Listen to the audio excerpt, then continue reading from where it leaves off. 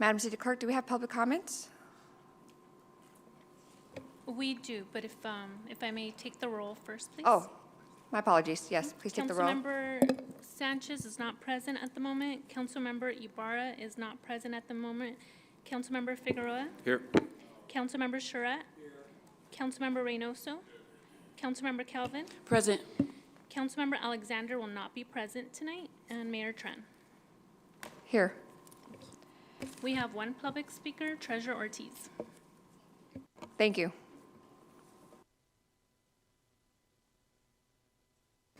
Good evening, Mayor and Council. I wanted to come tonight and talk about the city manager recruitment because I've received a couple disturbing phone calls after the last couple of days with just the beginning of this recruitment going public. But it wasn't just public. Unfortunately, Mayor Tran, Fred Charette, and Teddy Sanchez, why do you feel like you should be able to handpick candidates and overstep this process that is being charged to the taxpayers?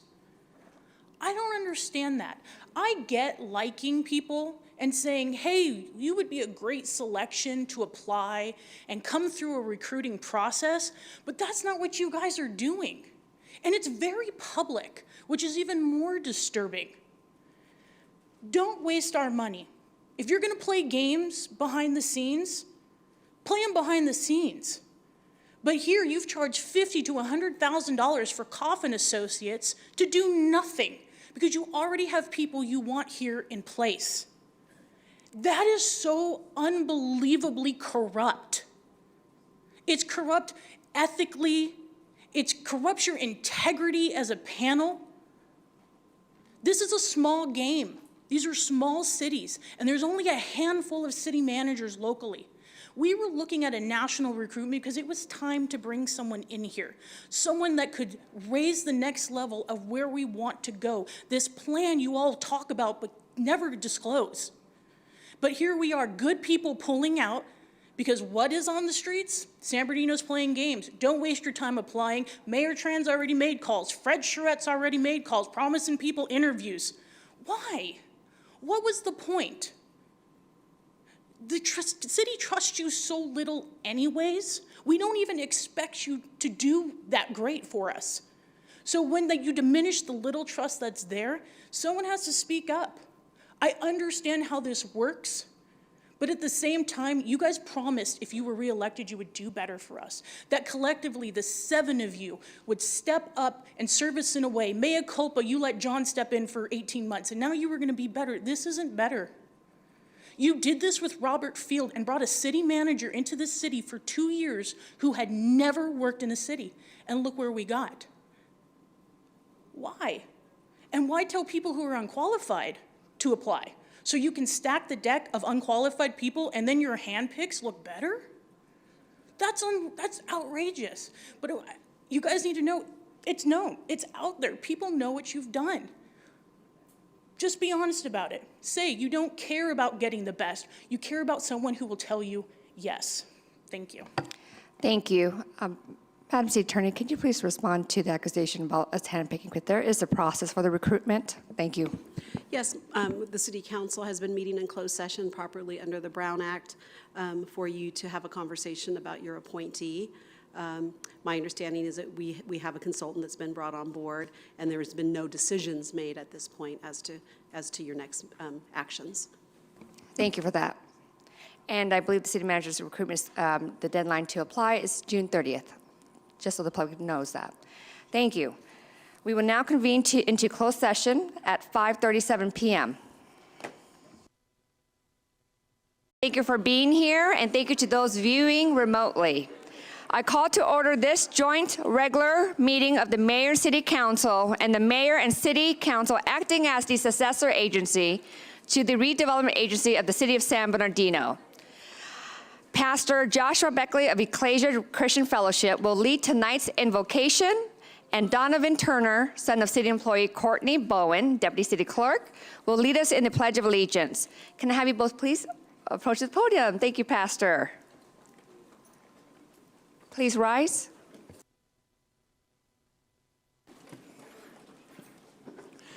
Let us bow in prayer. Our Father and our God, we thank you again for the opportunity to do business in San Bernardino. We pray for our leaders. We ask that you'd endow them with wisdom and discernment as they conduct the business of our city and work to ensure that all residents are cared for and needs are met. We ask you to govern and guide this meeting tonight with your presence. We pray your blessings upon our mayor and our common council. And we thank you for what you are doing with them and trust that our future with their leadership will be bright. We ask you to bless our proceedings now, we pray. In Jesus' name, amen.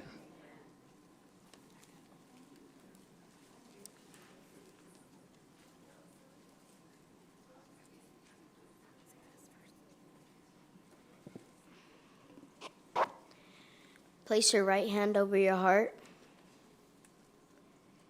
I pledge allegiance to the flag of the United States of America and to the republic for which it stands, one nation, under God, indivisible, with liberty and justice for all. Thank you, Donovan.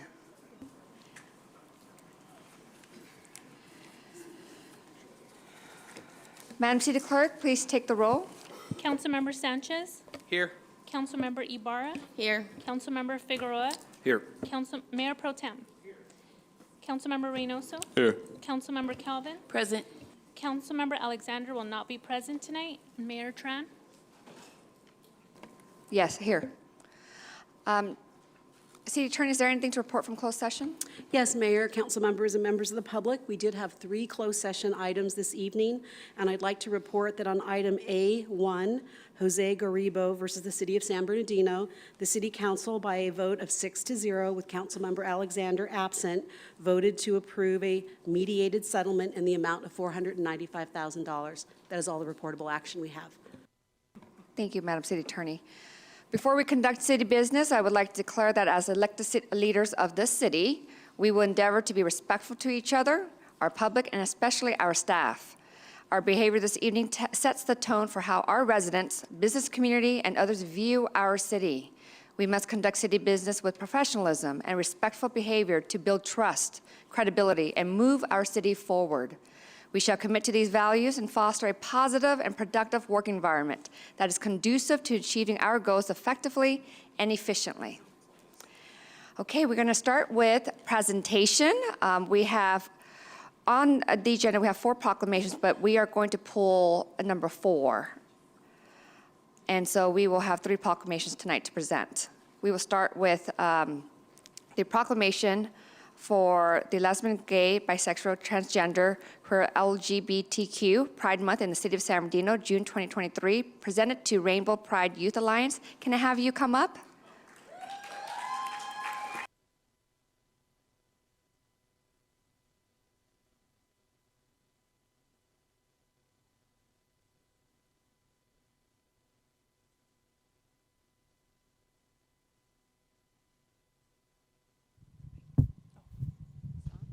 Hello? Hello? Can everyone hear me? Okay, great. Thank you for accepting this. The proclamation of this Mayor and City Council proclaiming June 2023 as lesbian, gay, bisexual, transgender, queer, LGBTQ Pride Month. And now therefore be it resolved that the Mayor and City Council of the City of San Bernardino recognizes June as LGBTQ Pride Month in the City of San Bernardino to inspire equity, create alliances, celebrate diversity, and establish safe environments in our schools and communities throughout the city. Presented this 7th day of June 2023. Thank you.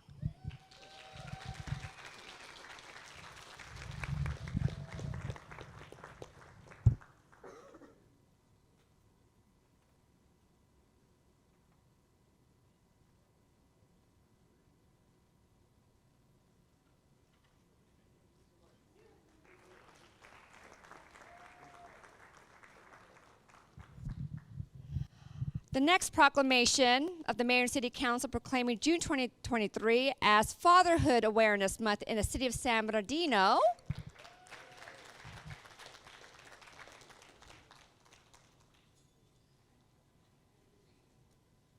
Who is? And accepting this proclamation is San Bernardino Fatherhood Executive Director Ryan Berryman. Can I have my wife come up and take pictures? Yes, please. You could invite your wife. Come up. Oh, come up. It's our anniversary. Almost. Happy anniversary. It's their anniversary, everyone. Well, it's 30 days. 30 days? 30 days anniversary. May 6th. Okay. The mayor and city of San Bernardino, the mayor and the council of the city of San Bernardino do hereby designate the month of June 2023 as Fatherhood Awareness Month to raise awareness to the residents of the city of San Bernardino regarding the importance of fathers' positive involvement in the lives of their children, families, and communities 100%. Presented this 7th day of June 2023. Thank you so much.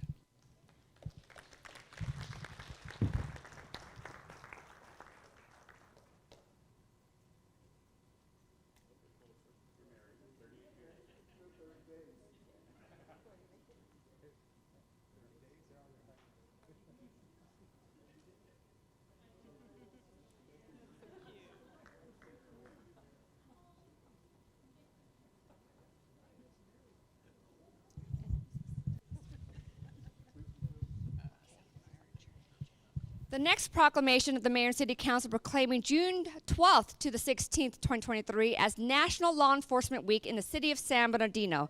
Accepting this proclamation is the San Bernardino Area Chamber of Commerce, and I believe we have, Ricardo Tombach accepting this proclamation. Come on down.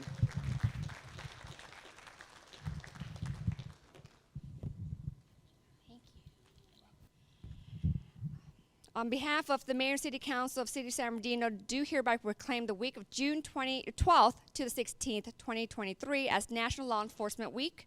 And we urge all citizens to give support to the San Bernardino Area Chamber of Commerce in recognition of professional law enforcement officers who are serving our community as we recognize the substantial contributions they make to protecting our national health, safety, and quality of life. Presented this 7th day of June 2023. Thank you.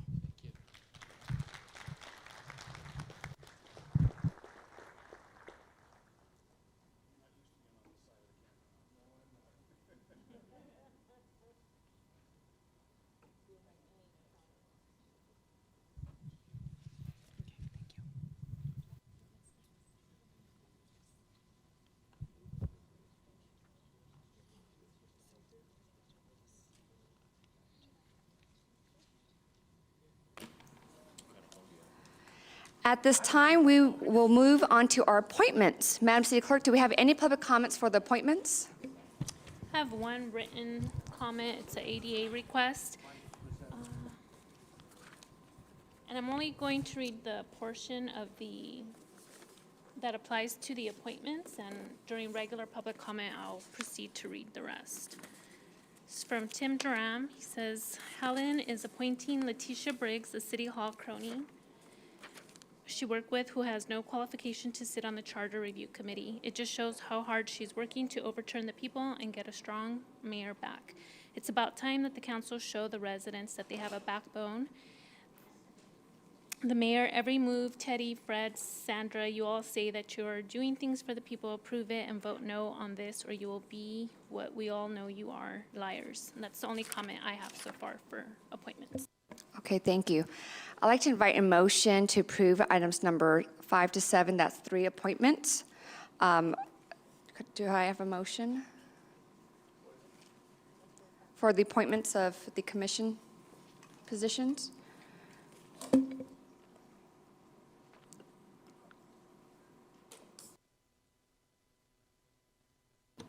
I'll motion to approve. Thank you. Is there a second? I'll second. Thank you. And this is for 5, 6, and 7. Correct. Okay. Councilmember Sanchez? Yes. Councilmember Ibarra? Yes. Councilmember Figueroa? Yes. Mayor Pro Tem? Yes. Councilmember Reynoso? Yes. Councilmember Calvin? Yes. Mayor Tran? Yes. Motion passes unanimously. Thank you. And we have 2 of the 3 here, so I'd like to present them. We would have to swear them in, right, Madam City Clerk? Okay, thank you.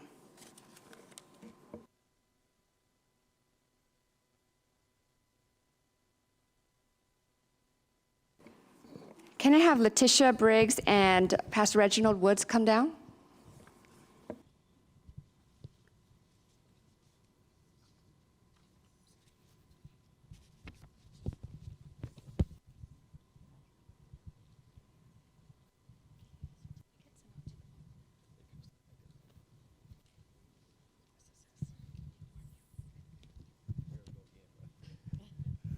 Thank you. If you could please raise your right hand and state your name.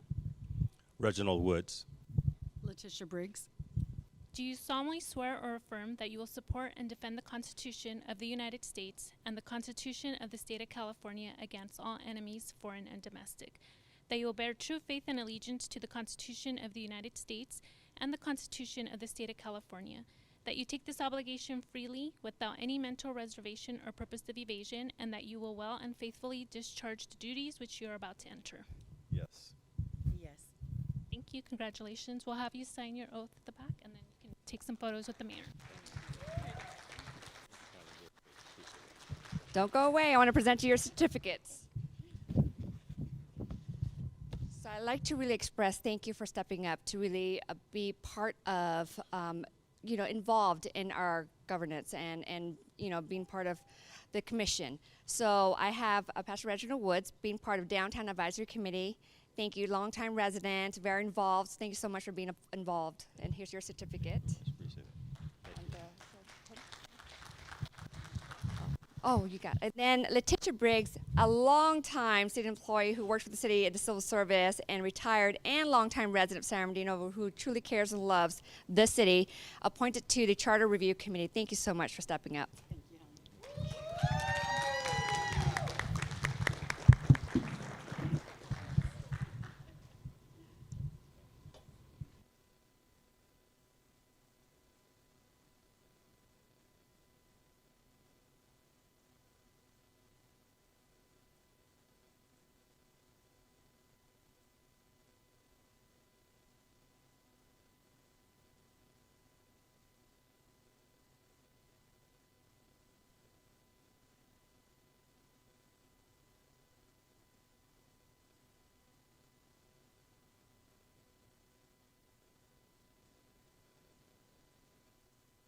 Okay.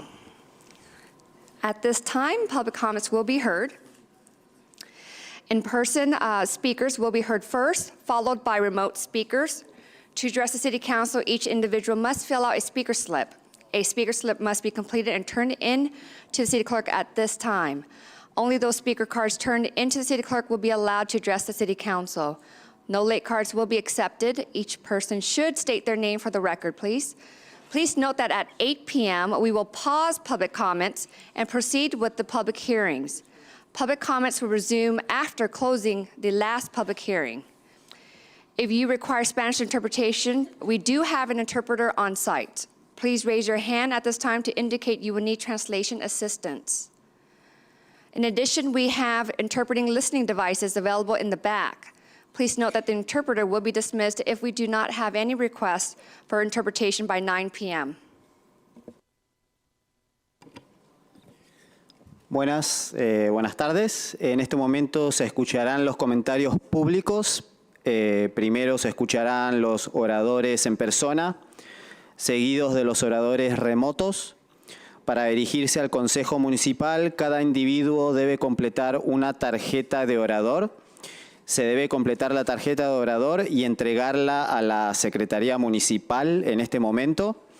Solo aquellas tarjetas de orador entregadas a la Secretaría Municipal podrán dirigirse al Consejo Municipal. No se aceptarán tarjetas tardías y cada persona debe indicar su nombre para el registro. A las 8 de la noche pasaremos a las audiencias públicas y completaremos el resto de los comentarios públicos después de cerrar la última audiencia pública. Si necesita interpretación en español, tenemos un intérprete presente. Por favor, levante la mano en este momento para indicar que requiere servicios.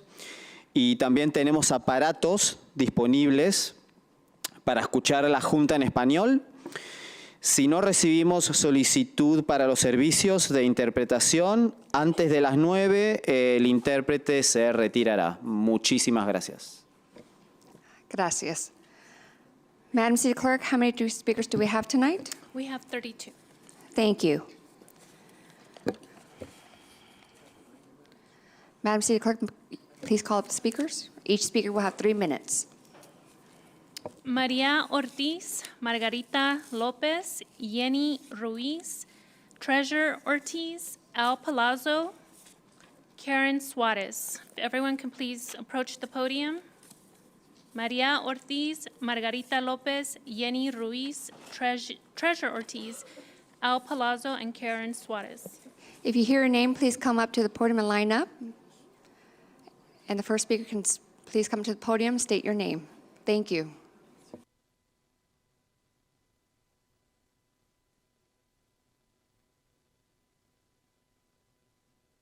It's okay. When you state your name, we know who's speaking. Thank you. Treasurer Ortiz, 7th Ward. My councilman's not here tonight, so I'm really going to focus on Fred Schredt and Sandra Ibarra. The cleanup plan at Paris Hill looks great, but all we did was shift the homeless up the wash and now into Wildwood, and it's awful. They're coming down the 40th corridor. They're going down East Street. That's not a plan to solve homelessness. We have just seen how excited everybody is for the implementation of a new task force for outreach, but we've added no additional beds to put people in.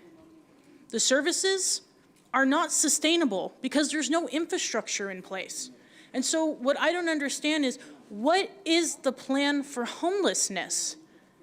Like, in the midst of talking about rent control and tenant rights, we have people who are daily being pushed out of completely torn down, unlivable conditions. And I don't know what you guys are doing. Where is the articulated, posted plan online? Where is the timeline for the next year to 2 years of what we're supposed to be doing? We heard you're not even going to break ground for the next 2 to 4 months, let alone an extended timeline of 18. That's not okay. There are other plans going in other cities for $35,000 a unit in creative buildings. Look at El Monte, look at what they're doing in the city of Victorville.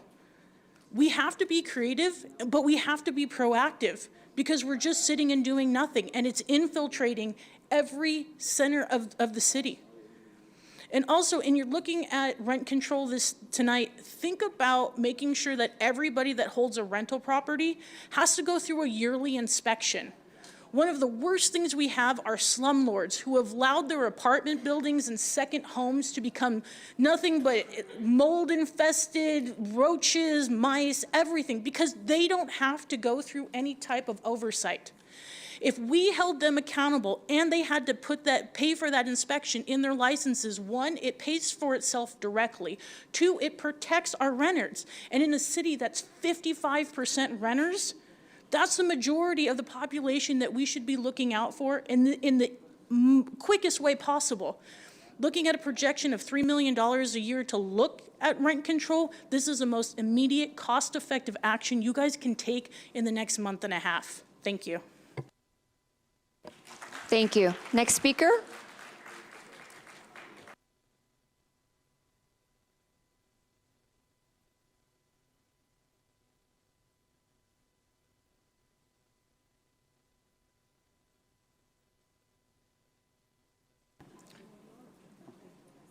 We now have Maria Ortiz.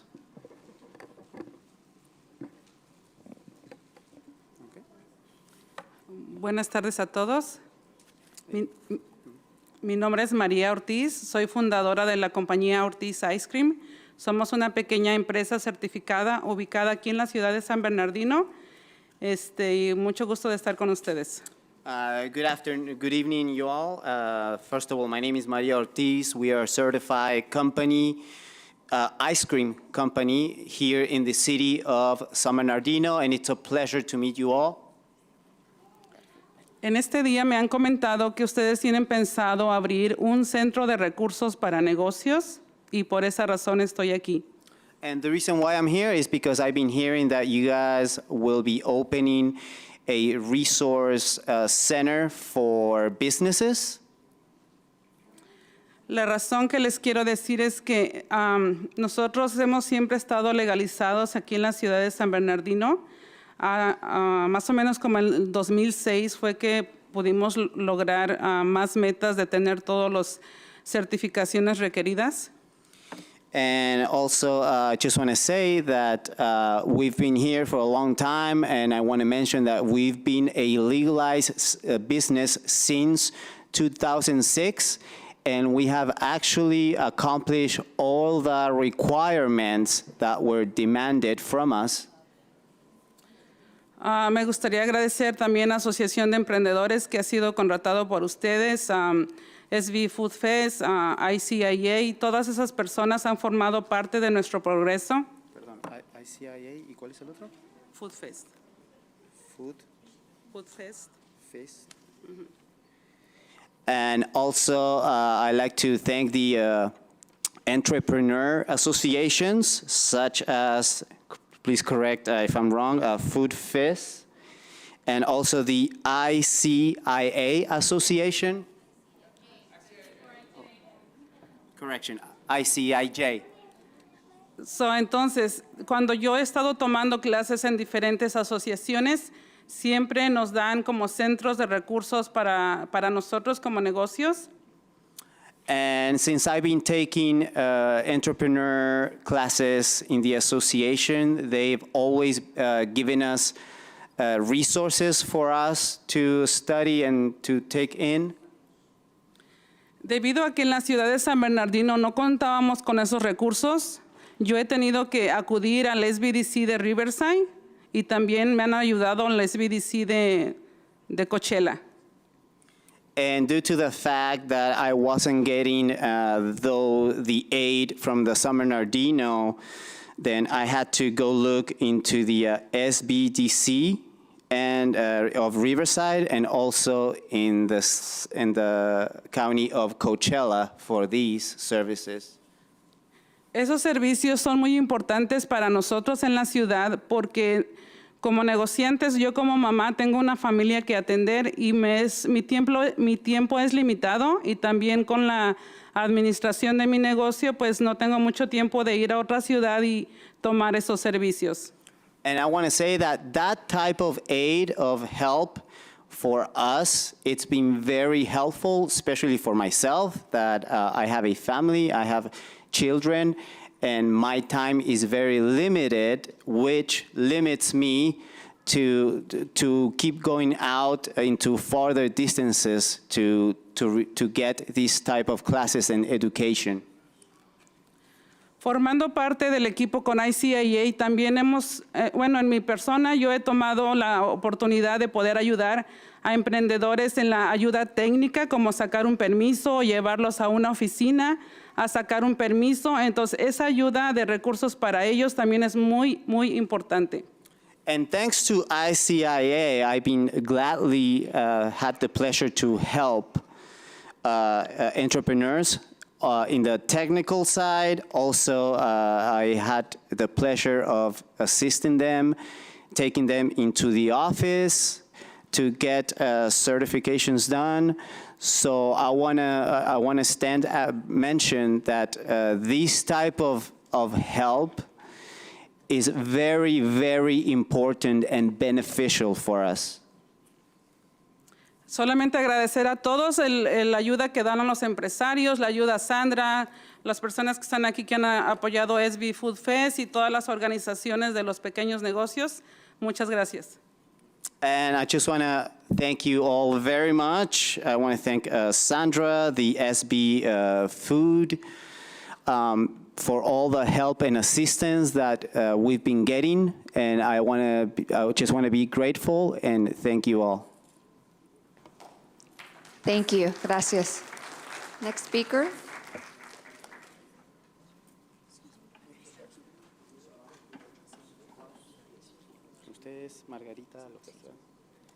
And now Margarita Lopez will be speaking.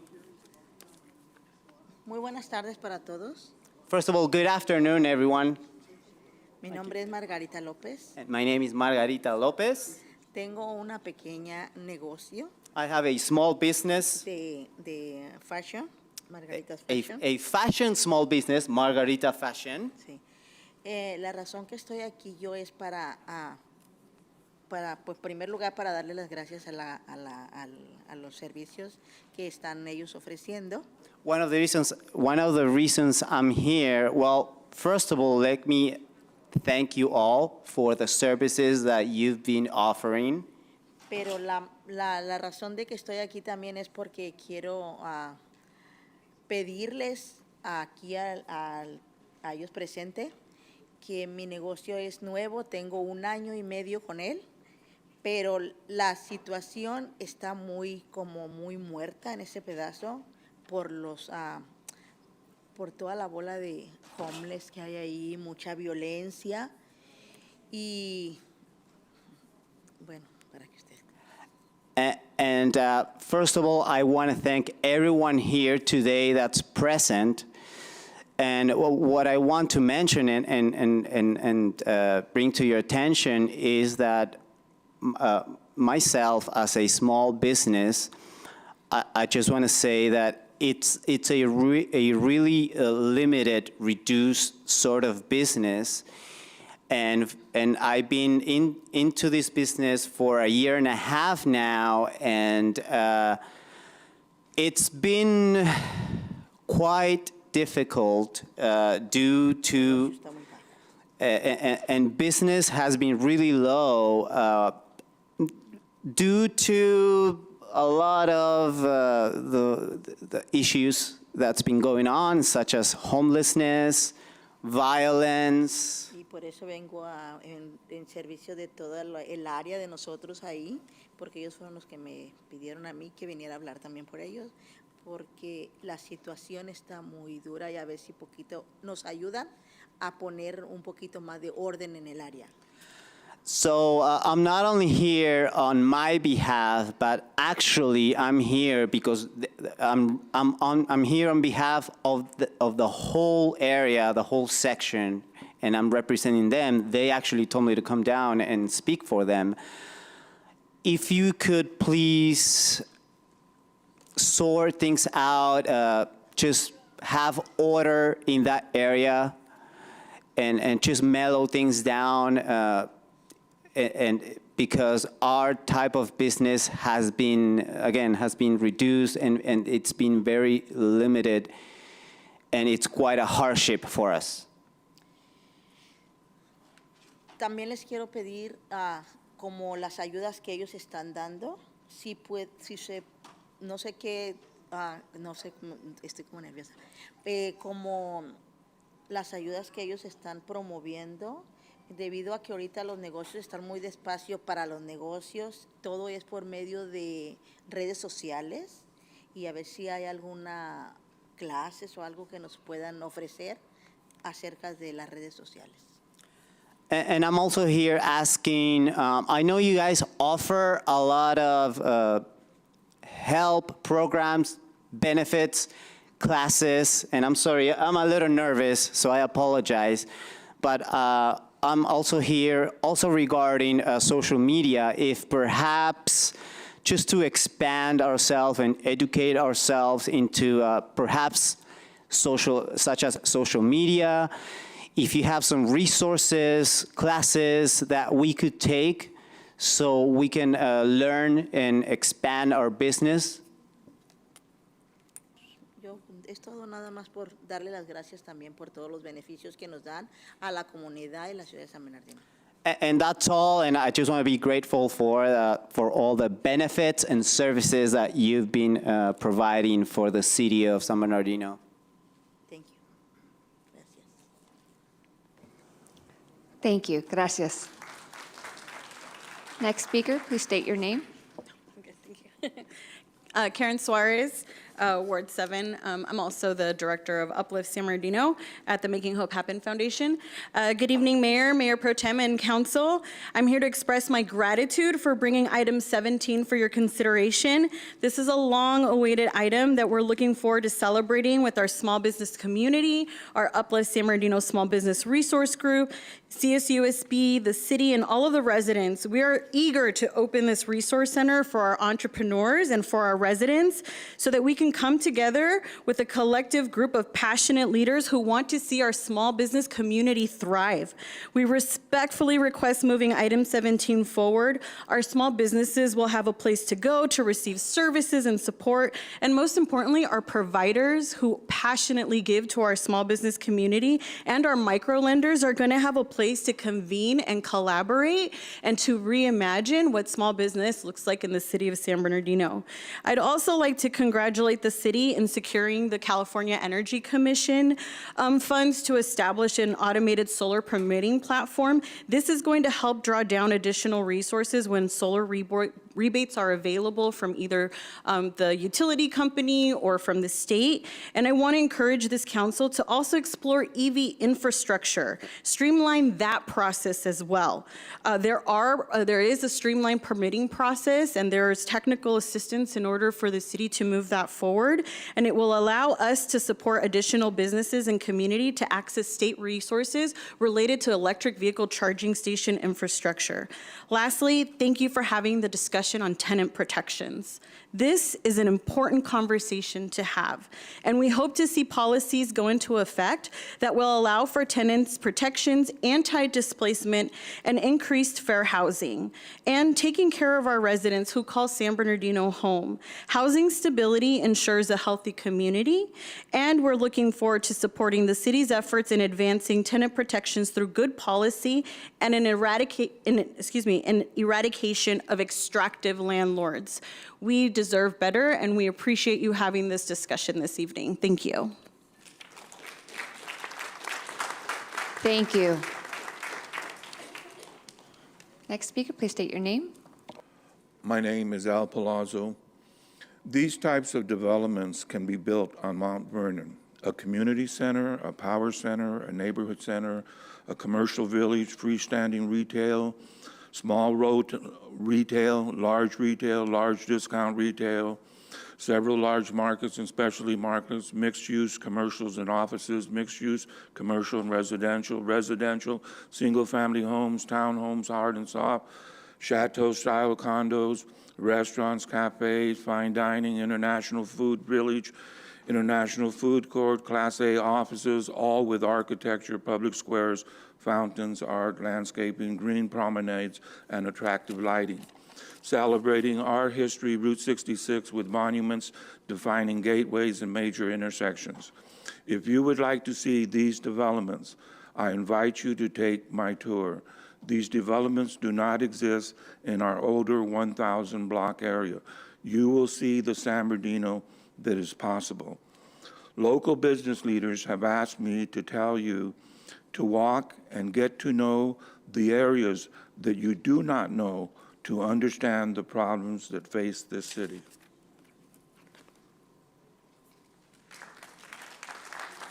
Thank you. Madam City Clerk?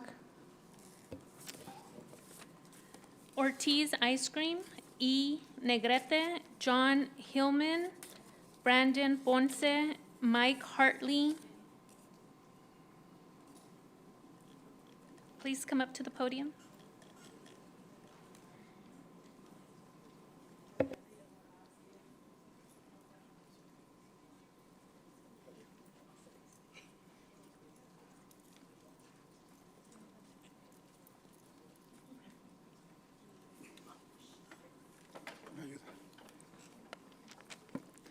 Buenas noches, mi nombre es Roberto López, soy dueño de Ortiz Ice Cream. Good afternoon, my name is Roberto Lopez, owner of Ortiz Ice Cream. Quiero darles las gracias a las personas que están aquí enfrente y que están llevando a cabo lo que quieren hacer para el centro. Gracias porque nos toman en cuenta a nosotros los vendedores ambulantes.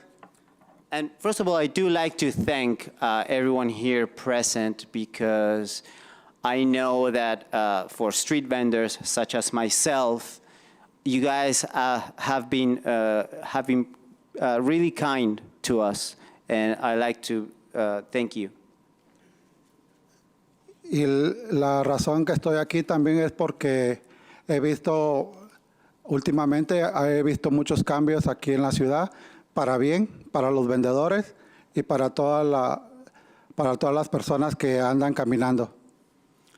And the reason why I'm here is because I want to say and mention that what you guys have been doing for us, street vendors, has been really nice, and things have been improving, not only for street vendors such as myself, but also for the just for the public citizen that's walking outside.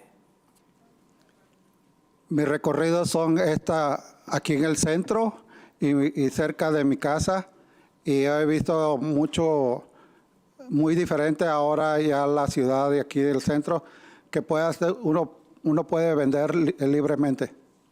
And the area I'm around, it's the center. Here in the center, it's where I'm around for street vending, and also around my house. And just want to mention that I did notice an improvement in those areas.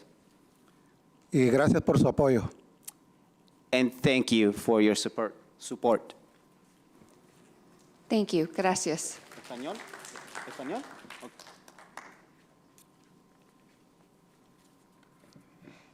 Hola, buenas tardes. Mi nombre es Jenny Ruiz.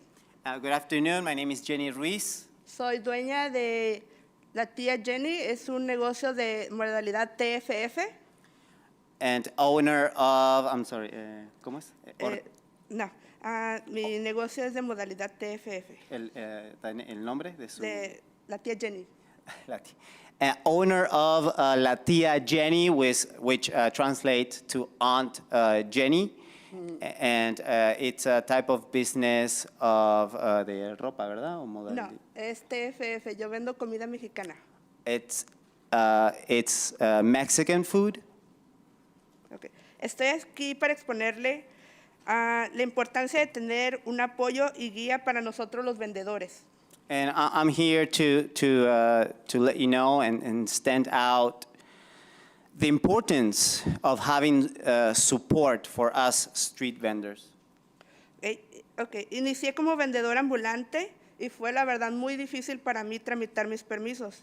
And I initially started as a street vendor, and I did want to say that the whole process of starting out was pretty difficult.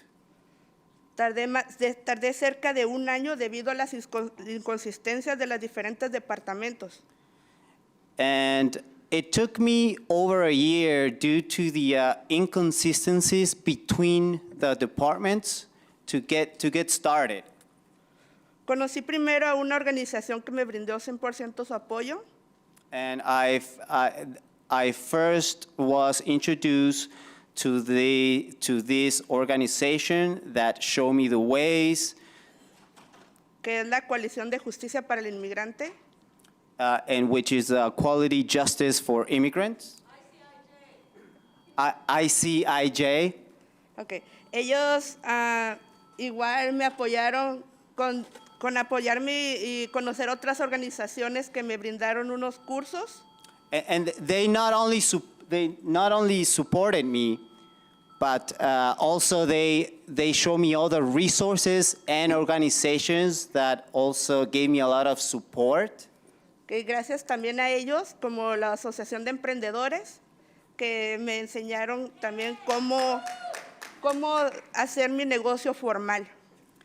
And thanks to them, like the Entrepreneur Association, that also show me the ways of how to get started and how to be successful. Debido a eso, yo obtuve becas para poder iniciar mi negocio formal, ya que cuenta con un equipo especial mi negocio. And due to that, I ended up with grants that helped me pretty much stand on my feet and start my business. Y estoy aquí para apoyar a todos los vendedores, ya que somos parte de la economía local. And I'm here to support all the vendors, and I do want to say that we are part of the local economy. Los vendedores ambulantes, los jornaleros, las empresas pequeñas, todos ocupamos una guía y apoyo, ya sea con cocinas comerciales, con cursos, con grants, todo eso debido a que es importante, es parte del proceso para que nosotros tengamos, ay, ya hablé mucho, tengamos empresas exitosas. And, us street vendors, jewelers, and all the other types of street vending that are available.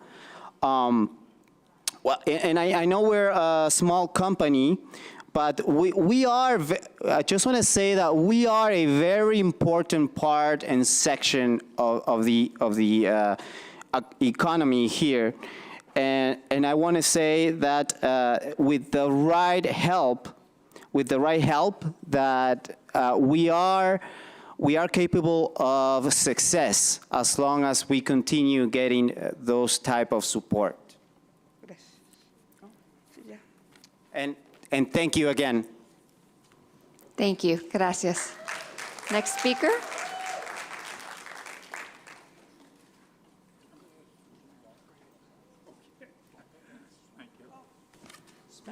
Please state your name. Thank you, Mary. John Hillman, live here in San Bernardino. And so I want to express my concerns kind of in the long run as well as the short run. I have watched Seattle, and I read some people that have basically said that the spirit of Seattle is broken. There have been some analogies about how the people are giving up. They quit. Portland hasn't quit. I lived up in those areas. Obviously, some of you know Walmart has pulled 2 stores out of Portland. They're leaving. And I'll try and get to my point here. Memorial Day.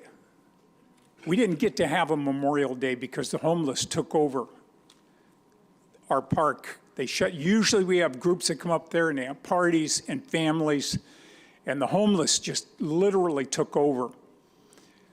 And you know, I really like San Bernardino. I speak about we've got great things here, natural things for us. But we're not seeing the leadership, you know, that it's going to take to survive, you know, these coming days. What did they say? If you fail to pay attention to history, you're going to repeat it. The Greeks were the epitome of what was called pragmatism. They had no absolutes. They accepted everything. Just so long as they could get away with it, then it was okay. In Greek antiquity, if you stole and were caught, you were punished for being caught, not for stealing. And I am very fearful. We have had people that have invested some good money at the Arrowhead Country Club, and literally we have vagrants going through there. We are not seeing the city backing us. And please, every one of you council members, I beg of you to drive up to 40th in between Valencia and Waterman and see what these people that are righteous, honorable people, what they're having to look at in terms of the future of whether Arrowhead Country Club is going to survive or not. So please, look what's going on with Seattle. Look what's going on in Portland. I don't want that to happen here in San Bernardino. I want this to be a great city to live in. Thank you. Thank you. Thank you. Next speaker, please state your name. Good evening. I am Prophet Dominic Antonis. Now, I'm not up here to say, happy, nice things sometimes. And, I'm not here to flatter anybody. I'm not here to, get fame or anything like that. Or, sometimes I have to speak God's word, and it's very controversial. God loves you guys. He loves everybody here. He loves us all. And we honor God with that prayer that we say every meeting, right? So if we're honoring God in our lives, then I'm going to be here. I'm going to be here when it's going on, like the spiritual battle that's going on in our whole country, the whole world, but right here and right now. And this is where I'm at, and this is where God is going to speak tonight. He's going to speak his word, whether people want to hear it or not. Okay? And it's the stuff that's going on, like with the raves and all the stuff that's the spiritual wickedness and everything, all the murders, all the crimes, all the sadness. And so I'm going to read the scripture from Romans chapter 1, and it's going to probably get people angry, but you know what? It's the word of God. It's here to convict you. It's here to enlighten you, to give awareness of what's going on. God doesn't want people to go to hell. He wants us all to go to heaven. But if we choose to go to hell, it's our fault, not his. Okay? So just listen and listen to God's word. Starting at verse 26. For this cause God gave them up unto vile affections, for even their women did change the natural use unto that which is against nature.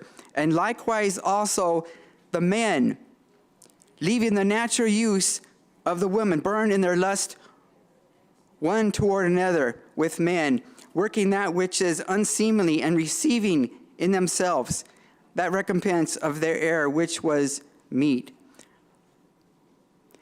And even as they did not like to retain God in their knowledge, God gave them up over to a reprobate mind. Let's highlight that word, reprobate. To do those things which are not convenient. I'm not here to judge anybody, okay? I'm here to speak God's word. And that's what I've done. And so I praise God, and I thank you for my time here. Thank you. Next speaker, please state your name. My name is Brandon Ponce. Good evening, first of all, Mayor and Common Council. My name is Brandon Ponce, and I'm a lifelong resident of San Bernardino. I'm a big advocate for youth sports in our city, and in specific youth baseball. I am currently the president of San Bernardino Youth Baseball, and we are chartered through Pony Baseball, Incorporated out of Washington, Pennsylvania. For the past 10 years, I have served as Pony Baseball Region Director for the Inland Empire. Our baseball league utilizes several parks here in the city, and Fiscalini Field is one of them. We have shared use with Cal State San Bernardino for over 18 years now. During this time, I would go in and sign a contract every 3 years, stating the in-kind contributions that my league would make. We have had no problems working with the city and Cal State San Bernardino on this issue. In the past 18 years that we have used Fiscalini, I have renewed my contract only a few times. As Parks and Rec directors change, this has gone from a 3-year contract to a year-to-year contract. I have been notified I have not been notified to renew our contract this year as of today. I have met our Parks Director and spoken with her on several occasions, and still we have yet to discuss a new contract in the 2+ years she has been here. Our season at Fiscalini runs from June 12th and ends in late October. Teams and schedules have already been set and made for this upcoming season. And I am in a bind since this decision came down to me on Friday. Included in this season is 3 weeks of all-star play for the Palomino division, which is 18 and under.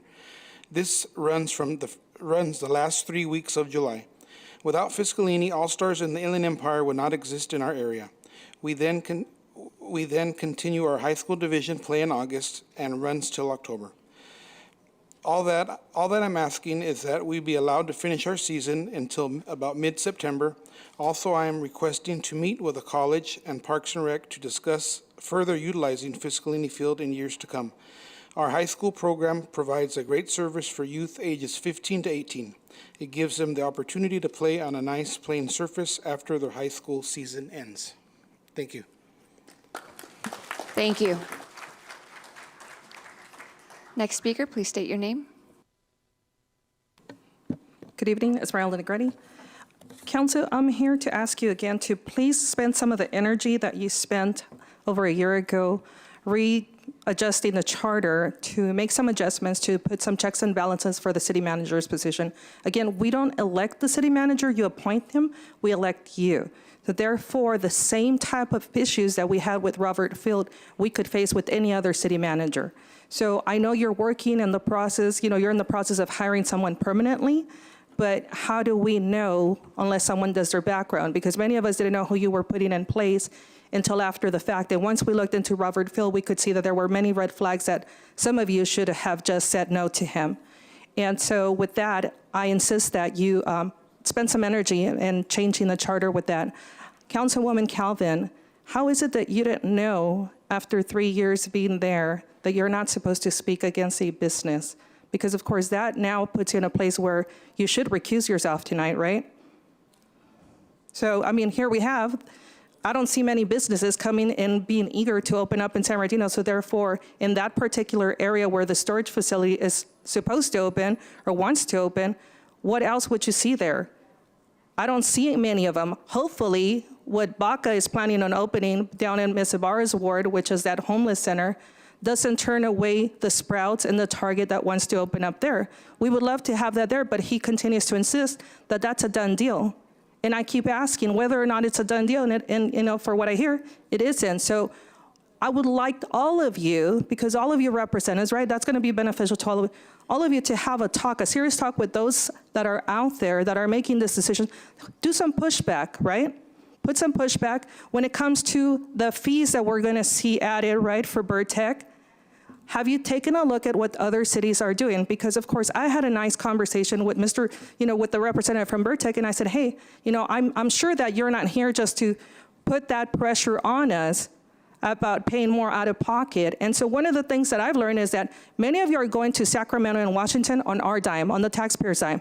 So why not insist with those who have been the decision makers that have put that cost on us, the consumer, to say, hey, you know what, that made sense for the restaurants, which absolutely it made sense.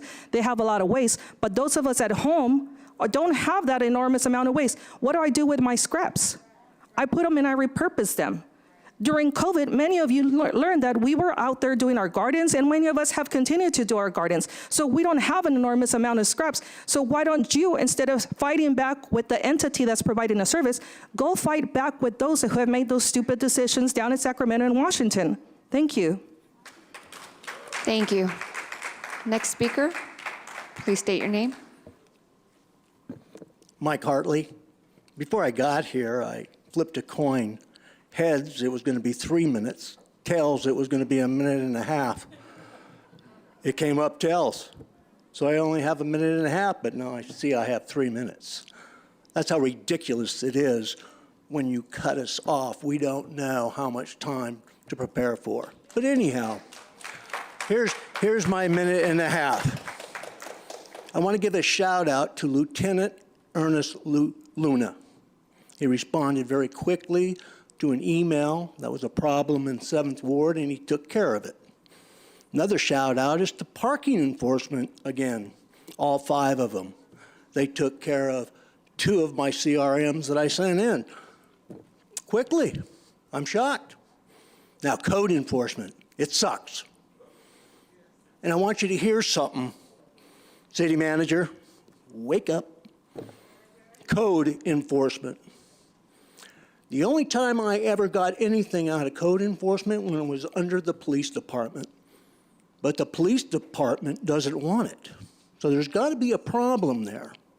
I have over 100 When I hear you guys talk about CRMs, that's the best way to do something.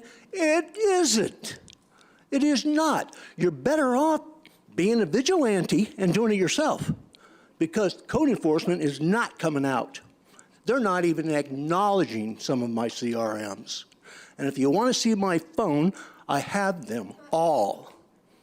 And it's ridiculous. Now, I am spending a lot of time with my gas, my time,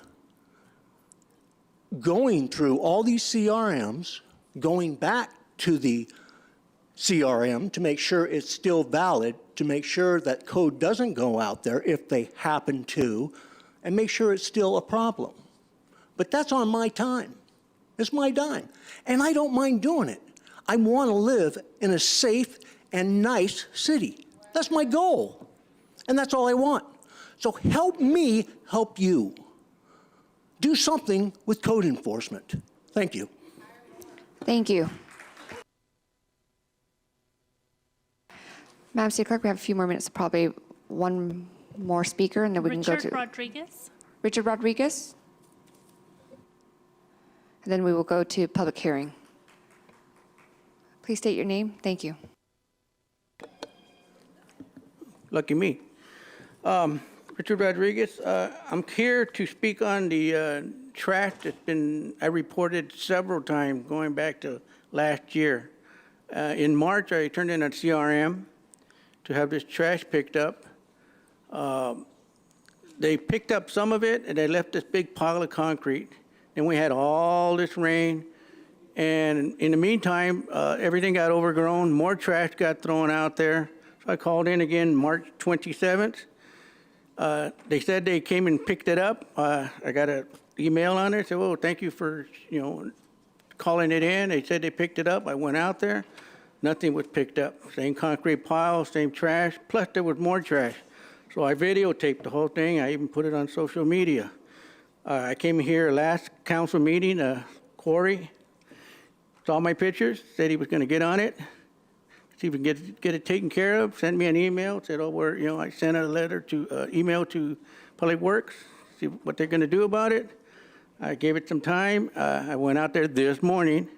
There's more trash out there, more than it was before. Plus the stench is just unreal. So I took more pictures, put it on social media. So if you're welcome to see it on social media, you can see all the garbage and everything.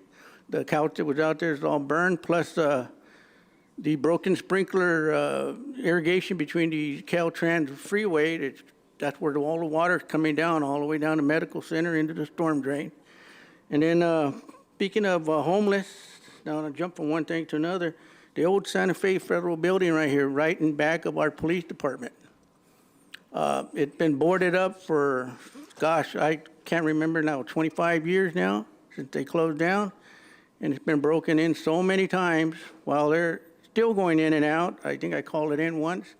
But the thing is, it's right behind our police department, and I can't believe that nobody goes down there to board it up. I mean, you can see the plywood's all out, the handprint, the dirt, people going in and out of it day and night. It's probably stripped of clean of everything possibly, because I believe it might belong to the city, because at one time they were going to use that and utilize it for the police department to move some of their office services into that building, but it fell through years ago. But I just can't believe that it's there and everybody drives by it and nobody does anything about it. And that's all I got right here. That's what I mainly came for, to see. Hopefully you guys pick this trash up. I mean, I don't know what else I can do except come here physically and complain to you. So, thank you. Thank you. It is currently 8:01. We will now move into public hearing items. That is item number 18, starting at 18. And the public hearing will be conducted per the resolution 2018-88, which establishes the procedural rules for quasi-judicial hearings. Okay. Councilwoman Kim Calvin? Yes, Mayor, I will be recusing myself from both item number 18 and 19 due to the fact that I did speak out against both of these two developments at the Planning Commission. When I attended the Planning Commission meeting, I was there with community members from Ward 6 and Ward 1. And the reason why I spoke out against this liquor store coming to the west side was because... If you're recusing yourself from the item, should you be speaking on the item? She can state that she's recusing herself of her bias. I wouldn't go into speaking against the project or for, maybe just the reasons why you felt it was necessary to go to the Planning Commission meeting. She can stay. You could say that you felt strongly about the project and that's why you went, but I wouldn't get into specific details and points that could be used in the public hearing. I mean, you could say that you felt strongly against these projects. Right. You can when they're all done after, but what we need to make sure we do is that the individuals who are the appellants need to make sure that they are having an unbiased opportunity. The council members, as I explained to you in a written correspondence, you're serving as like quasi-judges this evening, and so we're trying to make sure that they have an open mind and opportunity to hear the project. You can say you are recusing yourself for bias because you cannot be open-minded about the project, and that kind of discloses the reasons why you went. I am recusing myself from item number 18 and 19 due to bias. And you did speak against the project? And I did speak against these projects. Yes.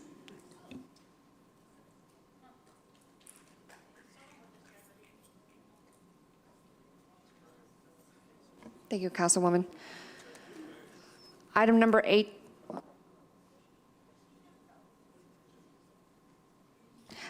Item number 18, Appeal 23-01 of Conditional Use Permit 21-18 and Public Convenience or Necessity Letter 21-07, Ward 1 is a quasi-judicial hearing, and we will follow the procedural rules in accordance with Resolution Number 2018-88. I am opening the public hearing at 8:03 p.m. Any members of the public wishing to address this body on this item, please stand and raise your hand to have the city clerk administer the oath.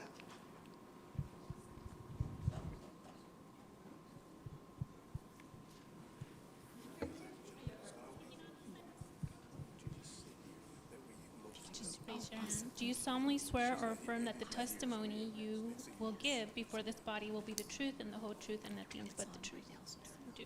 You do? Okay, thank you.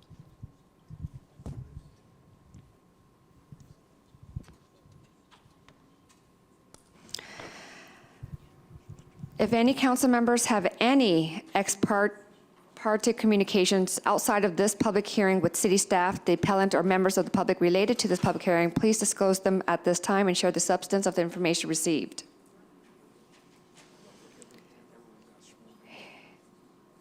Hearing none. Madam City Clerk, has everyone been sworn in? You have one more.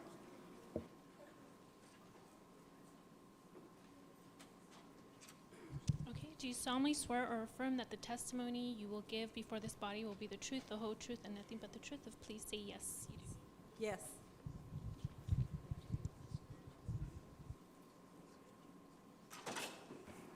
Okay, thank you. Now, could city staff provide a presentation on this item? Staff will have 15 minutes to speak. Thank you. Okay. I'm sorry, Mr. City Manager? Yeah, first of all, if I might, I wanted to introduce to you our interim Community and Economic Development Director. I don't know if everybody's had a chance to meet her. This is Mary Lanier, and she's here, and she'll introduce the subject, and we'll also have I'll have some staff. staff person that will assist her in doing that. Thank you. Welcome aboard, Mary. Oh, thank you. Good evening, Honorable Mayor and members of the City Council. It's my pleasure to be here. I will say I'm excited to be back in San Bernardino. I started my career here as an intern in the Planning Department. So I'm looking forward to working with all of you and the city team as we bring forward a number of projects to you this evening and other nights. Our first item for the Community Development Department is, as you mentioned, the appeal of 23-1 of Conditional Use Permit 2018. And Thank you. And I have Associate Planner Michael Rosales. He's the planner for the project, and he'll present the item for you this evening. Yes, good evening, Mayor and council members. So tonight's item, Appeal 23-01 of Conditional Use Permit 21-18 and Public Convenience or Necessity Letter 21-07. Staff received a proposal for the development, establishment, and operation of Mikey's Market with an alcoholic beverage control type 21 for off-sale general license within a 2,024 square foot existing building on a 0.45 acre parcel. The subject site is located at 1820 West 5th Street between North Medical Center Drive and North Rancho Avenue within the Commercial General 1, CG1 zone in Ward 1. January 23rd, Planning Commission voted to adopt resolution number 2023-002 denying a new alcohol beverage control type 21 license in conjunction with the proposed Mikey's Market. Here we have the aerial map with the subject site. As you can, it wouldn't see there, but you could see we have Nunez Park, Ruben Campos Community Center, and quite a bit of residential surrounding the proposed site. Here we have the location and zoning map showing the CG1 Commercial General 1 zoning designation surrounded by the residential with the park facilities to the south.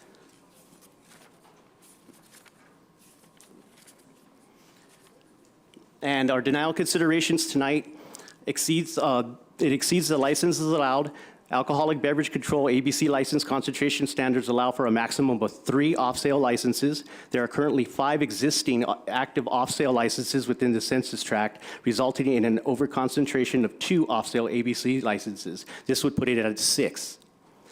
Although Mikey's is proposed as a market, it is defined as a convenience store per section 19.02.050 of definitions of the City of San Bernardino Development Code. A convenience store is defined as retail where the gross floor area is less than 5,000 square feet. Mikey's Market is proposed at approximately 2,024 square feet, which by definition is categorized as a convenience store.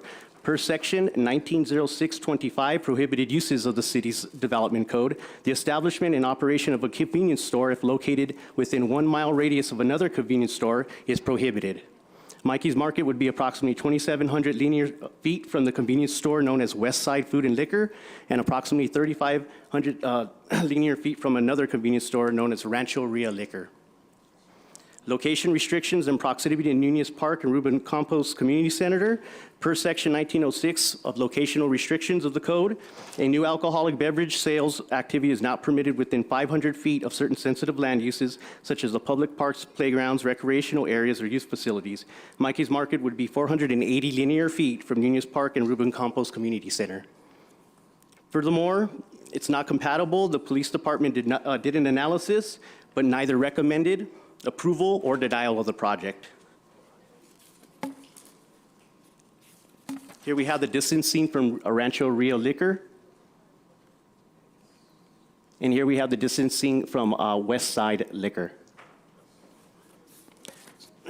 So our recommendation tonight is that the mayor and city council adopt a resolution denying Appeal 23-01, thereby upholding the Planning Commission's denial of Conditional Use Permit 21-18 and Public Convenience or Necessity Letter 21-07. I can answer any questions if you have them. Thank you. Do any members of the council have any questions for staff? I believe I had someone who did someone put on the system speaker? Oh, okay, Councilmember Mayor Pro Tem Charette. Thank you, Mayor. I wanted clarification. The census tract calls for 3 licenses. We currently Correct. have 5. Correct. So it's currently My question is how those 2 get, how do we get above 3? They did a public convenience necessity letter prior, and they found the findings to go ahead and allow them. Okay, so we make exemptions in some cases and not all, is what you're saying. So, Councilmember, or Mayor Pro Tem, my apologies. It's okay. So Fred when is we're fine. evaluating these land use permits, I can't say the prior ones, but perhaps they did not have the same distance requirements. They may not be within the distance between an adjacent convenience store with alcohol sales. They may have not been located near a park. So perhaps the proximity was far enough away from those sensitive uses that at that time it was appropriate for those specific locations. And perhaps the requirements have changed, you Correct. think possibly, so. Correct. Again, that's 488 feet away. Approximately, That's, yes. Approximately? 488 sounds pretty Well, accurate. per my... So you could be 12 feet off? No. Okay. We need to be accurate. Yes, Is sir. all. And if it's approximate, it would be approximately 480, not 488. And, or it would be approximately 500, wouldn't it? So I have a problem. I understand some of the concerns. I certainly do. I have a problem telling business that we're not willing to help them get opened. I'm so sorry, Mayor. So I think right now, so I just wanted to say that for right now, this would be the opportunity to ask questions, Okay, clarifications. not a comment, Then, just. yes, right. and Okay, then so you I would asked my speak your question. mind. Yes, That's thank all you. for now. Thank you. Councilmember, any other questions? Councilmember Ibarra? Yes, so I did see the map, and my concern was that it was really close to Nunez Park, first and foremost. Can this convenience store operate without an alcohol license? So as a convenience store, yes, it could operate without the alcohol license. The alcohol triggers the other provisions for distance requirements. That would be a business decision for the owner to determine whether they could, operate successfully without alcohol sales. Alcohol sales are a major component for a convenience store, so that would be a business decision. But they could by our code. Yes. Okay, and it seems like that was probably like the main concern, right? That they were asking for Correct. Alcohol Yes. license. That's the main concern. So without it, they can still operate, obviously. So I don't know, why they would apply, especially when we have closer ones and there's those restrictions with the city. So, yeah. I just wanted to make sure that they can operate without having the alcoholic license. Thank you. And I don't know if they're here and they can say that they're okay without the alcoholic license.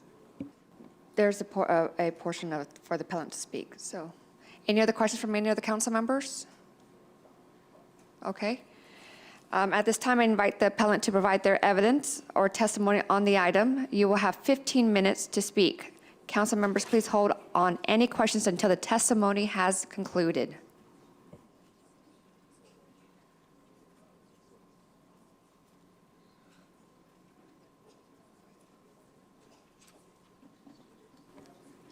Is the appellant here? Please come up to the podium, turn on the mic. Thank Good evening. you. My name is Fernando Castro. I'm representing Mr. Mejan Mayor for Mikey's Market.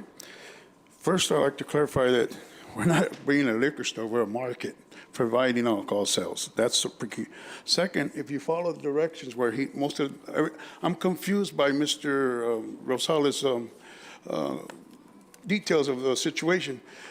It's approximately, I drove from the projected site that we want. I drove to the other liquor. It's 3 miles, almost 3 miles, precisely. It's 2.5 miles to get there. If you make a straight line over the bridge, under the bridge, and over the water and everything, yeah, it's 1 mile. But it takes 2.5 miles for somebody to go to a liquor store, to that liquor store, which is not a market. Second, it is approximately 220 square feet from Bueno Market, which is the other liquor license. Third, like I said, we're not a liquor store, we're a market. Can we survive? We can pay the rent with that, but we do need some help to provide the services that we want to do, such as we've cleaned that property. We spent already over $60,000, if you see the picture that I provided, to clean up before we even got an approval, because I believed in the project.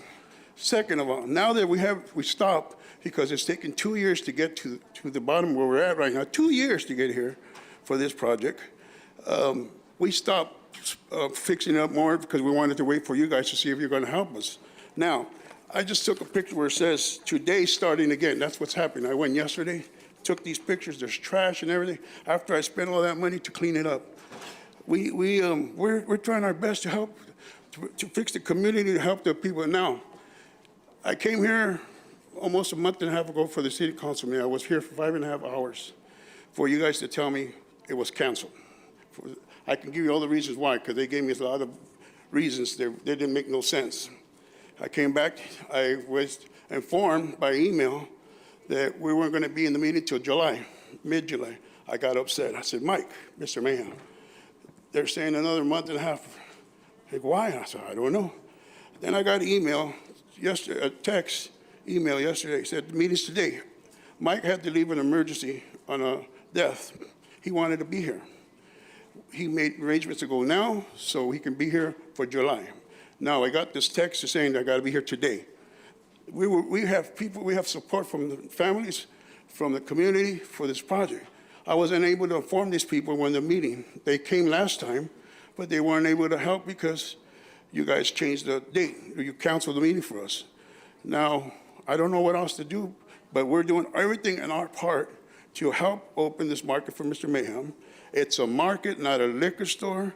We're not going to be providing paraphernalia, drugs, none of that stuff. Eggs, milk, cheese, and we do need support of a license, a distill license, so we can stay in business and provide more services to fix up that property. That property has been like that for years. It's getting bad again.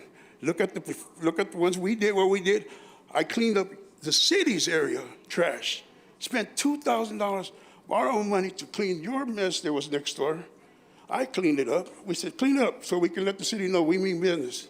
It's coming back. We just took pictures of it before, it's coming back. The homeless, I get them rid of them. I say, hey, you guys got to park it somewhere else. We're going to put lighting. The community wants us there.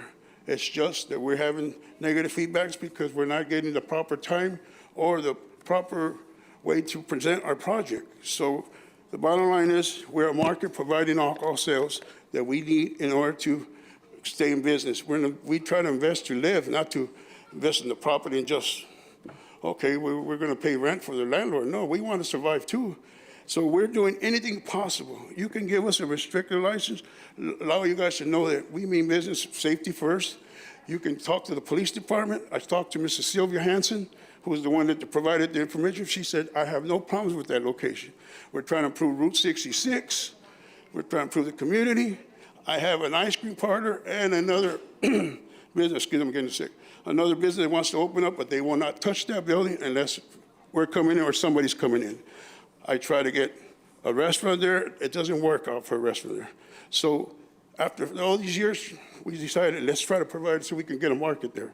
It is far away from other people to travel to other stores for the product we want to serve. So in closing, I'm up to your questions, but I'm getting upset because you guys make it sound like we're a liquor store, we're going to do all that stuff. No, we're a market. We're in the market business. We need the help to provide more services, more fixing the property. Give us an opportunity. We will do what we say we're going to do. Give us a probation. Let them know. If we find that we're having problems, we want our safety first, too. I don't want to get the problems. I want my safety. So our safety is a priority. So therefore, I'll answer any of your questions you guys have. Thank you. Do any members of the council have any questions for the appellant? Councilmember Yes. Sanchez? You had mentioned something about there's two commercial properties adjacent to the property in question, right? Yes, sir. And you'd said something about those businesses opening up? Yeah, I got a notice from a client yesterday that he came and looked at the property next to it, next door. He says, hey, are you guys going to open up so we can make a proposal with a landlord and sign a long-term deal? But we're not going to be there if they're going to make the property destroyed next to us. So the property, if you see the picture, I took them yesterday. I said, oh, my God, we spent all this money, and it's getting a mess again. We can't afford to be paying all this money and we can't open a store.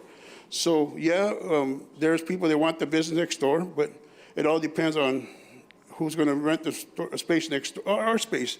We rented it. We made a 10-year lease. We're making a long-term investment, and we need the help. And we definitely, I put there, we're going to do more to the property. Fully landscape, take the fences down, put lighting, security.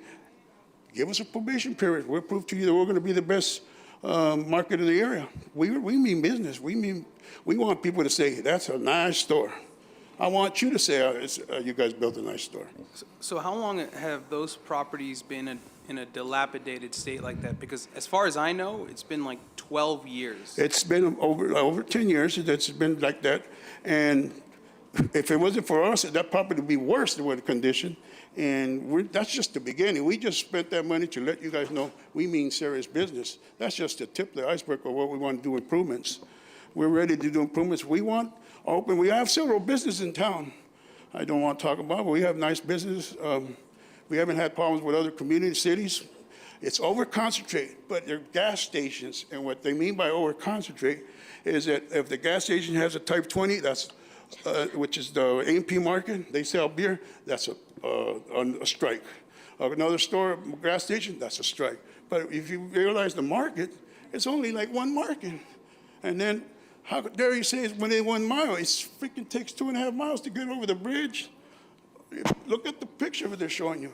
But they make it so quick to say, I'm not getting the opportunity to present my project in time because I'm getting tossed time.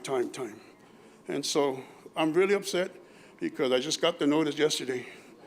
Mr. Mayhem spent a lot of money to go make his plans for his death of his brother so he could be at the meeting in July. And then we got a text come tomorrow. I'd say let's keep it to the hearing. Let's base it off the merits of your case. Yes, sir. Right. Okay, Madam City Attorney, did you want to say something? Yeah, I know we don't. I know that we don't often do these procedures because they're appeal procedures, but the process in our resolution requires them to be given their time. He doesn't have to use all of his time. Then we close and he sits down, and then we can ask additional questions. So we just want to make sure we're respectful of his time and then of your time. Are you done with your? We would ask him, is he done with his presentation? Do you have any further presentation to provide? Because you have 15 minutes. Well, I gave you guys the presentation. Okay, so I think he ma'am. already completed his presentation, so we're just, according to my script, is to have the council members ask questions. That's right. This would be the time now. So Councilmember Ibarra?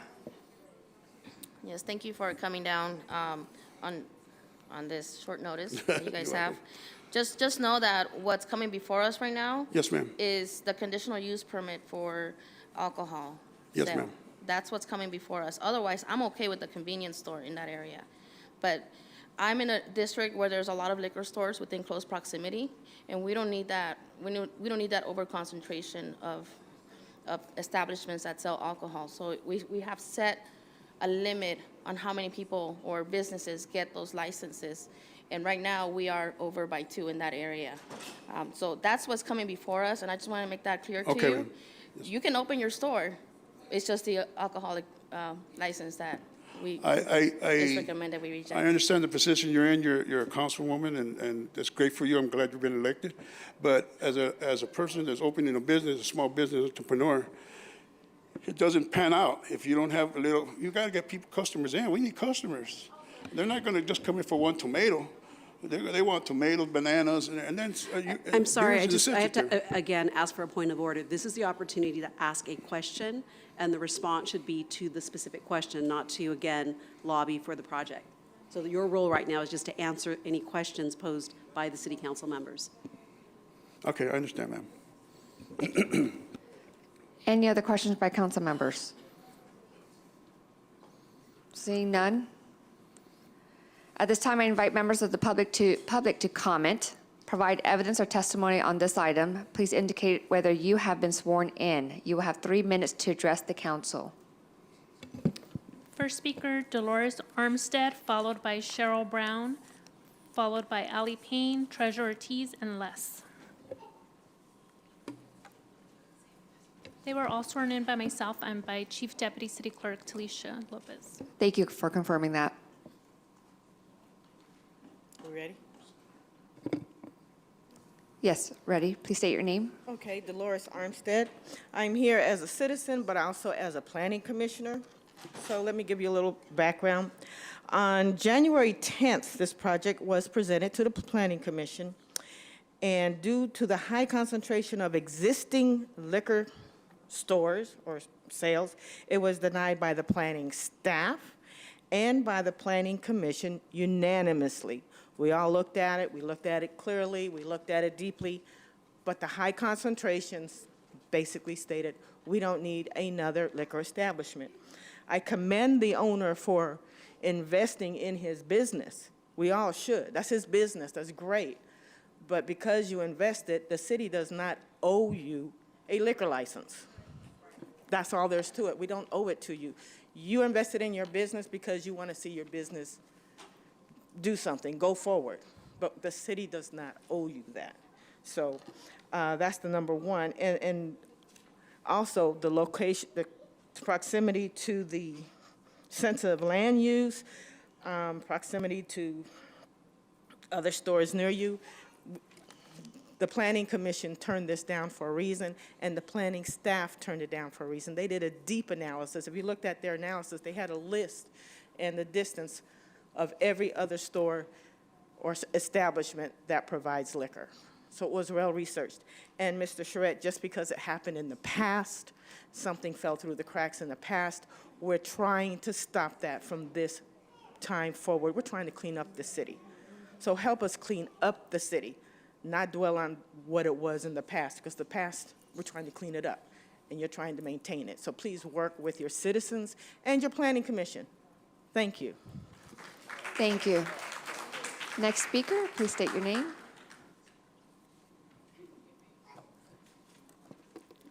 Hi, I'm Cheryl Brown, and I'm a resident of the 6th Ward, lived in San Bernardino since 1958, and have been on the Planning Commission for several years. For 17 years between the city and the county, I served on the Planning Commission. This particular project, the reason why we're here now is history. We did have a history of putting a liquor store on every corner. We did that in San Bernardino before the state came in, looked at what was going on in these cities, and they saw that there were too many liquor stores. So that's when all of this control went into place. So the history is that it was bad. I do not approve of this particular project. And so I hope that you'll uphold the Planning Commission's denial of the conditional use permit and to operate a market with the new alcohol beverage control. Thank you. Thank you. Next speaker, please state your name. Hello, my name is Ellie Payne. Hi, Mayor Tran. I reached out to your office. I hope to hear from you soon. I haven't got to meet you yet. I'm here to speak out against the convenience store because, as many of us know who live in San Bernardino, work in San Bernardino, or give their time and devotion to the city of San Bernardino, the reason we don't see the same issues in other cities that we see in San Bernardino is because there's not a liquor store and a dispensary on every corner. They do not allow it. Allowing these liquor stores and dispensaries and convenience stores, I don't care if you're not selling real liquor or hard liquor, a distillery license allows you to sell wines and spirits and malt liquor and swishers. That's giving another hub for people to sell drugs, another hub, one last stop before you go home to drink a six-pack and have another hit and run on one of our streets. All of these all break down back to what we allow in this city. And that's where we need to start buckling down and stopping this. I understand that it's an opportunity for business and we really want the opportunity for business, but really this is an opportunity for morality. If you're a council member and this happens to be in your ward, I'm not saying a certain council member, but in the past we've had a history of people getting kickbacks. It's not worth the kickback, your conscience and the morality of losing another person to drunk driving or losing another person to a drug addiction or giving somewhere for drug dealers and people to hang out and harbor and drink. Malt liquor is just as effective as strong alcohol. We don't need another corner store, another corner of opportunity for downfall. And it seems like it's expected or like it's wanted, like you're purposely throwing it at this demographics, this neighborhood that already has issues with domestic violence and gang affiliation and addiction. Why throw them another free place to drink and hang out where we're already battling so much? Homelessness, domestic violence, and crime all boil back down to addiction and drugs and alcohol. So anybody that's lobbying for this and thinks it's a great idea, it really shows your intentions and your morality and what you really want for this city, period. Thank you. Thank you. Next speaker, please state your name. Treasurer Ortiz. I echo what everybody said, but I think what's odd is to watch the gears turn in your heads on how you're still going to do this. Everything that was presented to you told you you have an oversaturation. The PD told you this is a bad idea. It doesn't meet the space requirements. It doesn't meet the space for being across from a park. And you're still thinking that this is a solution. This is what we should go put with 5 other liquor stores. San Bernardino is so much more than liquor stores, gas stations, storage units, and cannabis stores. And Fred, you're the elder statesman, right? 14 years. How many of that oversaturation did you approve? It all came past you. So why is it now we see it, we know that we're not doing the right thing, that we would still continue to do the wrong thing? Is that what the expectation is, Teddy? First ward kids, guess what Teddy Sanchez supports? More liquor stores in your neighborhood. Go to school, grab a malt. Go to school, grab a Swisher Sweet. They're not in there buying tomatoes and lettuce. And the guy, as long as, if I remember, and correct me if I'm wrong, this is what he does. He has other liquor stores. This is his business. And I give him 100% credit for that. But like as Ms. Dolores says, no one owes you a liquor license because you come here, because you grabbed a property that was dilapidated for 12 years. You know what? Nothing should be able to stand in this community and fall apart for 12 years. We should have been taking care of that building years ago. This is not how you invest into small businesses. This is how we continue the cycle of abuse to the community that we have perpetrated for over 50 years. We are here because council members like you decide, hey, I'm business friendly as long as you put some money in my pocket, as long as you're nice, or hey, you know what, I've got no other ideas. I'm not creative or innovative. The best I can think of is let's keep this city liquored up and uneducated because I can do what I want. How unreal, you guys. Unreal, because in the next example, in the next public hearing, you're gonna see how crooked the city is. And for the one time they're telling you, here's the right thing to do, you're thinking, nah, let me figure out a weasel this way. 482, bro, or 501? Are you kidding me? Get a tape measure if you're that worried. Continue it. Do the study yourself if a proclamation isn't enough for you to do the right thing. Because it is, for me and the rest of this audience sitting out here, not to have to question why we don't need another liquor store within the distance of 5 others. Thank you. Thank you. Next speaker, please state your name.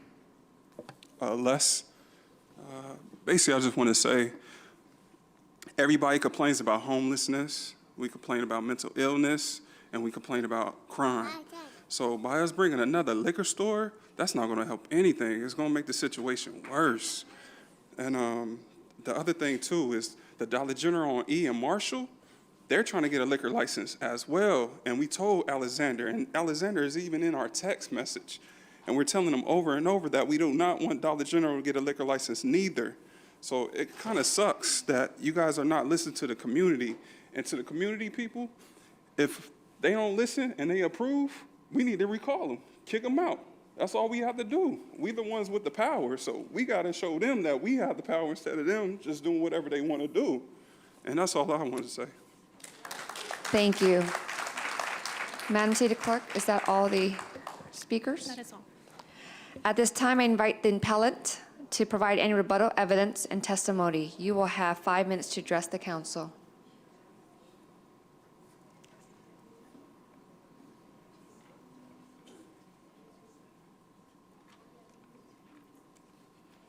Again, my name's Fernando Castro. Again, I have to say, we did not get enough time to get the people that are supportive of this project. We got informed in one day. So I see a lot of people here just talking about that we're a liquor store, that we're going to be providing all this, and we're going to promote liquor and all that. It's insane. We're a market. We're cleaning up the area. You don't want no more business. You have problems with liquor stores because they put them in the wrong areas. We're cleaning up the property. We don't have a homeless area problem right there because we've told people to move somewhere else.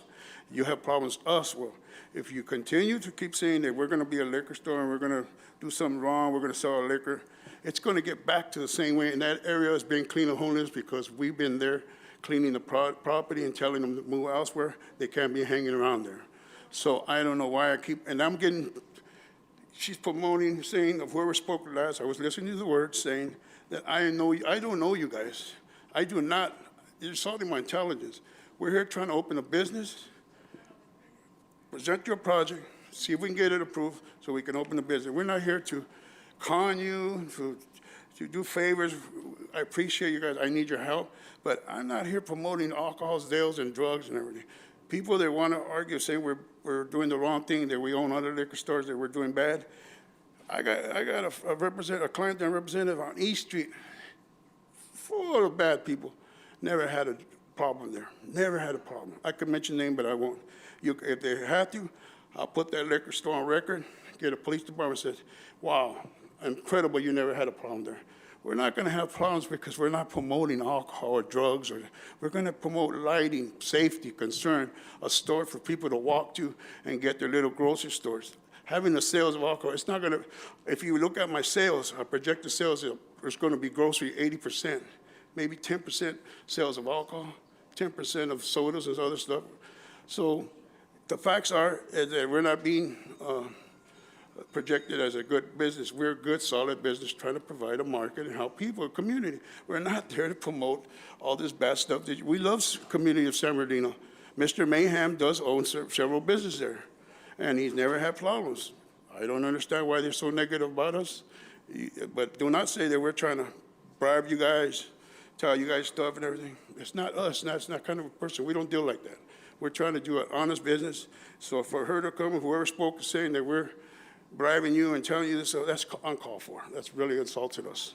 That kind of really frustrated one of us. And so please do not say that about us. You don't know us. We're not that kind of people. So whatever, I'm open to your suggestions. Thank you. Madam City Attorney, in the script, it goes to the questions of the council, if council members have any questions. But I do have a council member who have a comment, not a question.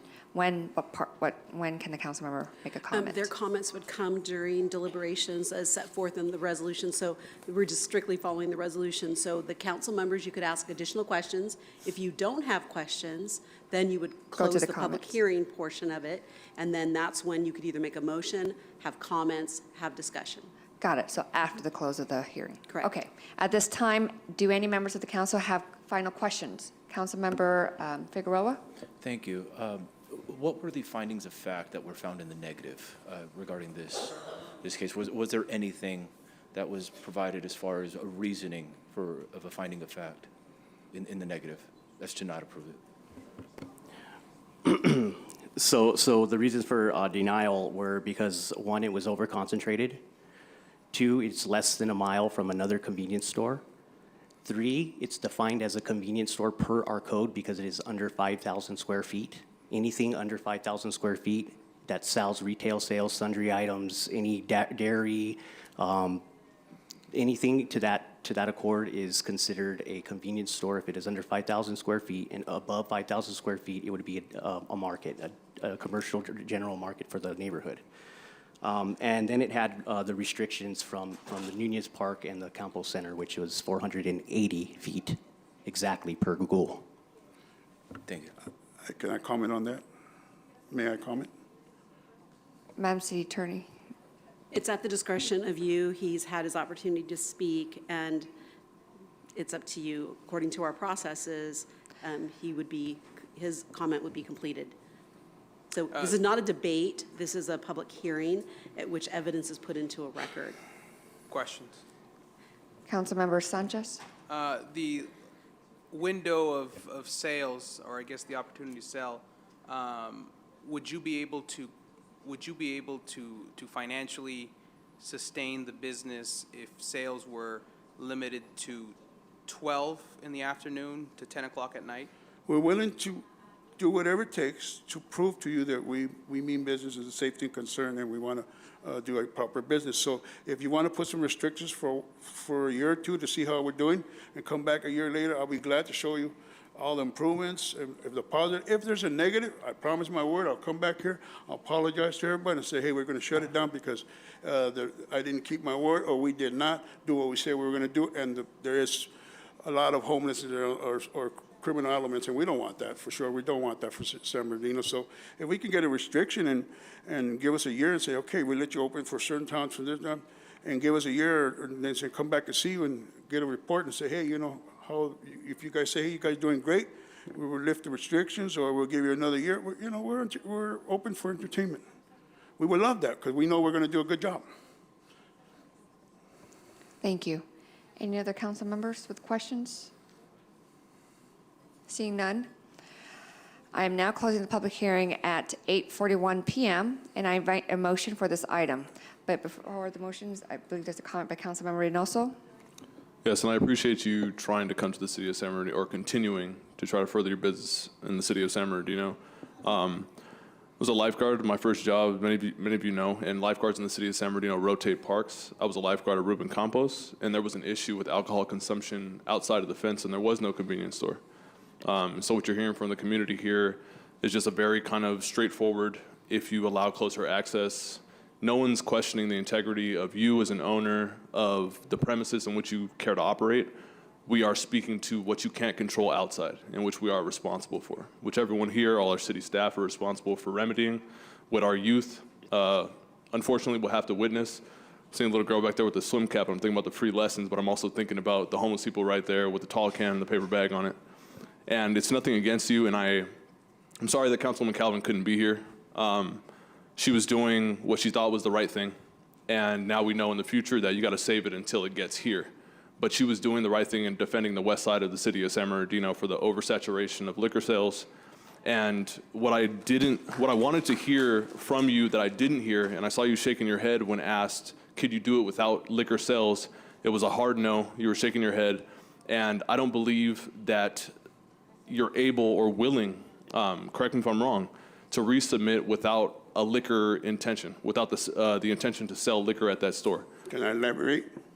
Now, if for some reason I talked to the partners. Oh, no, it's closed. I'm sorry, you can't. You must It's our turn. ask the applicant to sit down, that there is no more public testimony The unless you public hearing reopen is the public closed, so hearing. you would have to sit down, sir. Oh, okay, well, Sir. I'm Thank you. not I'm sorry. familiar with the procedures. Yeah. But yeah, it's very straightforward. The councilwoman can't speak because of the bias expressed at the planning commission, but I appreciate our commissioner for being here to restate the facts, and also our staff for doing the correct thing and documenting what has been historically the status of San Bernardino. And this is not something that I care to encourage further. And a lot of you know that I tried the motion, but it was not a motion, but an item, but it was pushed to the side, and it'll come back about creating requirements for this. But with that, I'll end here. Thank you for applying still, but I'm sorry, I'd like to make a motion to approve the staff recommendation to deny this application. Thank you. There's a motion by Councilmember Reynoso, seconded by Councilmember Ibarra. Can we go, Madam City Clerk, call for the vote? I'd like to make a substitute motion to approve the license and approve the appeal. So I'll make a comment on this. I know that there's suddenly this concern about that location and how it's going to affect the West Side communities. But for the last 12 years, it's been a dilapidated, abandoned property where dozens of homeless people have lived, done drugs, live there intoxicated, are suffering. They're a fire hazard. They're a hub for crime and delinquency, and no one came for 12 years. No one spoke out. I made every effort to try to get that property cleaned up, and now we have someone who's going to provide a service. And this isn't a service that's foreign to the West Side. There are over 24 bodegas, like the one being proposed tonight, in business on the West Side. Because from 5th all the way to Baseline, from the 215 freeway all the way out to the Wash, there is no major grocery store, no major chain grocery store. People live off of the bodegas they walk to. The abuelita and the kids, they go out to those stores. They can go ahead and say that there's an oversaturation. But walking from that market to the next market where someone can get their eggs, milk, cheese, and a 6-pack for dad when he gets back from work, that takes 2 to 3 miles. And the idea that we get to impose our moral standards on these, as long as it's a quality business that isn't harming, they're making serious improvements here, and I cannot support them enough, because after 12 years of that property being in a dilapidated state, I think it's time that we get a shiny, clean business in there that's providing services for the West Side community. So I'll make a motion to approve the appeal. Substitute a motion? Substitute motion to approve the appeal.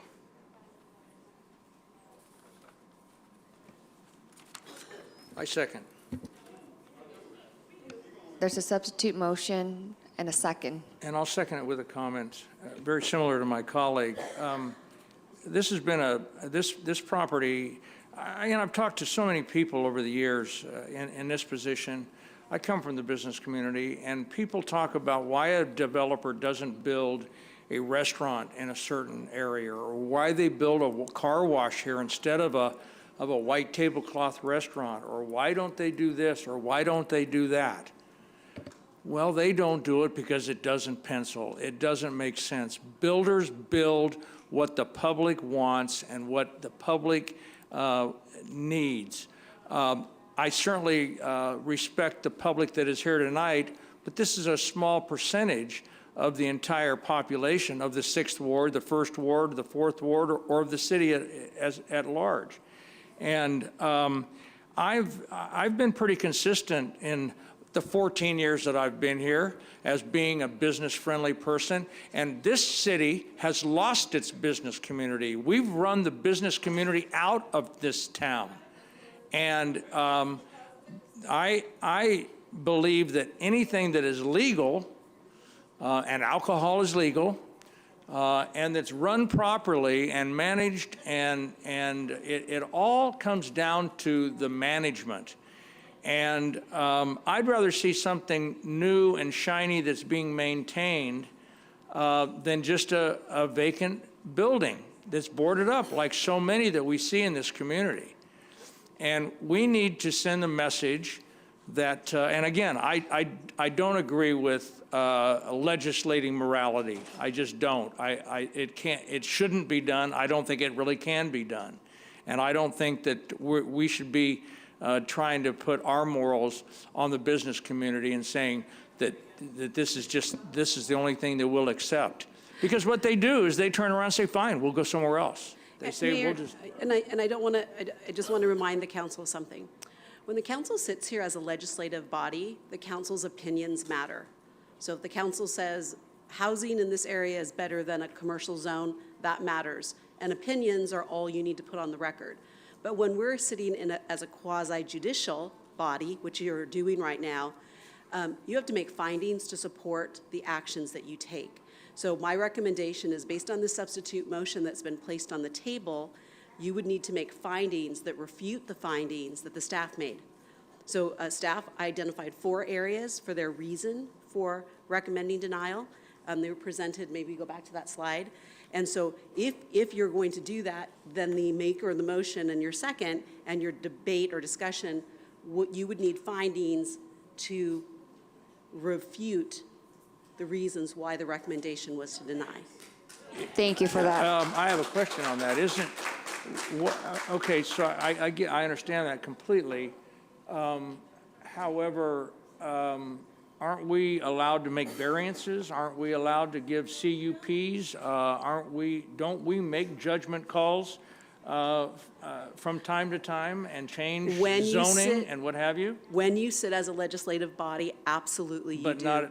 But when you sit in a quasi-judicial position, you're sitting like judges. You don't get to make the law.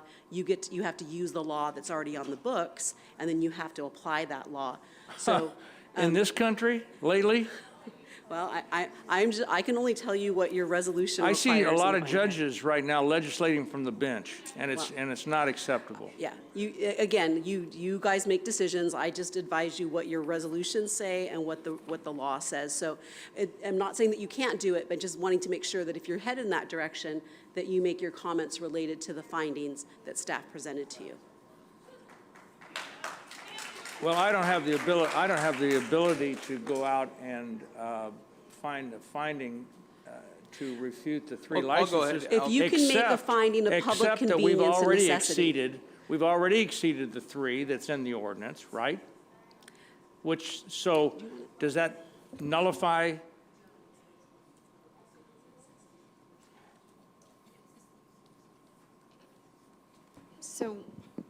So on the finding of public convenience or necessity, those are very specific findings that you need to go through and make when you're evaluating a alcohol permit in this particular case. You have to find that it's needed by the public, it provides a necessity for that to go through. But you also need to look at your findings that it's, over-concentrated, so you have to come up with a finding on why this permit would be issued when it's over-concentrated. One of the key items is in your development code, it actually outlines the distance requirements from parks and facilities. So and you mentioned a variance, we don't have the opportunity to do a variance right now because the only item is the conditional use permit. In order to file a variance for a development code requirement, we need to make legal findings on what is unique about that property that other properties, that this property doesn't benefit from the same as the surrounding properties. So there's a little bit more complexity in going through and making those particular findings. Well, I'm not going to claim that I'm qualified to do those right at this moment. Yeah, no, I can go ahead and point to all those. It's, all right, so exceeds the 3 licenses allowed.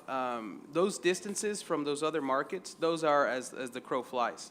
And nobody here takes a flight to their convenience store for bread and eggs and cheese.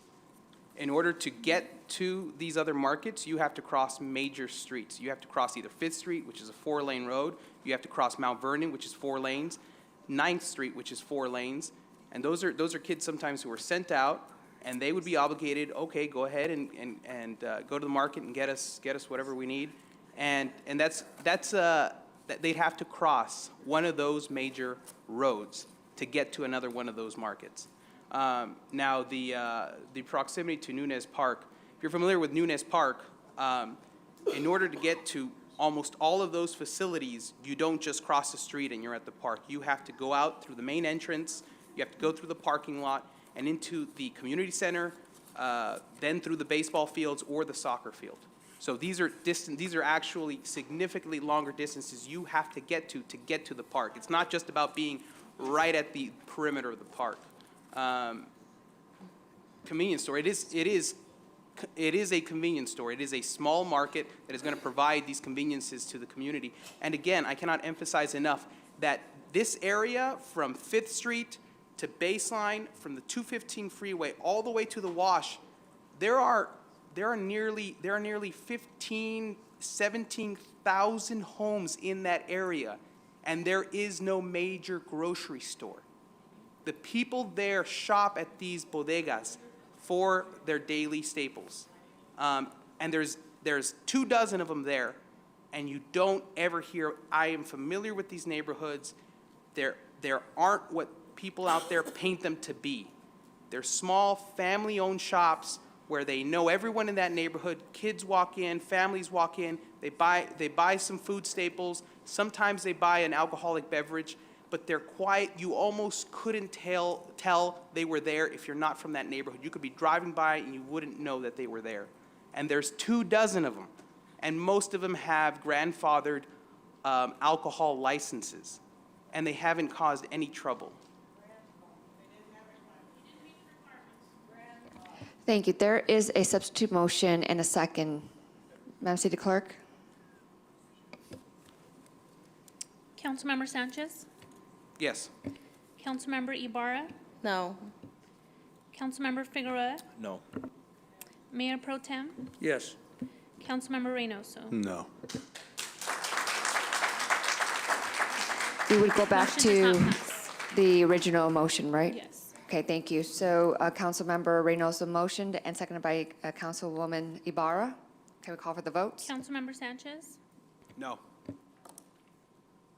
Councilmember Ibarra? Yes. Councilmember Figueroa? Yes.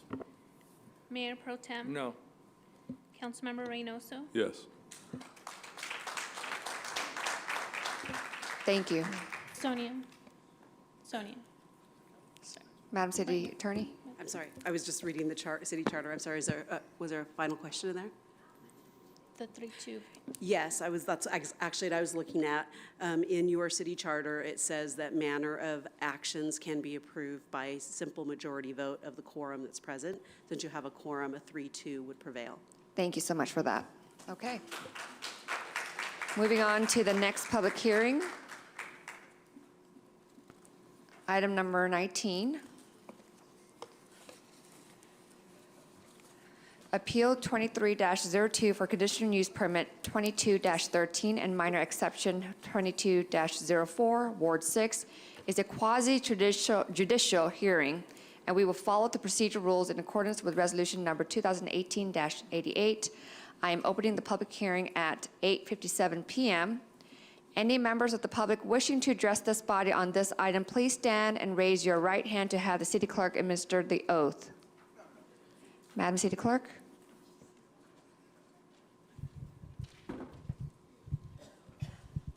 Do you solemnly swear that the testimony you are about to give before this body will be the truth, the whole truth, and nothing but the truth? If so, please say, I do. Thank you.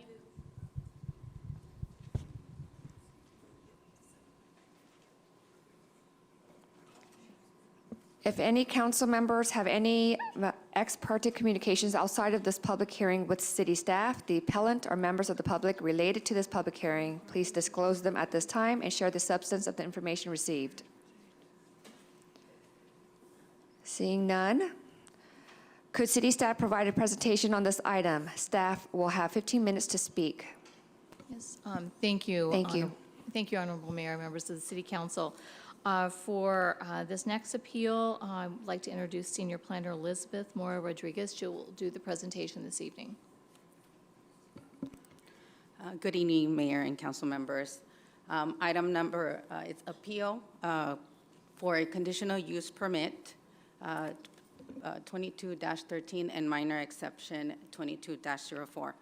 The proposed project in question is a self-storage facility comprised of two multi-story buildings containing a total of approximately 109,000 square feet, and also a minor exception to allow for a 10% increase in the building height from 30 feet to 33 feet.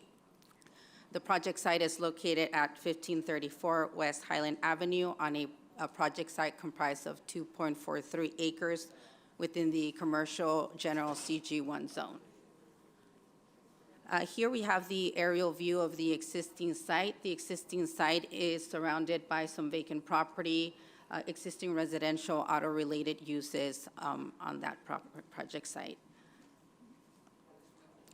This is the existing site plan and proposed development in terms of how the site will look once it's completely built out. Here we have a rendering of what the project site is going to be look like from a complete standpoint in terms of the construction. A little bit of background on the project.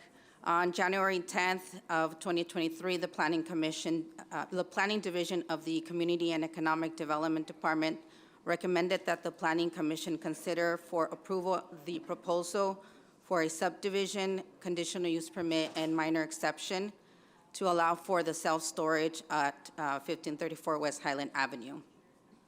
At the Planning Commission, considered the project proposal for the subdivision, the conditional use permit, and the minor exception. And at the hearing, the commissioners expressed the following concerns. The concerns were that the proposed land use will create a saturation of similar non-retail uses on a major commercial retail corridor. The proposed land use is not compatible with retail uses located on a major commercial corridor, and the proposed land use design and architecture is industrial in nature and not compatible with the commercial retail uses located along a major commercial retail corridor. In accordance with section 2.22.03, a quorum and voted required of the City of San Bernardino Municipal Code. For the Planning Commission, you require 5 members shall constitute a quorum for the transaction of business. At the meeting, there was 7 commissioners present. The motion to do the approval only received 3 votes, therefore the motion failed, and it was an automatic denial of the project. Subsequently, in accordance to section for filing of appeals, the applicant came in and submitted Appeal 23-02 within 15 days of the appeal period of the action taken by the Planning Commission's decision. However, due to the delays in ratifying the Planning Commission's decision taken on January 10th, the application for the Appeal 23-02 was deferred into the resolution outlining the findings for denial could be adopted by the Planning Commission at a future meeting. Since at the January 10th, 2023 Planning Commission meeting, there was no opposition expressing comments opposing the subdivision, staff was unable to provide findings for the denial of the subdivision. We were only able to find findings for the denial of the conditional use permit and the minor exception. Therefore, when we took the item back to March 14th, 2023 Planning Commission, the Planning Commission took 2 actions. One was to adopt a resolution 2023-012 approving the subdivision, and then adopted also resolution 2023-006 denying the conditional use permit and the minor exception. In the adopting of the ratification of the conditional use permit, the ratified denial is in the packet, and it was included for your information. Subsequently, on April 4th of 2023, the applicant submitted a revised letter for Appeal 23-02, removing the subdivision 22-08 from the appeal, while still maintaining the appeal for the Planning Commission's denial of conditional use permit 22-12 and minor exception 22-04. Since the initial staff recommendation was to provide a recommendation for consideration of approval, but because of the denial at the Planning Commission, staff has prepared for you 2 resolutions. 1 resolution to adopt for approval of the appeal, and 1 to deny the approval of the appeal. As for the consideration of the denial, as I mentioned, here are the expressed concerns. In the grounds for the appeal, the appellant did provide some specific grounds for why they feel that the appeal should be granted. They have indicated that the project is consistent with the city's development code and general plan goals and policies, and will be a catalyst for future development projects. Additionally, SafeStore is investing in the community where there is demand for modern climate control storage facilities that will set high standards for additional new development on Highland Avenue. The facility will be a modern, state-of-the-art development project that will foster additional development interest to that area. And lastly, SafeStore partners with the community to provide storage units to those in need. And with that, staff here is providing you with both recommendations.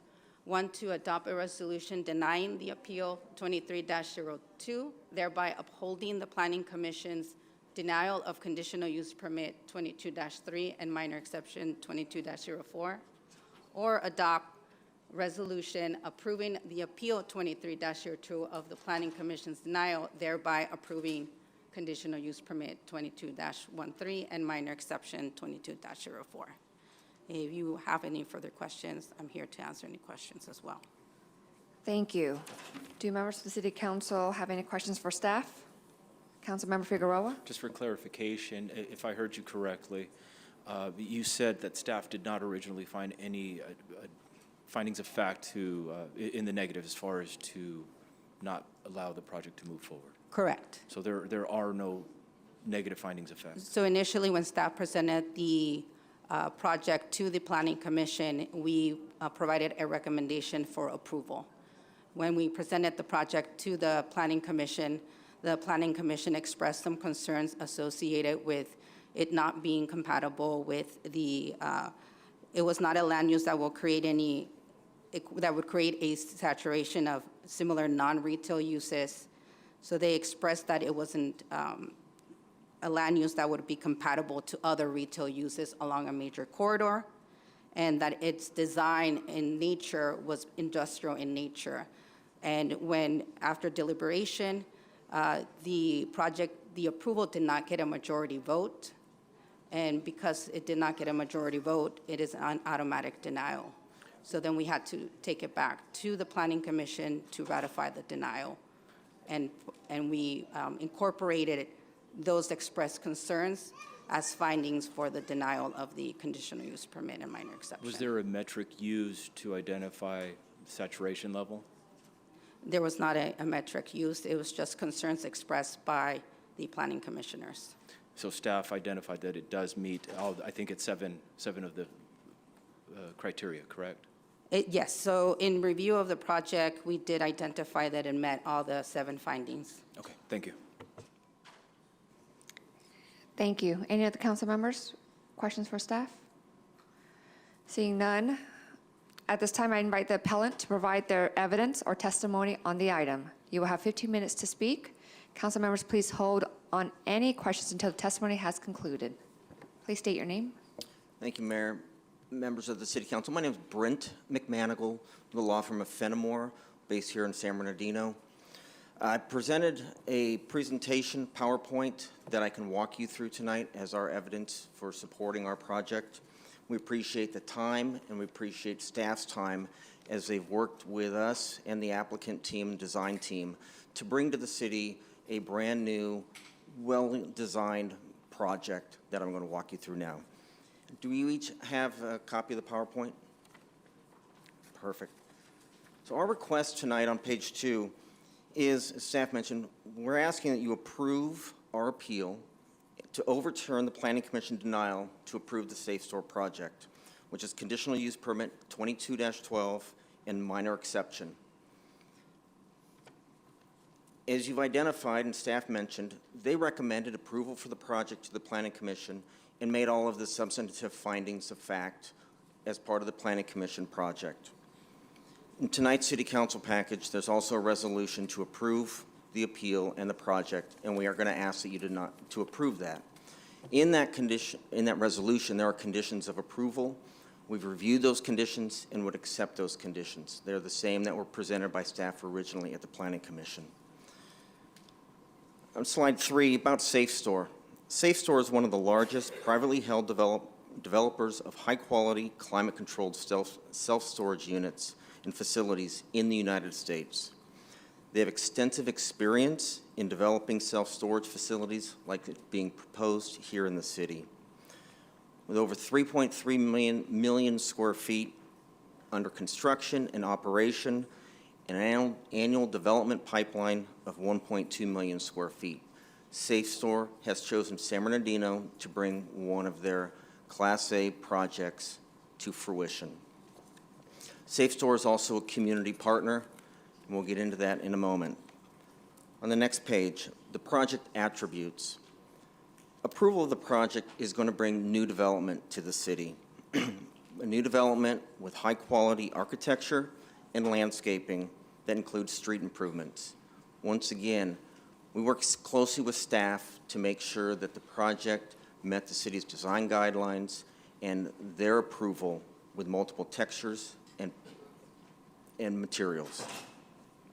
This is a new and a significant investment by Safe Store in the city.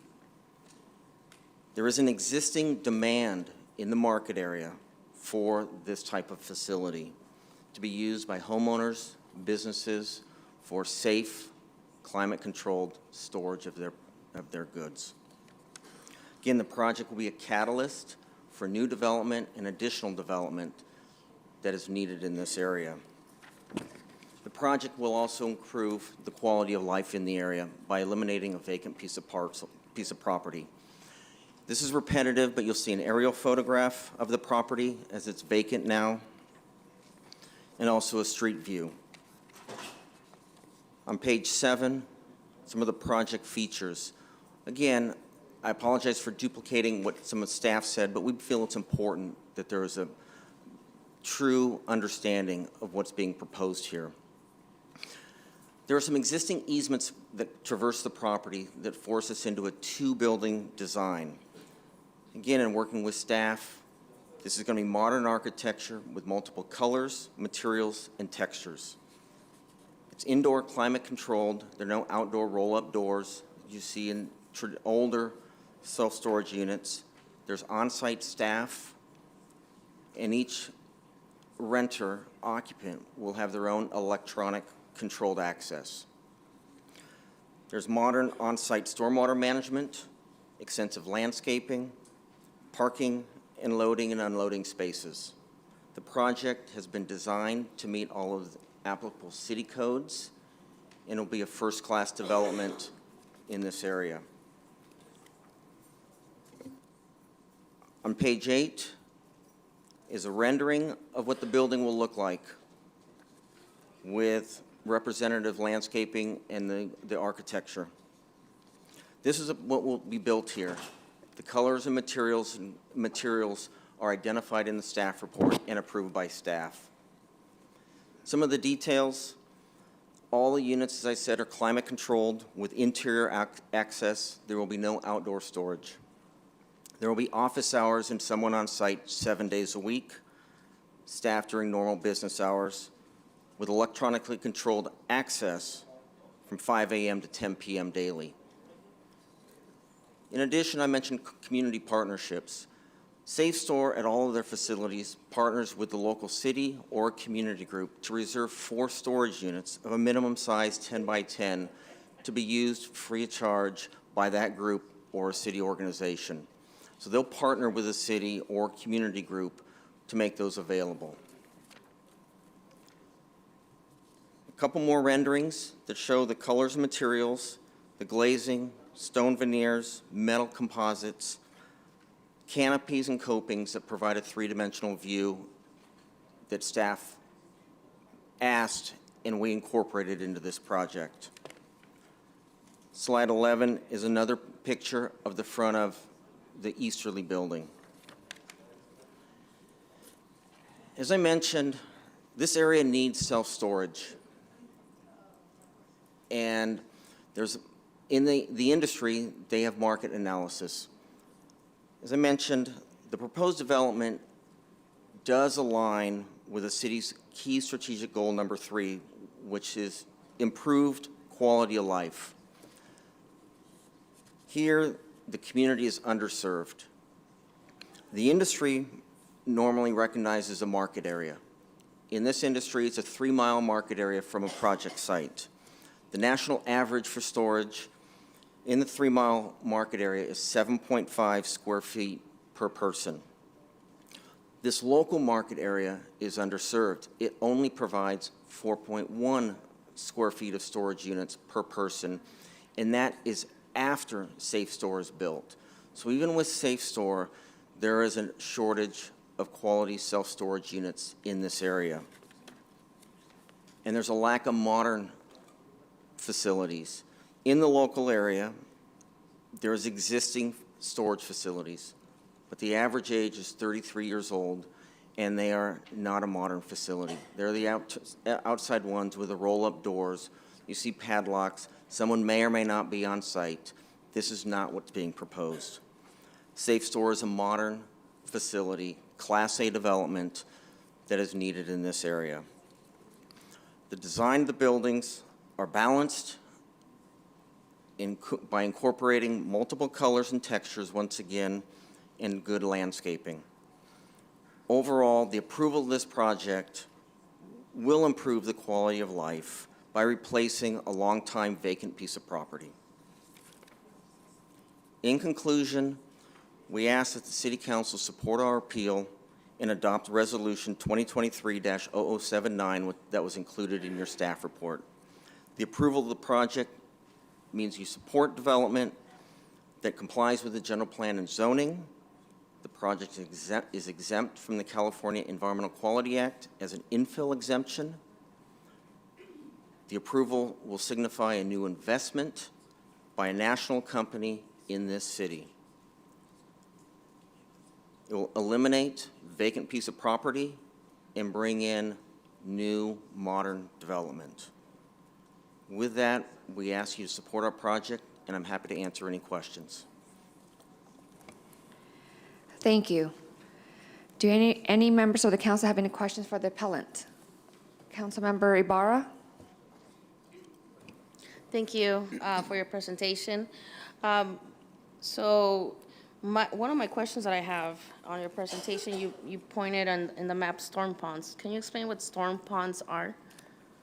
These are stormwater basins that collect the rainwater on site to be discharged after the storm or percolated into the ground. So it meets modern stormwater controls to manage water so it doesn't flow off-site because we're adding impervious surface here. Okay, the next question I have, so the conditional use permit, from what I'm reading, is just to increase the height of your building, right, to make it a two-story? That had to go through the planning? No, the conditional use permit, if I can address it, and if I'm wrong, then staff can correct me, but the conditional use permit is required to establish the storage use. In the current zoning, we're allowed to have a building of maximum 30 feet. And we can have a 30-foot building. Each story is 10 feet. So the CUP establishes the use. The minor exception is to allow 3-foot parapet above the top roof to hide the HVAC units, the venting, items like that. Okay, and then I know you were mentioning in your presentation that this will attract more businesses into that area, and I know in that district, especially, they've been trying to get a restaurant there for the longest time, and I know there's a lot of vacant lots. So I do appreciate there's this new idea coming in there. However, what made you select that lot versus a different one around the city? Because there is that storage unit, the CubeSmart, I think, off of Highland, but it's really in close proximity. What made you decide to build your storage unit in close proximity to that one? Again, it is a market study. There is an existing safe storage unit or storage unit just to the east, but it's a market. There is a demand in this area. This was a vacant piece of property of the size that met the needs of my client. Okay, and then I was visiting your website. I was trying to find what other locations you have of Safe Store around, and in any of those locations, do you attract restaurants, or is it just all storage and industrial where you set up? Because I don't see any addresses on your website of where the other projects are. Yeah. Safe Store has started out on the East Coast, and they are coming to the west. They have a store that I believe is under construction or nearing in the development phase up in Stockton, and this is the one in Southern California. So the concept is, it takes development to spur on new development. So when people and other developers and restaurant chains, retailers see investment into an area, that will spur on and bring in new investment. Okay, so that has happened in other locations. We see with all development, and I see it myself in the line of work that I do, I'm a land use attorney, that it often takes one good new project to be the catalyst for others to see and follow suit, because it's worth investment. And they're seeing someone making a large investment, so it will bring other development. And that happens across, in many areas. People have seen that. Okay, those are all the questions I have right now. Thank you. Thank you, Councilmember. Any other council members with questions for the appellant? Seeing none, any members of the, actually, at this time, I invite members of the public to comment, provide evidence or testimony on this item. Please indicate whether you have been sworn in. You will have 3 minutes to address the council. I have been sworn in. My name is Vahaka Gojian. I'm Mrs. Anabi's consultant and slash broker. Mrs. Anabi is the owner of that property. You're going to be hearing from her in a second. I'm here to advocate for the project as well. I've been working with Safe Store for quite some time in getting this through the entitlement process. A very qualified developer, a great reputation, a well-capitalized, willing to make the investments and to beautify the city, make improvements, and just like a development is a catalyst, not permitting development could also be a drawback for other developers to say, you know what, we don't want to be coming to the city if it's so difficult to obtain entitlement for such a nice project that actually is an improvement to the city.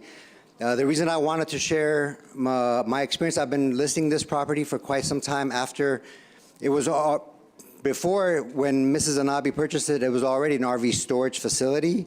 And so it's been a storage facility by history. It was overrun by homeless people, and they completely tore down the property. That was the physical house that was on the property was destroyed. So Mrs. Anabi was not able to run that business through difficult circumstances of her husband's passing, and now it's just a vacant piece of property that she can't do anything with. In regards to retail, we've presented this property to retailers, restaurants, small retailers, large, big box. Everyone's taken a look at this, and truly, the demand for retail when the market was good was still very minimal in this particular pocket. That's not really considered retail, in my opinion. It is more industrial-ish. And all the people that are interested in our backup offers to Safe Store are for similar uses: self-storage, car washes, light industrial, manufacturing. Those are the types of people that are interested. So there's really no interest in retail, and retail, traditional brick and mortar has transferred to e-commerce, and so small businesses that are doing e-commerce are going to need small storage facilities like this to be able to store their goods. 30 of the big box retailers recently collectively are closing down 1,400 locations, and we're entering into a very uncertain time in the economy where we will not have growth. And so I don't see retail spurring up in this particular location anytime soon. There are options for car washes, which I think there's a saturation of that, and light industrial. So with that, I just want to ask City Council and Mayor for you to really consider this as an enhancement to the City of San Bernardino. It allows other developers to take a look at it and come to the area, and ultimately it's an improvement. Right now you've got a piece of vacant property that's got weeds growing on it. We constantly have to abate it, and this is a higher and better use for what's available right now. Thank you. Thank you. Thank you so much. Next speaker, please state your name. Hi, good evening, Honorable Mayor and council members. My name is Nelly Nabi. I'm the owner of the property located on 1534 West Highland. I'm here to support the self-storage building project. I'm not in a position to develop this property, and with your approval, it will become a win-win situation for all the parties. Thank you very much. Thank you. Next speaker, please state your name. Good evening, ladies and gentlemen. My name is Christian Shaughnessy. Clarifying question, do I need to be sworn in? I was not previously sworn in. Yes, you do. Madam City Clerk.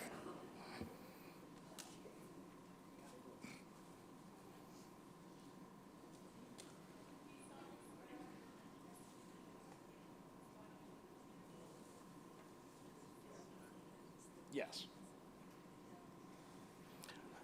Well, good evening, ladies and gentlemen, brothers and sisters, distinguished members of the council, our honorable mayor. I had originally not planned on giving public comment on this public hearing tonight, but there is a very specific word that came up earlier that actually triggered a response in me that compelled me to speak. And so, with what I'm about to say, I speak not just as a resident of San Bernardino, but also a member of the GPAC Commission, and it has to do with the city's priorities and why it is that our city places such immense priorities on certain things as opposed to others.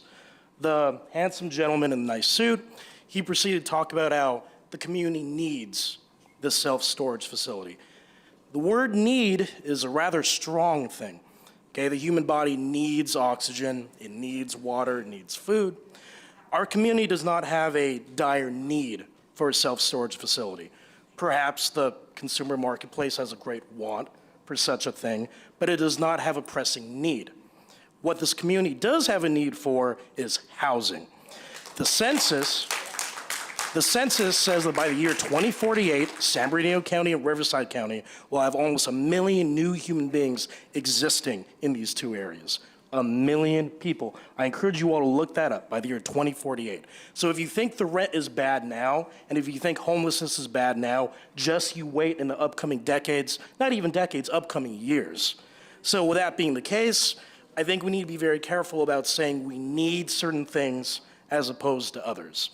And with that being the case, I thank you all for the opportunity to go ahead and speak on this issue in a country where we still have the freedom of speech to speak about things. So thank you. Thank you. Next speaker, please state your name. My name is Dolores Armstead. First, I want to make a comment. I didn't know my old furniture needs to be in a climate-controlled facility. I did not know that. My couch needs to be comfortable. But thank you for educating me, okay? I'm on the Planning Commission, and again, we declined this project unanimously in January, unanimously, because the site where this is, do you know there are 3 storage units within less than a mile of this one on Highland and Macy, one around the corner from the Highway Patrol, which is in walking distance, and one down by Popeyes, I don't know, but they're all on Highland. So I don't understand the need for another storage facility. After our January meeting, something happened in the planning department because the commission was called to a special meeting to discuss this project, which we again declined because this is not what we want to see in the 6th Ward or anymore on Highland Avenue. We want to see retail, we want commercial, maybe an office building because we don't have any on the west side. That's a thought, but not another storage, a 3-story storage unit. 3 stories, so we can drive by and look at another, basically, storage unit warehouse is what you're saying, on Highland Avenue. Is that what we want? We're building on the west side. We've got some houses going in, we've got another center getting ready to happen. This is not what we want to look at. This developer has already described this area and the city as basically downtrodden, and that his warehouse is going to just uplift the city so much. You have to explain to me, what are we going to do with it? Oh, I know, the people that can't afford housing can now live in the storage units. We got it. Is that what's going to happen? We already, as I said, we already have 3. We do not need another storage unit. Why can't we do retail? Why can't we do commercial? As I said, an office, we have none on the west side. So we don't need another storage unit. And again, I'm saying the special meeting that was called by the planning staff for this project, after we denied it, the Planning Commission unanimously denied it the 2nd time. So, Council, please listen to your constituents, listen to your Planning Commission. We did the research. We listened to the people that you may not have time to. And the last thing we want is another storage unit. Thank you. Thank you. Next speaker, please state your name.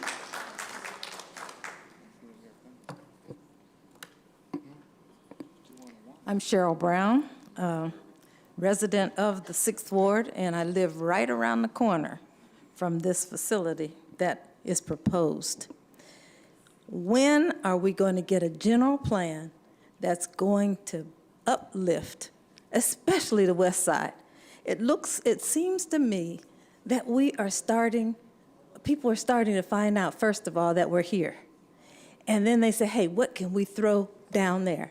I noticed that he also said he was in Stockton. That's another poor community. So I think, city council members, you need to look at where you're putting things that are coming into our community. Now, we could use a senior facility, another one, because half of the people who are on the streets are senior citizens. We need to do something with housing, as someone said earlier. Plus, is this the best look that you want for the city as the entrance into the city on Highland Avenue, one of the main streets that comes through the city? Let's build a community that for so long has been neglected, that they've thrown everything in. We had one of these buildings on Baseline and H Street, I believe it was. It burned down. It burned down, and we're glad it did, because what's replacing it is much better. But I'm saying, we need to look at how we're planning our city. Go over to Rancho Cucamonga, go to Redlands, go to Palm Springs, go up to the desert, up to the mountains, and see what they're doing with their land use. And San Bernardino has to come up. I just hope you can do it before I leave the earth. I've been here a long time, and it just seems like we just keep getting used by people who want to put what they want into our communities, not what we need. And I don't think we need another storage unit. Thank you. Thank you. Next speaker, please state your name. Good evening, Mayor, Common Council, Ricky Van Johnson. On agenda item number 19, the applicant desires to build a storage facility on Highland Avenue, a street with a high traffic count where development would be more conducive to building retail shops and restaurants. The Planning Commission wisely denied this application. Thank you, Planning Commission. However, the applicant is appealing that decision and has brought forward some points to base the appeal on. Let's look at a couple of those points. Applicant point number 1, the project is consistent with the city's development code and general plan goals and policies and will be a catalyst for future development projects. Where is the data which supports this type of project being a catalyst for future development? Applicant point number 2, Safe Store is investing in a community where there is a demand for modern climate-controlled storage facilities that will set a high standard for additional development on Highland Avenue. The applicant goes on to say that this area is underserved with storage. Now, I can strongly argue against the point that says the area is underserved with storage, especially with storage facilities on Highland and Mount Vernon, Highland and Macy, Baseline near Medical Center Drive, etc. But I will not insult your intelligence on this point. But I will tell you this. I have lived in this community for over 60 years, and I have yet to have someone come up to me with a demand saying, Rick Van, you know what we need in our community? We need more storage facilities. Yes, we do. You know we do. I have yet to have that conversation. What conversations I have had are demands for banks, restaurants, shopping centers, and Starbucks. Of course, housing. Proposed storage facilities in Ward 6 are better suited to be placed on Cajon Boulevard, Industrial Road, and Hallmark Parkway. The bottom line is this, Mayor and City Council. What is the vision that you have for the neighborhoods in our city? Is it a vision that will offer a wide range of parks, shopping, entertainment, and restaurants for our citizens? Or is it a vision that offers you a gas station, car wash, and storage facility on every block? It's your choice. You be the judge. Choose wisely and deny this appeal. Thank you. Thank you. Next speaker, please state your name. Treasurer Ortiz, Ward 7. When the Planning Commission denied the project, they then called a special meeting because they said that the consolidation of the property needed to be approved. But it wasn't considered a special item. So smartly, the Planning Commission said, no, you're gonna have to re-agendize that.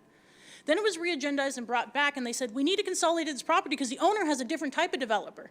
But that was a lie, and it was called out at the Planning Commission as a lie. The property had to be consolidated because the plan was still to move forward. And that's the issue. These people have no problem lying to this community to get what they want. Now, for those of us that sat in the general plan projection meetings in Delman Heights for the 6th Ward, their goal and dreams is not liquor stores, nor was it storage facilities. In fact, the Highland Corridor is their dream to have mixed-use housing. As Councilwoman Ibarra says, a sit-down restaurant. The Spirit of Texas is right down the street from them, and it is thriving.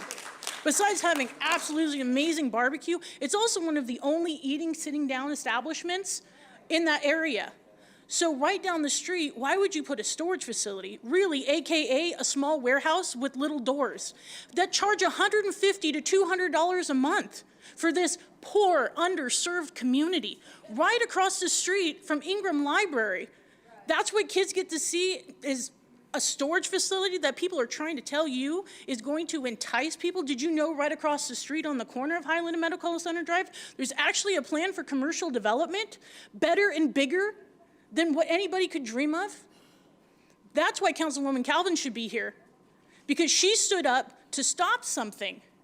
She stood up in the hopes and dream that the 6th Ward will be more than a dumping ground for people who think this is as good as we can do.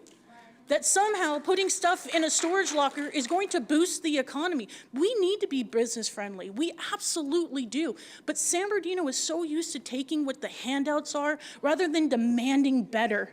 There are analytics. There are people who see what they're willing to put in an area. But then we have to be the ones who say, here's what we want. And you know what? We're not just going to go home with the guy that brought us. We're going to make sure that we have everything that this community has, like they do next door in Redlands, like they do in Fontana, like they do in Rialto. But that relies on you. Let them find a better spot. As the councilwoman says, find something else, but on the strongest commercial corridor where you're opening up State Street, where you are bringing in businesses. This isn't it. Mixed-use housing, not homelessness sitting in front of a storage unit like we see right here on D Street, like you see over on Baseline, like you see on Highland. You're drawing homeless people in because they know that they're going to camp out there, they're going to store their stuff there collectively, and you're going to run down the area even more. Thank you. Next speaker, please state your name. Hi, good evening. My name is Jocelyn Fiesal Sanders, and I'm a lifetime resident of the West Side. I just find it really, really unusual they must have did research on how many evictions was happening in our city. How many homeless people we had that needed a storage to store their storage in when they don't even have a place to pay rent at. You know, to me, that's just crazy. It's ludicrous. You know, for someone to think we need more storage when we don't even have homes to house the people that's houseless. It's just sad. It's just sad for the city to see that we don't have no affordable homes, no low-income homes, but yet you think we need a storage place to store our stuff in when we get evicted up out of our apartments or our houses or whatever it might be. To me, the city needs to overlook and let these people know, are you willing to come and develop an apartment complex, develop a house for someone to live in instead of putting their stuff in? To me, that's just crazy. Okay, that's all I have to say. Thank you. Next speaker, please state your name. My name is Al Palazzo. This is 1 block from where I live. I grew up there. I'm 74 years old. I came back to San Bernardino to make a difference in this city. I was living in Rancho Cucamonga with my family, near my children and grandchildren. You are an important juncture. This is not about a storage. It is about the future of this city. Those of you on the council that have taken my vision tour, remember what you saw. We will be giving up all those other possibilities. I don't have time to go into them. Earlier, I listed possibilities on Mount Vernon. You want to do something for San Bernardino? Go to the Alameda Corridor. That's our rail from 5th Street to Highland. There's a lot of blighted area there. You can build some light industrial loft buildings, 1-story, creating a lot of manufacturing jobs. But to take a main commercial street that has come back with new housing, a new restaurant, years ago a senior center, Kitty Corner is that key parcel that could be mixed use. There is so much, and everybody's pointed out the other storages are there. I'm going to have a heart attack, believe me. I seriously, this is not a joke. Let my personal feelings aside. I'm a professional. I had 35 years of validating all that development in the western portion of the county for those cities. But in the mid-1970s, I said, if you could rebuild San Bernardino, how would you do it? And I was being nurtured and trained by the evolution of those cities. Now, every city has a different history, a different geography. But Highland Avenue, Mount Vernon, give me a break. This is the future of the West Side. There is so much potential there for this city. There is no other part of the city that is shovel ready. You couldn't do this on Highland Avenue. You would have to knock down a lot of buildings. You couldn't do this on Baseline. When are we going to see the future? You want to compare San Bernardino to another city? Drive to Rancho Cucamonga. Look at all the tributes to Route 66.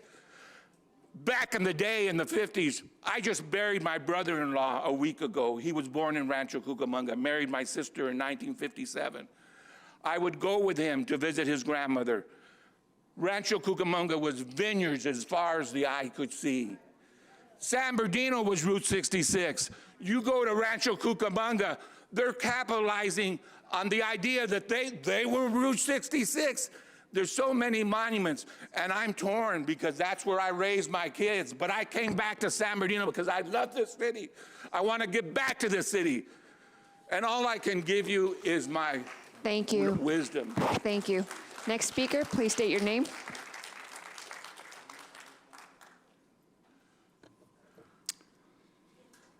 Hello, my name is Luis Ojeda, president and founder of We Are the Change.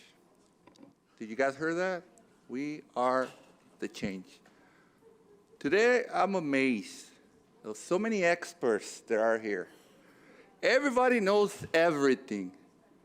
Everybody's a great businessman and woman that has complained about this project, right? You think that these people is willing to spend millions of dollars, okay, because they just want to burn their money for no reason? There's studies about if this property, if this business is viable, okay? If it doesn't make sense, well, usually business people, we don't like to spend money for nothing. We like to invest to make a profit, okay? Everybody's been talking about the planning commission. The planning commission denied. Well, let me tell you something. The planning commission, okay, is run by ignorant people that they don't know anything. I don't know why they're. Yes. I'm going to tell you something. I've been at the planning commission, and you guys get texts from the people that appoint you, okay? What do you think that one of them is not here? Because she got involved in something that she shouldn't. So, and it's a fact, and you guys seen, I seen it before, and tonight, the same people that is complaining, okay, about every project is complaining about this project, okay? And I'm gonna tell you something. Me and my partners, we have been looking at this project, at this property, okay? You know for what? It will be a nice trucking yard right there, okay? I was like, right off the freeway, in and out, not bad, So now I said, storage, well, we need to get ready, people, okay? We have the airport, right? So we're gonna need warehouses, we're gonna need trucking yards, and we're gonna need a storage building, okay? We are. So right now, people's laughing, okay? Because that's their ignorance talking, okay? It's like in Las Vegas, somebody will say, oh, we have enough casinos. Go to Las Vegas. Every year, they're opening new casinos. What do you think that they're doing it for? Because they're stupid? Because that's what brings their money, casinos. So we need to think what is that is gonna bring the money into this city. And this city, whether people like it or not, we are a logistic hub, okay? We have the train depot, we have the airport, we have all the major freeways. So either we take advantage of our location, or we're gonna be missing out of all the opportunities, because everybody is watching this meeting and we see the negative people. Thank you. Thank you.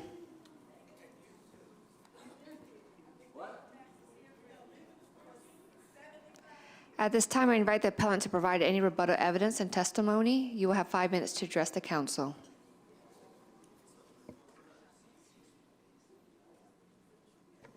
Thank you, Mayor, members of the council. We'd like to just reiterate our proposal and thank you for your time and consideration tonight, and ask that you approve our appeal. Thank you very much.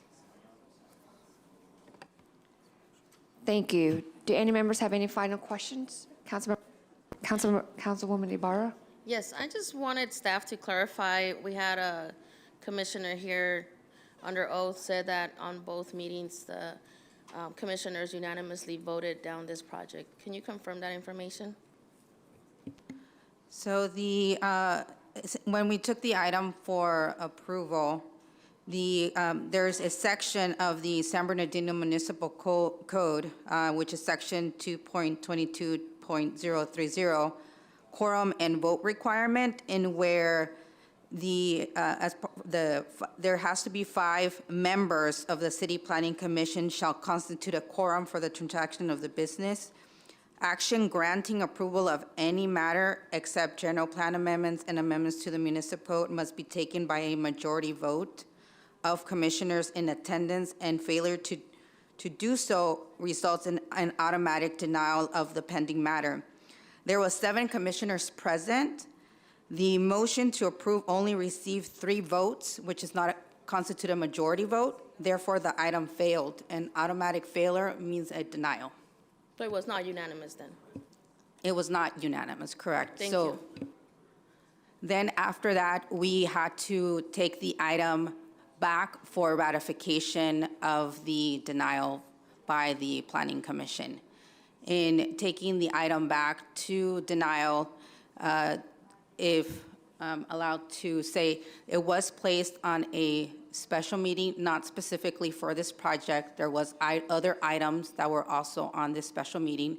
The Planning Commission indicated that this item should not be on a special meeting. It should be on a regular scheduled meeting, so they pulled the item.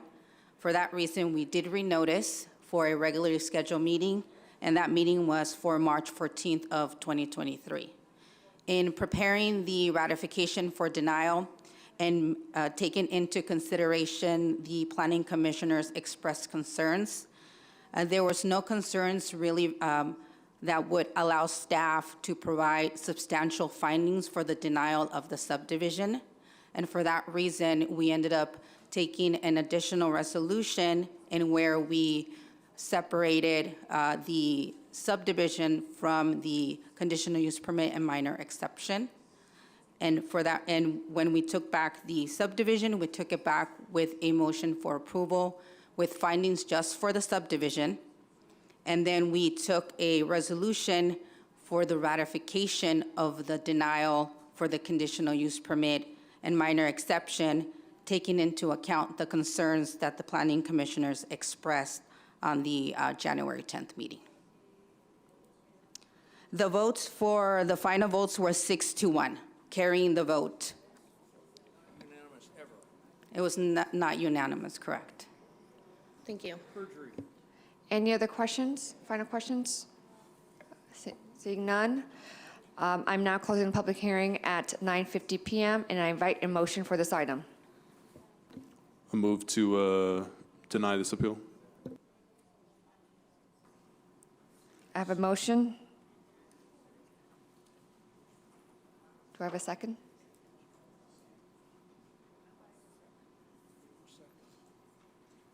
I'll make a motion to approve the appeal. Council members, is that a substitute motion? No, No, no, it's a motion. Madam City Clerk, can you confirm that, please? There is no second on Okay, Councilmember. so now And we're I'll moving to... second this.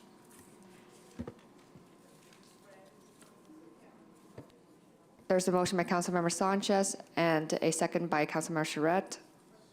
Councilmember Sanchez? Yes. Councilmember Ibarra?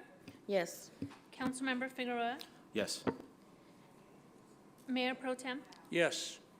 Councilmember Reynoso. No. The motion passes 4-1, with Councilmember Reynoso voting in opposition of adopting the Resolution 2023-079.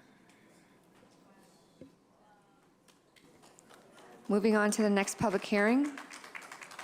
Item number 20, presentation of the proposed fiscal year 2023-24 operating budget and capital improvement plan.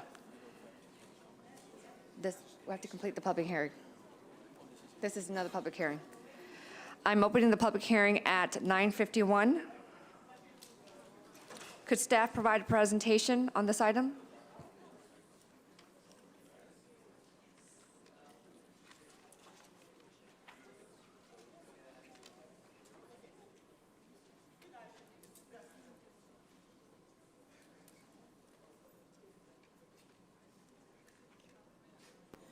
Good evening, Madam Mayor and City Council. I'm Barbara Whitehorn, Agency Director of Administrative Services, and also with me tonight is Zuiva Ruiz, our Budget Division Manager. We'll be tag teaming, if you will, the presentation tonight on the budget. I'll start and go through revenues. Zuiva will speak to expenditures. I'll go over fund balance, and then Zuiva will take over for capital projects. So to begin, our presentation overview, we'll talk about the budget timeline, proposed revenues and expenditures, our recommended expenditure budget, thank you, our fund balance forecast, capital improvement plan and funding, next steps, and then we have time for discussion. Can I have city manager or someone, council members, to come back for this public hearing, so she knows that she's able to come back?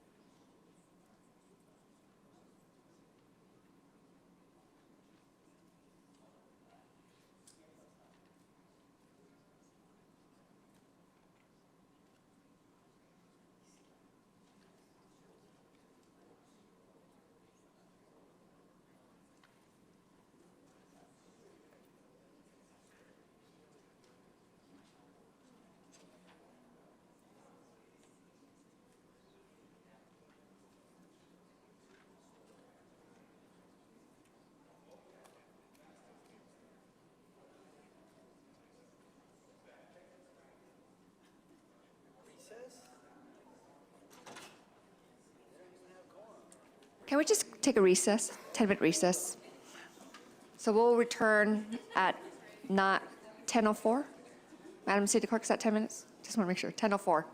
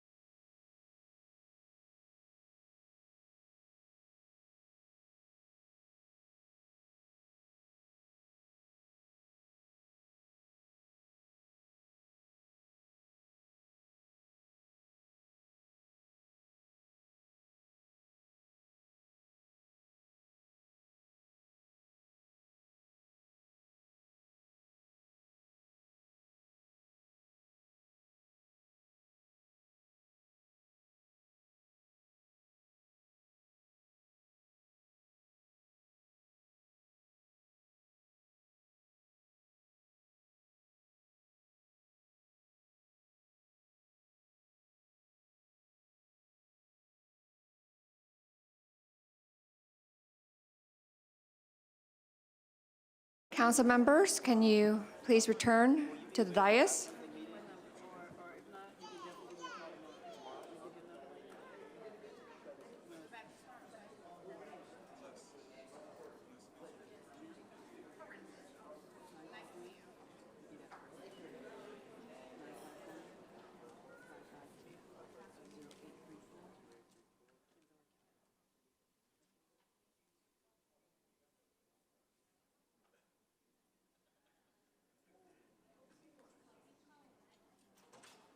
We're back from recess, and I am opening the public hearing again at 10:07 p.m.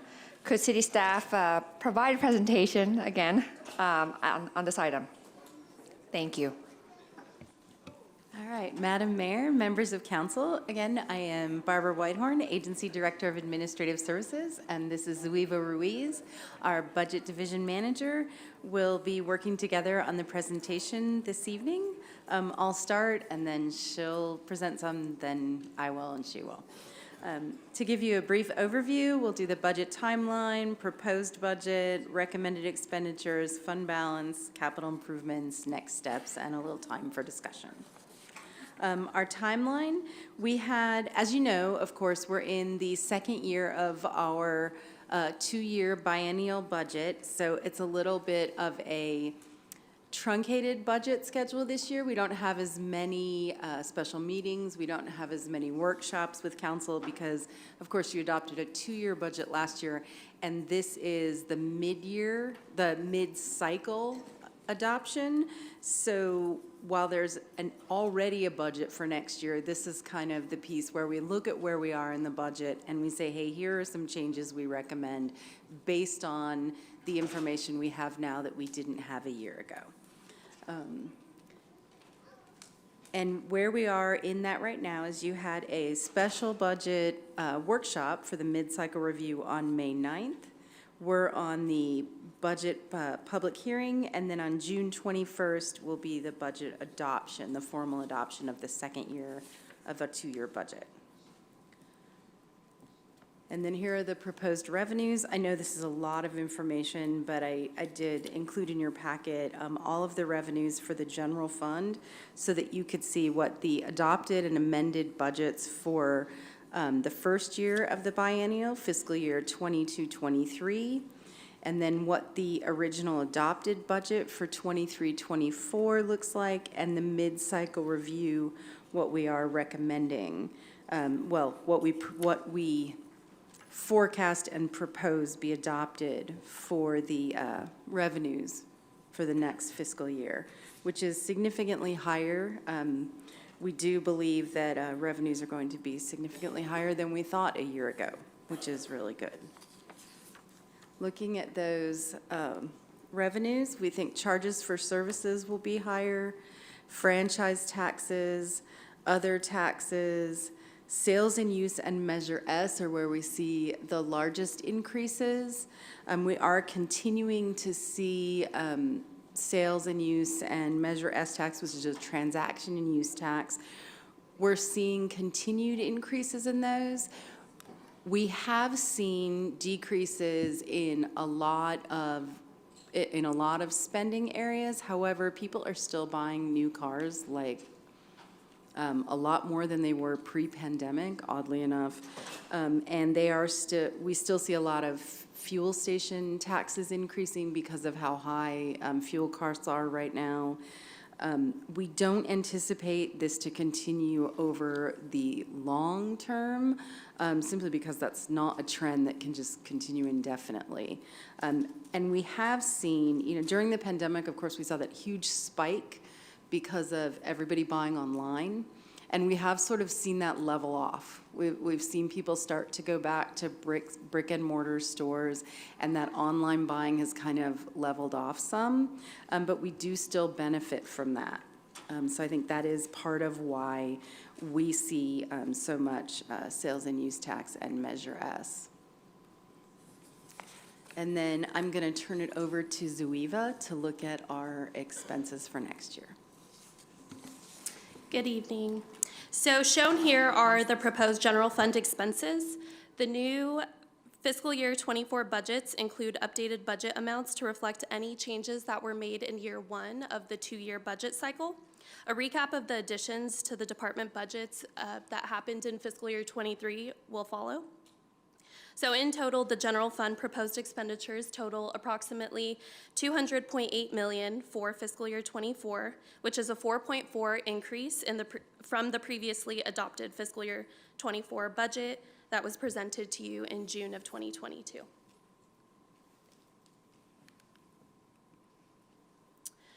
There are also some other funds that are funded partially through general fund. Most of these consist of the internal service funds with the exception of animal services.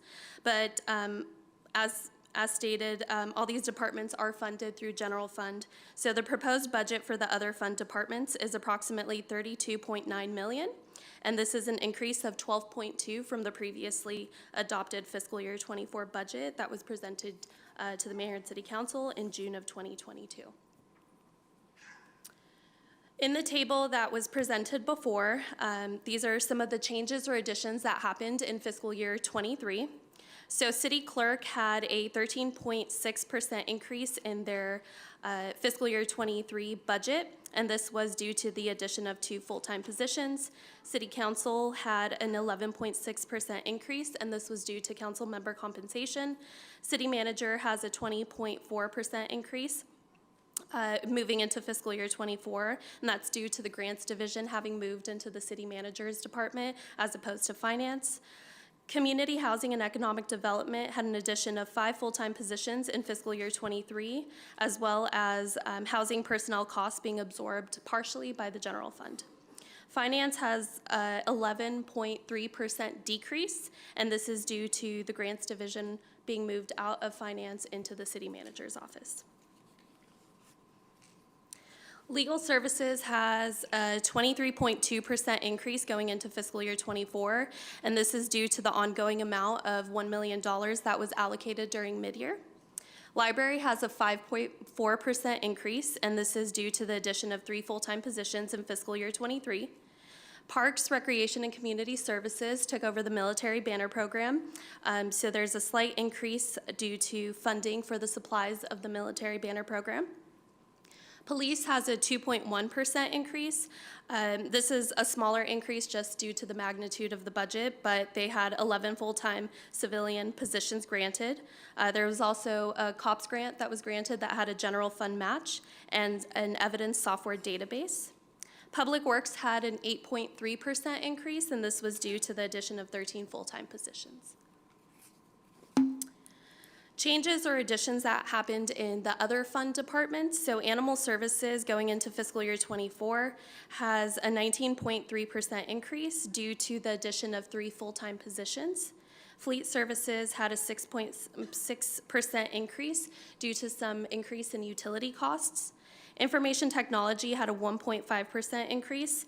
This is due to a lot of investments happening in fiscal year 23 for some essential infrastructure and citywide services.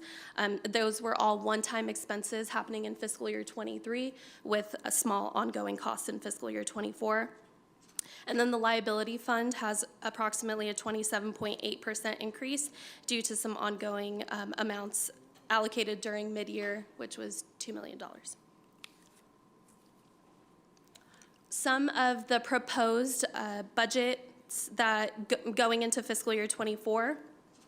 So general government, we're proposing the $250,000 for the 66ers stadium maintenance, the $100,000 in citywide training to address leadership development skills.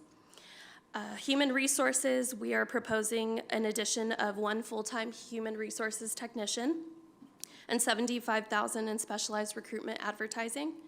Finance, we're proposing an addition of 1 full-time payroll technician and $17,000 in supplier diversity funding. Parks and Recreation and Community Services, we're proposing $300,000 in total for a total of $300,000. The additions of each $100,000 for the tree lighting, Miracle on Court Street, and Festival is detailed in the staff report. And IT staff is proposing an addition of 1 full-time network systems administrator. There's, I believe, the total of this amounted to $1,062,691. With the proposed additions, this is the summary of the full-time positions. So as you see in fiscal year 23, we have 822 authorized budgeted full-time positions. Moving into fiscal year 24, we have a proposed amount of 825 full-time positions. The general fund focus areas, moving into fiscal year 24, the proposed budget that was given to you in June of 2022, these were the focus areas, and we maintain these focus areas. So it's maintaining the service level enhancements from fiscal year 23 and continuously ensuring we meet the needs of the community. Development of the customer service and experience citywide. Enhancing parks and recreation services and opportunities, and improving quality of life, which consists of safety, cleanliness, and ongoing infrastructure improvements. And I'll pass it over for the reserves.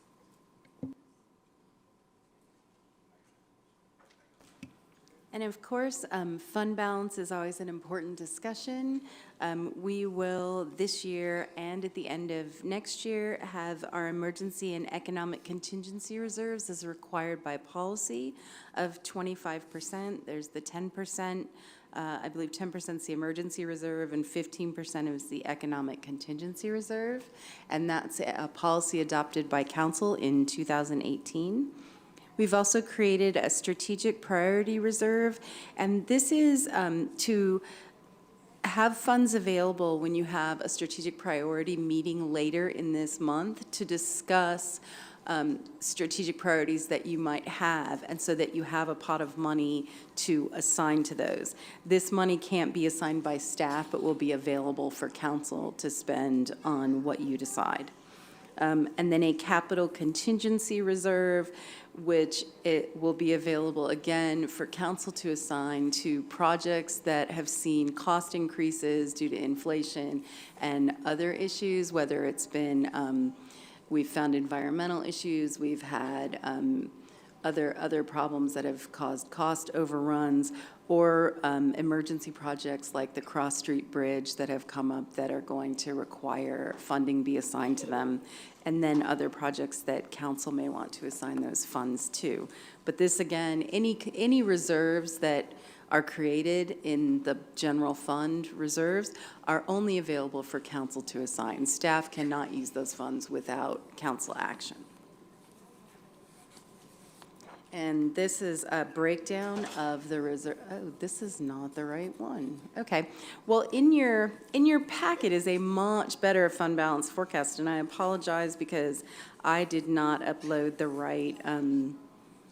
right presentation to the T drive, and that is my fault. But in your packet is a much better breakdown of our fund balance, and it shows you that we have a spendable fund balance as of 6/30/22 of $114 million, which is exceptional. And our anticipated spendable fund balance as of 6/30/2023. And when we say spendable, it means that it's actual cash. The non-spendable is like property, plant, and equipment, stuff that we can't turn into cash. And that spendable fund balance is nearly 60% of next year's budgeted expenditures. And that's the number that, like, when rating agencies and everyone is looking at the city, when we eventually want to issue bonds for the city, that's the kind of thing they look at and they say, this is really healthy. This city is well managed by this council. This council is not spending money just left and right and spending their fund balance down to nothing. They have reserves. We have those emergency reserves, we have those economic contingency reserves, but we also have these other reserves, which include the capital contingency. We have unassigned fund balance, which is about $1 million at the end of this year. And then we have, the strategic initiative reserves. But most important is that whole spendable category, which includes committed, restricted, and unassigned. So all of those are lumped into that, but that is what, when investors and rating agencies look at the city, they look at that to sort of determine how good we are at managing our finances. So I'm going to turn it over now to Zuiva for the capital improvement program.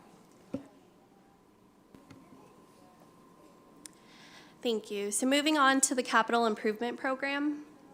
Some of the criterias for capital improvement programs, they focus on health and safety, asset condition, community service and programming needs, deferred maintenance, and compliance legal requirements, which is like ADA improvements. So some of the new projects that were brought forward to the mayor and city council during fiscal year 23 are outlined here. The Carousel Mall demolition, which was approximately $8.1 million from Measure S. Spiker Ball Field improvements was $1.95 from ARPA and the San Manuel grant. Norton Gym facility upgrades was $30,000 from the Cultural Development Fund. Myers Creek Focus Drainage Study was approximately $267,000 from the Storm Drain Fund. Arrowhead Farm Street rehabilitation was $490,000 from Measure I, and the Cross Street Bridge, right now the cost is unknown for the construction, but that is one of the new capital improvement programs or projects. So the attachment in the agenda shows all of the CIP projects that have funding committed in this biennial budget cycle. The fiscal year 23 funding was committed, 23-24 funding was committed on June 1st, 2022. We've outlined the additions in fiscal year 23 that have been added to the CIP. And then Public Works is currently in coordination to bring a comprehensive CIP update to the mayor and city council. So for fiscal year 24, which is the 24 updated off to the right-hand side, the committed CIP funding is $9,126,057. The difference from the previously adopted budget is due to some funding allocated from fiscal year 24 being advanced and appropriated in fiscal year 23. We don't have the recap, but I can go back to the recap slide. So this is just our recap slide of what we are actually proposing in fiscal year 24. So again, this all amounts to $1,062,691, and that's the general government appropriations, the human resources appropriations, finance appropriations, Parks, Rec, and Community Services appropriations, and IT appropriations. Now for the next steps, the presentation for budget adoption will be brought back forward on June 21st, 2023 to the mayor and city council at the regular meeting. And at this time, we will open it for direction and discussion. Thank you. Do we have any requests to speak? Yes. Madam City Clerk, do we need to have the public members or Let's do first? Public members first? Okay. We have Thank two you. speakers, Treasurer Ortiz and Sharon Negrete.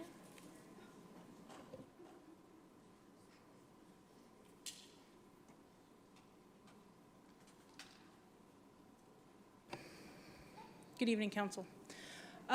So great projections, $54 million in Measure S funding, but the Measure S committee hasn't met in over a year.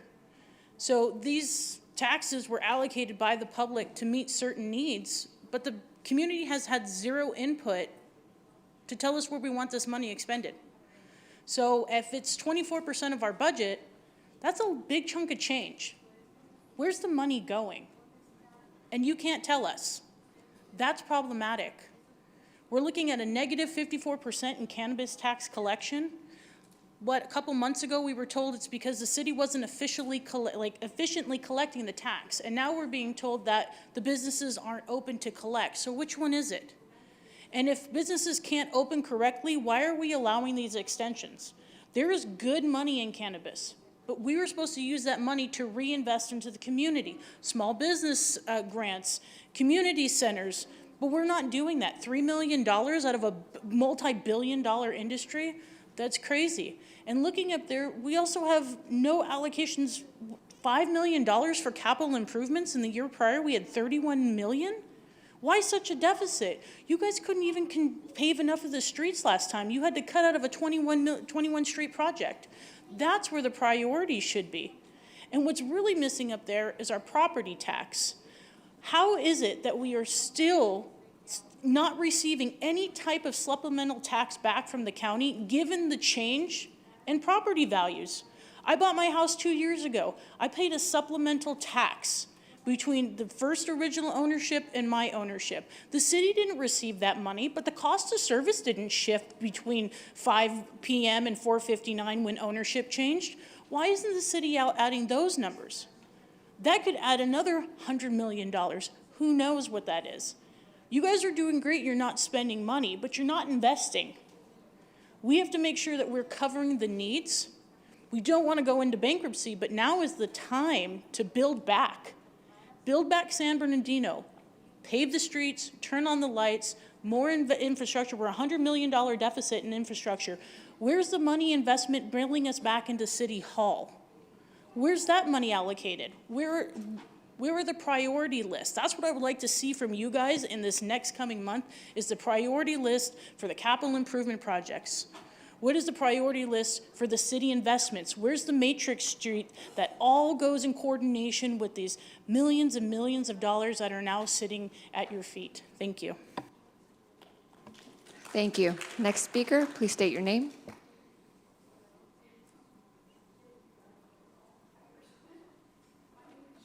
Can you turn on the mic, please? Thank you. Hi, my name is Sharon Negretti. I have lived in San Bernardino for 28 years now. I'm sure you're all aware of the dire situation that our community is facing with animal shelters at capacity and most rescues being overwhelmed. In an effort to tackle this issue, I planned an event, Paw Fest, No Paws Left Behind, geared towards informing and educating the public, aimed at reducing neglect and indifference towards our beloved pets. The event is scheduled for Saturday, June 24th from 9 to 2 at Victory Chapel in San Bernardino. We will stress the benefits of spaying and neutering, microchipping, fostering, and volunteering feral cats. Pardon me? Yeah, ma'am, this is a public hearing for the budget. Are you speaking on the budget? Oh, item? I'm sorry. No, I'm Madam sorry. City Clerk? They called me up. It was on a public, it was on a request to speak for a public hearing. That's what she was called up. Are you speaking on the budget item or no? No. No, okay, so you can come back at the, Okay, when we thank you. reconvene on the Okay. public comment. Thank you. Is there any more comments on this item? Okay, thank you. Council members, I did see Councilwoman Calvin, and do we have others? Okay. Thank you, Mayor. I appreciate that. In our agenda review meeting this past Monday, I did question on the CIP list and how items are moved on and off of that list. I would like to bring forward that the council be able to establish a policy on how, because as I asked and it was stated that we don't have one. And then for the staff to come back and help us to establish some procedures on how that's supposed to be done. And the reason why I have so many concerns about that is because I did hear when I was off the dais, so many people talking about blight in the area, and particularly in Ward 6. Well, the reason why some of that is that some of the capital improvement plans, projects that have been on this list have been on there for well over 20 years and are not pulled off, and there's no process or policy as to how that is done. Furthermore, when we're talking about then development and the process is then either delayed or folks cannot develop on the properties that they own, the land that they do own, this is very questionable for me. And it causes, me a little bit of heartburn as to why and how we have been working towards moving projects off of our capital improvement list. And I really I'm not comfortable with us even deciding on this list that's before us, because how do we then begin to operate or work from this list when there's no policy or procedures in place as to how we do that? It seems to be then that we just decide and just point as to this one, that one, which doesn't provide equity throughout the city and how projects are pulled off the list. So if you could help me out right there, I'd appreciate it. Mr. City Manager. Thank you, Mayor, members of the council. If you recall the last meeting, this issue did come up. And in fact, it was brought to your attention that I think it's been at least over a year, if not longer, from the last time you had an update on the CIP list. And so what I committed to you at that last meeting is that we would have a special meeting to go over the CIP from top to bottom, for you to have an opportunity to go through every single CIP projects that's been on the drawing board, what's been funded, what's been not, and to your point, talk about what your policies are in terms of establishing those and monitoring those projects. So we had initially contemplated on having something at the next meeting, but when I looked at this, there's no way, given the kind of information or the amount of information that we need to review with you, that's going to be done at a council meeting. It'll take the full council meeting. So what we are recommending, staff is recommending, and I think the clerk's office is calling to find a date for you to meet, because we really need a discussion about the CIP and a thorough discussion, and we're not going to get that done in 1 hour. So as soon as we can find a date, hopefully it's in June and we can get this done, but you really need to go through the entire CIP and evaluate the projects, how they've been established, whether there's funding, because some of them don't have adequate funding, and you have an opportunity to review that and decide if you want to add additional money, or maybe there's some that you want to say is not as much of a priority and you want to move some up. But I think at a minimum, you need to have that kind of discussion. Mr. City Manager, have we identified a date yet? No, not yet. And I encourage clerk's office is my calling. colleagues to please get back to the city clerk or to our city manager to confirm your available dates. We do need to meet on the CIP meeting. Exactly. Councilwoman Calvin? So on the capital improvement program list that we have new for fiscal year 2023, some of these items are already being worked on or in the process, correct? How did we establish that they were going to be worked on versus going to the list that we already have had for decades? The projects that are being worked on now are projects that this council approved. They aren't projects that staff chose versus projects that were selected by this council. They were all selected by this council. Right, they were selected to be placed on the list, correct? Correct. So how do we pull off the list? Well, if they're underway, that's more challenging. However, if they're on the list and they have not been started, council absolutely can make those changes. And this is a discussion we could have at the CIP meeting, yes, right? That's dedicated correct. for this specific. So again, I encourage my colleagues to get back to the staff with dates to confirm so we can get that scheduled on the calendar. I have Councilman Sanchez. Yes. I was going to say every item on that list is council-driven. Correct. Yeah. Understood. So that's why that CIP workshop is very, very important for us to meet. Councilman Sanchez? Staff, if we can please go to the slide with the reserves, please.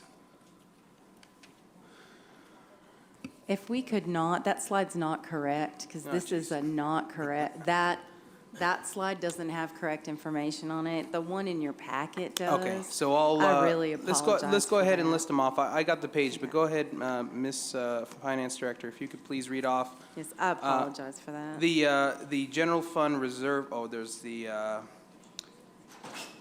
there's the emergency and economic contingency reserve. How much is that for? The emergency reserve at 10%. 10% of the operating budget. For the end of fiscal year '23 is $20,075,803. Okay, and the emergency reserve? The economic contingency at 15% is $30,113,704. So we're at $50 million in reserves. We've added 2 line items. One we're calling the Strategic Initiative Reserve. How much is that for? That, when you include both fiscal 23 and 24, is for $9 million. The capital contingency, I'm sorry, and then the strategic initiatives is about $3.5 million. 3.5, and then we have the Capital Contingency Reserve for how much? $9 million. Yeah, 9 million. So both of those last 2 reserves weren't created by council. They're not deemed by ordinance. They've kind of No. just become part of the plan. And those are just to allow council the time hopefully in June, for those 2 workshops to be able to decide how to spend that money. Oh, I think the council already made a decision. Because staff didn't want to make those decisions on behalf of council. Well, I'll tell you, this council already knows what they want to do with that money. We rejected a bid for 21 streets, and I voted to reject that bid, and so did the rest of my colleagues who voted against it, and it barely passed because we were essentially told, look, we don't have the money to do this. So, along with crime prevention and rehabilitating our infrastructure, those are top 2 priorities. So I think you kind of already have your answer, and I would prefer that we not sit on that 9 plus 4. We're looking at nearly $13 million. We were short by about $7 million on those 21 streets. So I would set aside on the, so for both of them, if we were to add those together, that would more than enough pay for repaving streets. Now, with that said, we have a more recent street assessment analysis. I think we should direct our Public Works Director to take a look at the 21 street assessment, see if there's any updates that need to be done to that, and use this kind of new reserve that we kind of created out of thin air to pay for that, because those are 21 streets, and if that list is updated, it's going to be updated with streets who need it even more than the 21 streets that were initially represented, because we'll have more current data. So that would be part of my motion. I think there's going to be at least 2 parts to this motion. That is what this council wants. And the only reason, and correct me if I'm wrong, but the only reason the ones who voted against or the ones who voted for rejecting this bid did so because we were told, our backs against the wall, the money, we're going into the red if we don't reject this bid, and we accept it and incur the cost of, what was it, $13 million to accept the lowest bidder. So I think we should be using that money. The council's already spoken pretty clearly where they want that money spent. So I would dedicate at least, where are we? We're at 14. At least 12 million to a reassessed street rehabilitation program. That's first of all. And to now change gears, we need to find funding and this would be for the Economic Development Department. How many planners do we have currently working in the city? Can someone give me that answer? 'Cause if you don't, I know the answer. Well, I don't know the number offhand, but they can get that. But Okay. if I can respond. Yes, please. I again, and I don't disagree in terms of the need for the items that you have spoken about. But what I would suggest to you is that in terms of really having a full-blown discussion about this compared to other items that you have on that list, it would be necessary or important, I think, to be able to have a special meeting to go through these. Simply voting on this tonight, I think it would be a disservice to you, because you need to have staff, I think, go through the full list of items, both on the CIP, what the funding availability is in its entirety, before you pull the trigger and make a decision to, tonight anyway, to fund or not fund some of these items, without having a full discussion and a full review of the items, particularly, as I said, in some of those emergency items, emergency categories, rather. You know, I would agree with Your you. call.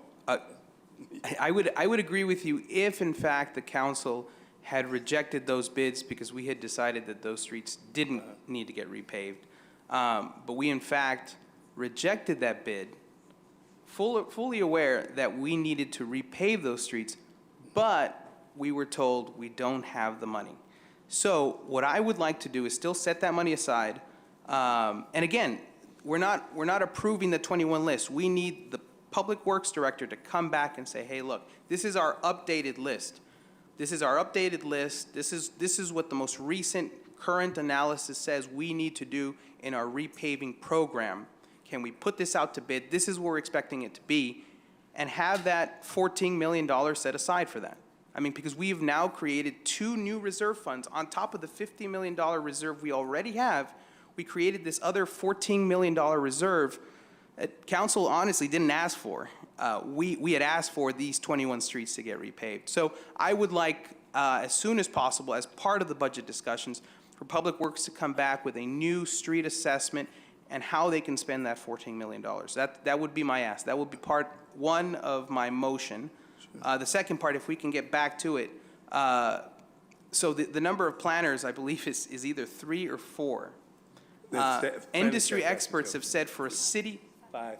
Okay, wonderful, wonderful. So industry experts have said with a city our size, with this much vacant land and the current economy in the place where we're located, Southern California, we should have a minimum to be able to operate, just operate 12. And to operate optimally, we need to have 18, and we're at 5. So the argument constantly is that the city of San Bernardino is at the whims of the global economy. When there's a downturn in the economy, nothing's going to get done here. And it's no fault of our own is the argument that's made. But when the tide rises, why is it that all these other cities get new shiny development that thrusts their cities into a higher quality of life, but it doesn't happen here? And the reason why is because we have put up a seawall. And let me tell you why. Developers here have said, I've done the exact same project that I'm proposing to do here in San Bernardino. I've done it in a neighboring city and gotten my permits and all my entitlements in 3 months. They say, I've been waiting for 2 years for my plans, and I'm ready to give up and go build somewhere else. That is really what is choking this city, is that we cannot get money pumped in. We can't get development pumped into this city. And so I would ask, we have 5, that needs to be doubled. We need 5 more planners. That is a second component. Mm-hmm. Now, along with that $14 million that we don't need to put into a reserve, let's find a way to get those 5 planners and a street repaving assessment done, and use that $14 million in reserve to accomplish both those tasks. That is my motion. Mr. City Manager? Yeah, and I don't mean to be argumentative, but let me give you another perspective. And that is, you are, in this case, singling in on a particular issue, planners, for example. And I'm not going to disagree with you 1 second that we need more planners. But the fact of the matter is, if you go across the broad spectrum of this organization, the same can be said about any number of areas. I can say that about public works folks and permits. I can say that about police officers in servicing some of the areas of downtown. I can say that about economic development staffing, where we have very few of them, and we need more to attract business. You've heard people tonight talk about dealing with our local businesses. We need staff that can work with, support, encourage, and assist our businesses that are already in existence. So there are elements of this organization that are in dire need of additional staffing, in addition to planning. And so I'm not arguing against planning. What I'm arguing is that we need to be thoughtful in looking at the totality of the needs of the city, and then at the end of that, based on analysis, then you make a call. Then you can say, okay, yes, let's do planning. I hear you, city manager. Or let's do public works, or let's do police. But right now, I think you're operating in a vacuum. And on top of that, that doesn't even include the CIP element. And so what the purpose of the workshop for that we're trying to schedule with you is to, one, go through the entirety of the CIP. Staff is working on that. They're analyzing it. They're based on the priorities that you've given us. They're looking at that and seeing, do we have enough money for those projects? And if not, where can we get the money? So they're coming back to you with recommendations on how to fund those gaps that currently exist and where that money should come from. So that's one. The other, and I've talked to you about the staffing. We are developing a 5-year staffing plan that, in essence, looks at across the board in the organization and says, where are the priorities, where are the deficiencies, and let's have an organized, methodical effort each year to bring back those staffing. And so if the top is planning, let's do planning in year 1. If year 2 is economic development, let's do that, or police. But let's have a thoughtful discussion about that and simply not have a knee-jerk reaction that says, oh, let's go do planning or let's go do public works. So all I'm saying is that the council is better served to be able to sit down and have a discussion about those things. You articulated at the recent retreat where your priorities were. Which one took top priority? Economic development, by far. But you just said planning. Planning is separate from economic development in many respects. Well, yes, the staffing, if you look at CD, is broken up in economic development, is broken up in planning, is broken up in code enforcement. Now, all of them serve an economic development purpose. But I'm saying to you, we have to, again, have a discussion about that. Where do you want to put your needs at? What do you want to focus on? And so if you try to do that tonight, I think I'm not disagreeing with the need is here. I'm just simply saying the process by which you go through to make that decision, I think requires a more thoughtful discussion on the part of this policy-making body. Thank you, Mr. City Manager, and I wholeheartedly agree with that. So again, to my colleagues, please, we need to set up a meeting solely for CIP. It requires a really thorough, thoughtful, deep dive into CIP, so we're not just rushing through this process on CIP when it's a very important subject. I really want to also emphasize to our City Manager, which I did share with you, that there is a bipartisan infrastructure law, unprecedented billions of dollars available to us that can help with our streets, our roads, our sidewalks, our bridges. And when I was at the U.S. Conference of Mayors not too long ago, I spoke to officials. They said, Mayor, if you need help, we have a technical team to help with your staff to go after these funds. That's unprecedented. So, City Manager, I shared that with you. Please make sure staff goes look at that. It's Safe Streets and Roads for All grant program.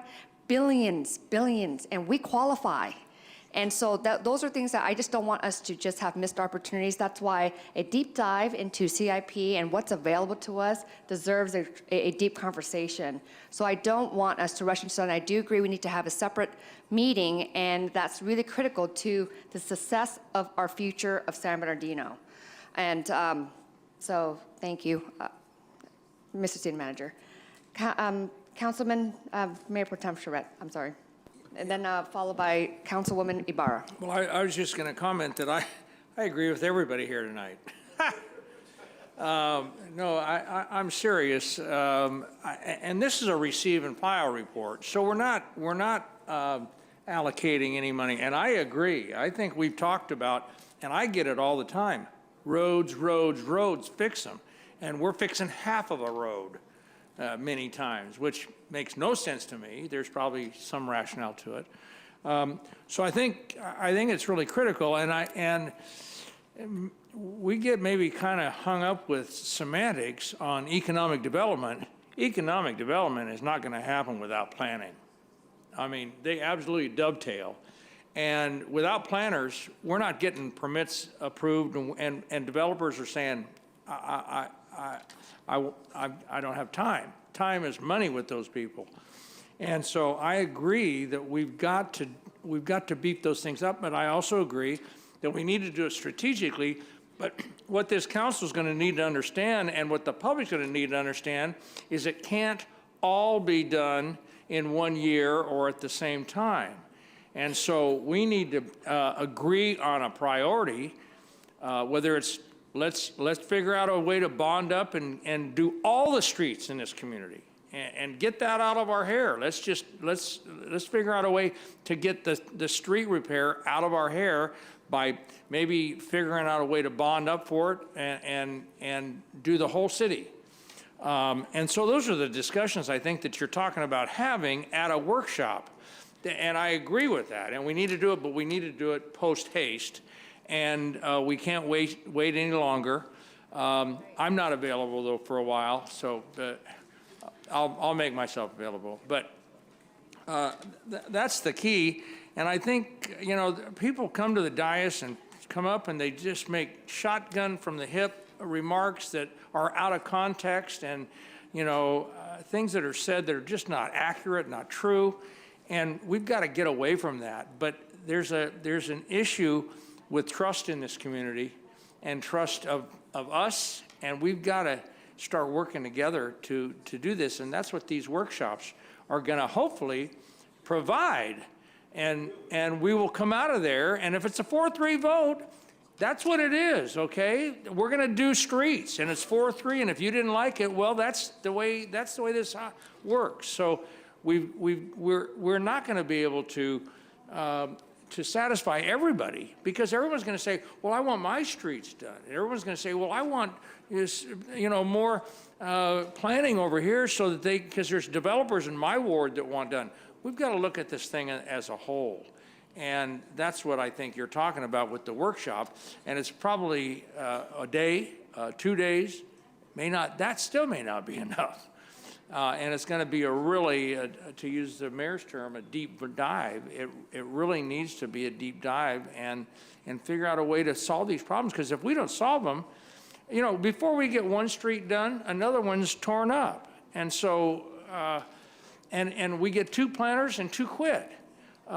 It's just a moving target that we've all got to work together to change the image of this community so that people are going to want to come to work here. Having money has been less and less of a problem for us these days.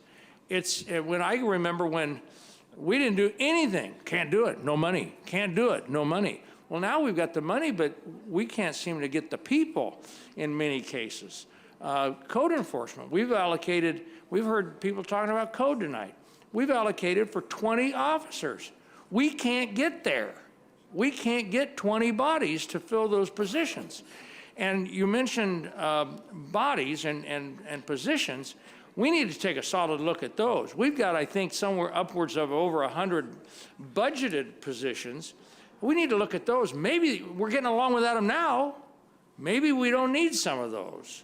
And I think we need to take a hard look at the staffing, as I think you're doing. And you're talking about, that's news to me, about a 5-year staffing program. That sounds great. But we need to get some consistency here and get people to want to come to work in this community and stay here. Not live here necessarily, or not, I don't mean stay, I mean stay employed here. Mr. City Manager? Again, I don't want to prolong the discussion, but you know, listening to some of the residents who came up tonight, for example, and talked about the type of development that we seem to get that maybe we don't want or we want more of. Part of the problem, you know, I feel is that we don't have the right mix and the right people doing the right things. And I say that because there are clearly opportunities across the board in each one of the wards that we have. But we don't have anybody actively out there recruiting and bringing those kinds of businesses in. And so if you don't have that resource, you very well can't expect a whole lot of success.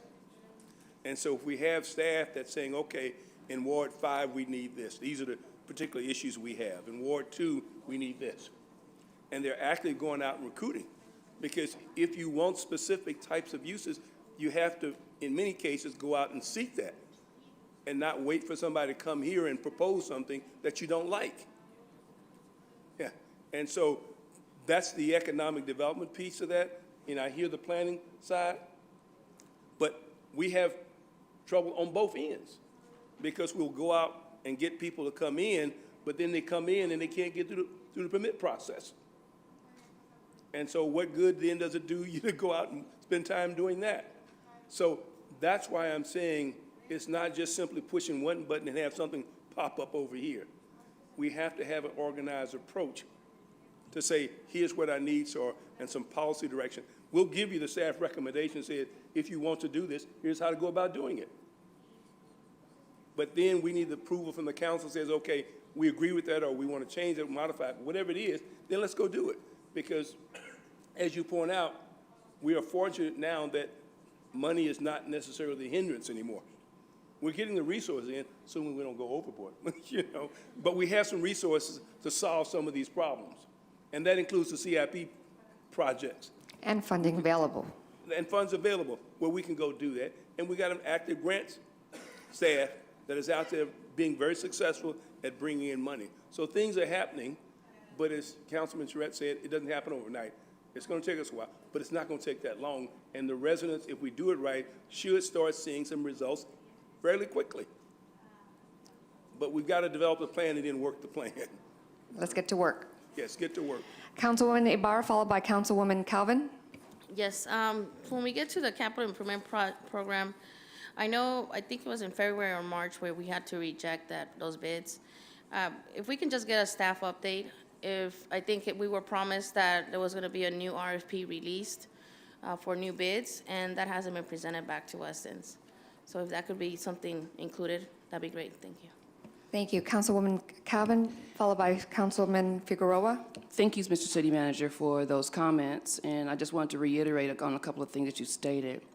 Because when we do talk about economic development and what it is that the city accepts from a developer and what it is that the community wants, as we saw tonight, two totally different things. Now, economic development, just to have it or just to say, look, you have a new storage unit coming to your ward, what good does that make if it is not what the community wants or if it is not what the ward needs? So when we talk about economic development, we must be very strategic, as you state. So I asked for a strategic plan, economic development strategic plan for Ward 6. I was given one piece of paper. One piece of paper was to show me what Ward 6 economic strategic plan. Then I went to a company in Riverside who gave me a portfolio this thick that provided all of the demographics regarding Ward 6, provided everything that a retail broker would need to know whether or not Ward 6 economically would be able to have this type of business come into the community, right?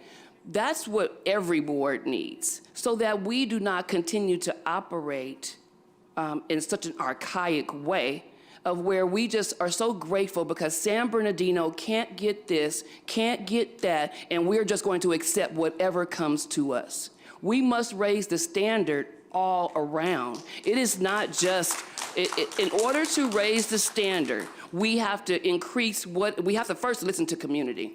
The people that live in each ward know what it is their ward is lacking. We don't, because most of us don't even drive other wards. You have to go into the community and ask the questions. Be part of community meetings that say, what is it that you want? And then it is our responsibility as elected officials to bring that information back to you. And so when the community does come forward and we do not listen to community, what do you think that says to everybody involved? We're not a city who wants to choose, first of all, to serve the people who pay our salaries. That is what it states. So I'm asking that each and every ward be given, that the city invest in being able to show each ward what they look like to retail developers, so that we know who we can go after. Because that is definitely what you mentioned, going after the retailers that you want to come into your town and entertaining them and making sure that it is not for our own self-indulgence or our pockets.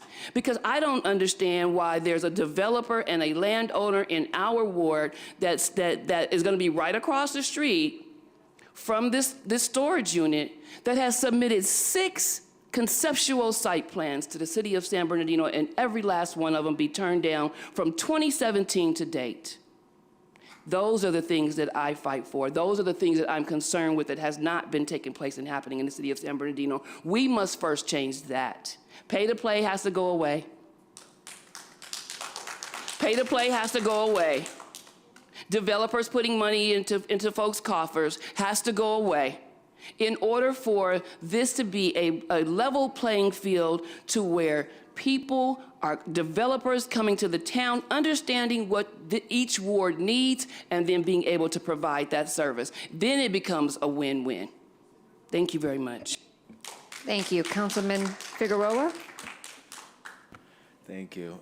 In regards to the CIP, yes, certainly we need to have that meeting. We're scheduled to have it, or tentatively scheduled to have it, until we get everybody's time to meet. But I certainly don't want to dismiss the importance of what Councilmember Sanchez said as far as planning economic development, because recently we, of course, the council identified in the recent workshop that it is a priority. And so perhaps, that could also be included as its own special meeting as well, to identify what in economic development, because we've identified that, of course, it doesn't fall under CIP, so it needs to be its own meeting. And perhaps it's not just planning, but other areas of economic development as well that we can identify to say this is where we want to allocate funds for, because it's a priority of the council. So that's my only suggestion, recommendation to that. And if I can respond to Yes. that. If you recall, when we go back to the workshop that we recently had, as part of that, you, as a council, identified 5 or 6 different priorities. And since that time, staff, well, even before the workshop, staff has been working to put together that economic development work plan for you. So, and that included some of the CIP items that have an economic impact, the planning issues that we've talked about, the infrastructure, the marketing discussion that the council said they needed. All of those things are part of and parcel of the workshop that we have been trying to call to get set. So there are 2, in fact, one for the CIP, and the second one, a separate one, is to focus on the economic development, the staffing, and the other items that the council's asked for that be brought forward. It's just a matter of getting you guys together to go do it. That's all. Thank you. So we get the time, we've got it set up for you. Thank you. Councilmember Reynoso? I just want to go on the record and reiterating everything that you're saying. I know we had a meeting this morning, and we talked about all this. But the public doesn't see that. So the staff that you need for the most critical departments, for economic development, for public works, is priority. And then I'm looking forward to the CIP workshop, because we really need, I'm not comfortable moving on any CIP projects until we see all of them and we sit down with them. And also, this meeting's getting really late, and I want to consider some of the items. People don't pay attention. People aren't going to watch even a live stream of a 5-hour meeting. So I just want to leave on that comment. Thank you, Councilmember. Councilwoman Ibarra? Yes, I just want to make one more comment. When we're talking about capital improvement, how detrimental it is to our city. I'll give you the example. On Baseline, I had Smart and Final, and they left because of the condition in the area. They were getting robbed left and right. Shoplifting happened on a daily basis. Now, that property owner has done all the efforts he can to get the word out, to try to get somebody to lease that property. And he says at the moment that they get to that section of town, the potential tenants turn around and go away. There's the liquor stores, there's the prostitution, there's the homeless encampments, and there's the poor condition of our streets on Baseline. That little section between E Street and Arrowhead has not been fixed. So that's what potential businesses are seeing in our city. That's why it's detrimental to fix it. And I just wanted to share that with you so we can get that prioritized. Yes, Mr. City Manager? And I know I'm prolonging this, but I think it's helpful to have this kind of discussion with the council. I've been here 4.5 months. One of the things that pops up all the time, I get calls, you get calls. Tonight we had an example where we had a storage unit that was the owner. I mean, I'm not the business, but I'm talking about the owner of the property. We have so many businesses, private owners in this community who call and ask for help in terms of, I want to do something with my property. Can you help me with it? Or the area I'm in is not zoned correctly, and I want to do something, but it's not zoned properly. These are residents of the community that are looking forward to bettering the community. They're looking to better the property or find alternative ideas or suggestions about how they can do a business. These folks need help. We need to work with them to give them suggestions, ideas, and some planning concepts that will allow them to do things on their property that enhance the community before they even get to having a business come down that doesn't fit in with what you want to do. But it's that pre-work where when they call, we go out and work with them. So when they do express an interest in something, we hook them up with the right business that can help them, that's compatible with the needs that we have in the community. Again, I don't mean to be critical, but we aren't doing that. We don't have the resources to do that. That changes the tone of discussion in the community. If you have resources that can work with those businesses, it saves you from having this kind of discussion at the dais. Because when they come here, they're working with staff, and they've got a potential use that fits in with the uses and with the desires of the community. Those are the kinds of things I'm saying, again, we need to talk at the workshop about. And these workshops are public meetings, because it's critically important to get the community involved and hear from them so that they're part of what we're talking about and they support what the council is bringing forward. Thank you, Mr. City Manager. Any other comments before I close the public hearing? Councilmember look, Sanchez? Yeah, I'm willing to back off right now on the 5 additional planners. But what I won't back off of is the 2 additional reserves kind of created out of thin air. I want that to be brought back at the next budget discussion as monies for capital improvements, and I want those proposals. And along with that, so people may say this is part of a strategic plan discussion. No, the positions that we need to fill in both public works, economic development are budget at their core, because we need to know how much money we need to set aside for additional staff to be running the city at an optimal level. So I would like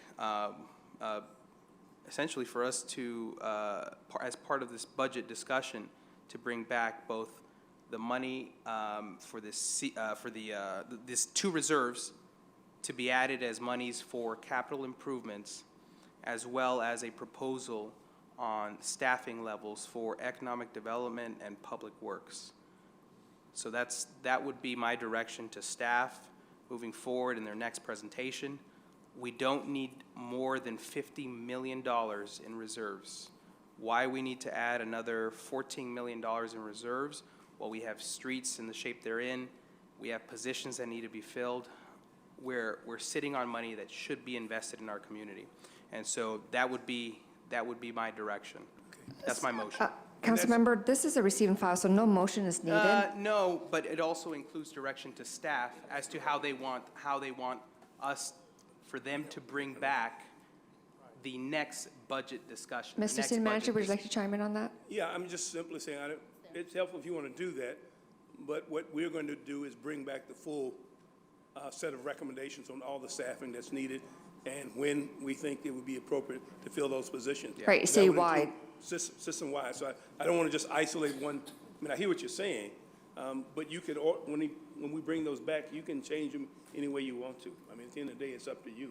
Yeah, So but they- this is so still we'll an include item. Discussions on CIP will include discussions on planning, will include discussions on public works, the full length of it. So you get to move it around and adjust it however you want to adjust it. Well, my direction would be to have staff bring back an option that includes using that additional $14 million in reserve that you created, bring it back, and show us how you can spend that in capital improvement projects. Okay. I don't want us sitting on that money. As well as that, you need to include a pathway on how we're going to staff up where we are seriously lacking in both economic development and public works. So that would be the direction I would ask staff to bring back options for those things specifically. That's my motion. I think it's safe to say that staff has been taking notes. This is not a voting item. If they've taken notes on everything So we're we've just, told it's a them, receiving then file. let's do Colleagues, that. this is a receiving file, so staff has taken, It's note. Correct. So the staff has taken note of your direction, but there's no voting. Yes, there is. If we're giving direction, we need to take a vote on it. Madam City Attorney, can you please chime in? Yeah, so I've seen this done different ways. Usually it's at the discretion of the city manager, because the city manager has the duty to present the budget to you. That's actually part of one of his responsibilities in the charter and in the municipal code. So sometimes managers will say they just want to listen to you. They'll take notes. They can add depending on who's saying what. Other times there's more formal ways. If this is an issue of debate, if you're having a difference of opinion on this issue, to give clarity to your manager, you might want to make it clear as to whether there is a majority of you that wants to give that direction to your manager. But I really defer to the manager to say he can hear, and is he hearing what you are all saying? City Manager? Loud and clear? Okay. So that will come back as an option. Thank you. I am now going to close the public hearing at 11:12 p.m. And now we are going back to public comments.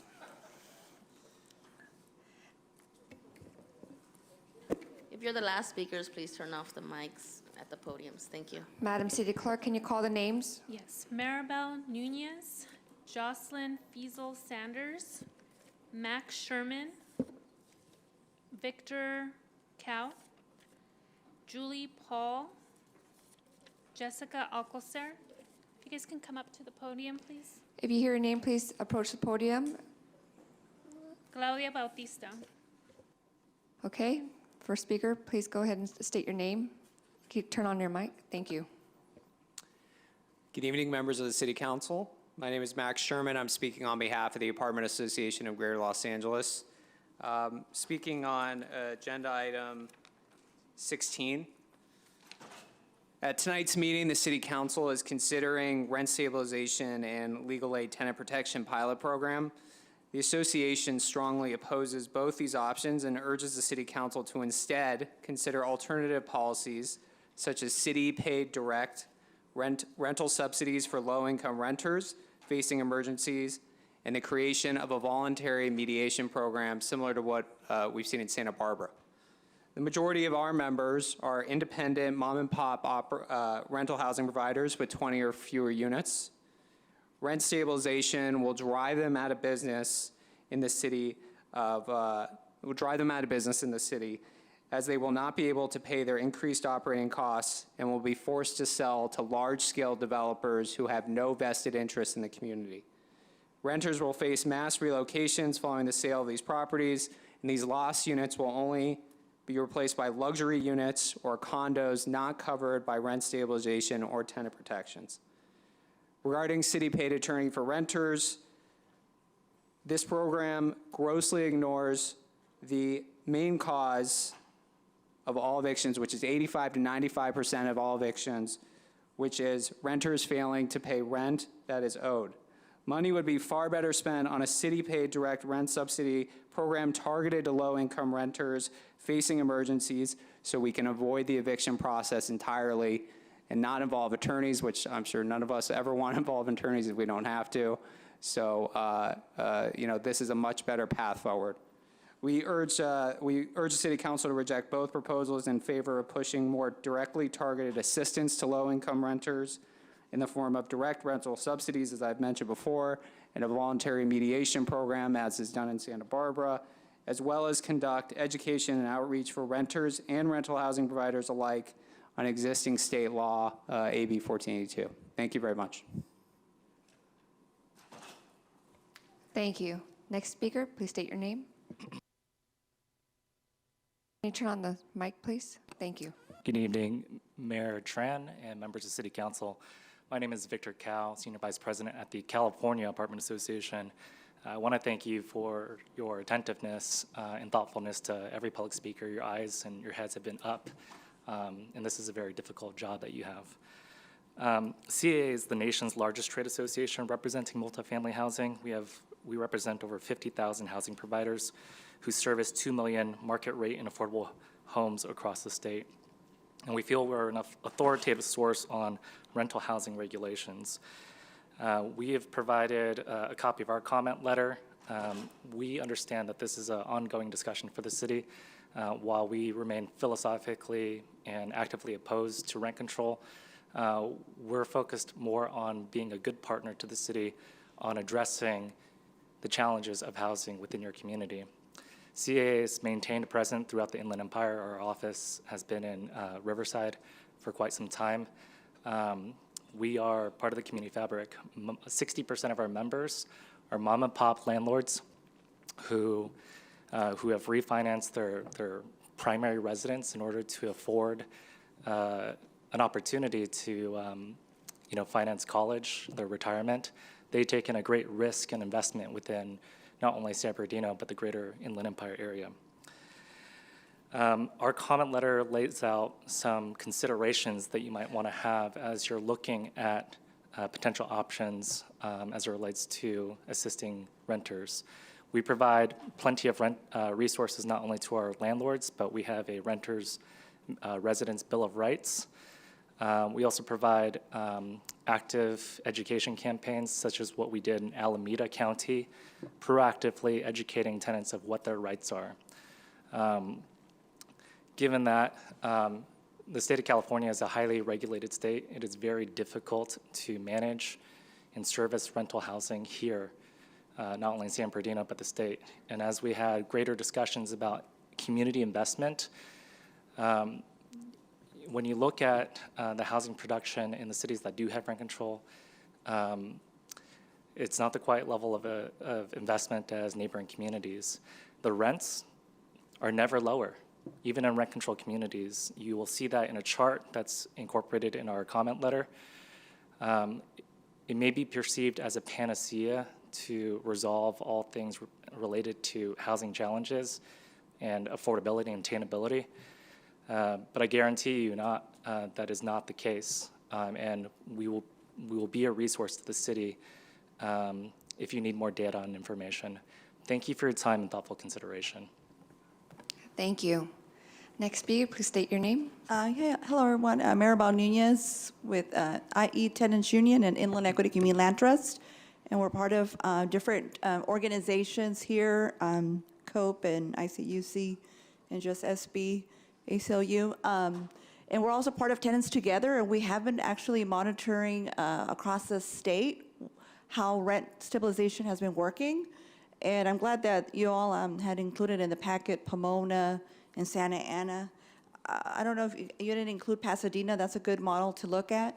We have been in conversations in the city of Paris, and so it's already going to go to the Ways and Means Committee. So this is happening all over the Inland Empire as well. So I really appreciate that this is in the agenda item. One of the things that, for us, it's not impacting single-family homes or duplexes. And I think the tricky thing when we talk about, in mamas and papas, I think right now we don't have robust policies to distinguish between a mama papa and a corporate, apartment, big apartments, right? They're disguised under LLCs or whatever. So that's why we need to have a rent stabilization. And I definitely would encourage a rent board looking at the model of Pomona or Pasadena, having it be from the way Pasadena did it is they had majority tenants. Here we have 7 wards, so have maybe a tenant from each ward. But definitely, of course, definitely, even in Pasadena and Pomona, I'm taking some ideas from the Pomona United for Stable Housing, where they had put a recommendation for the Pomona. They just passed an emergency housing ordinance, and they're working on finalizing the rent board, and they are taking some of their recommendation, where it has 2/3 tenants and 1/3 recommending property owners and property managers. And annually, they would change the rent board.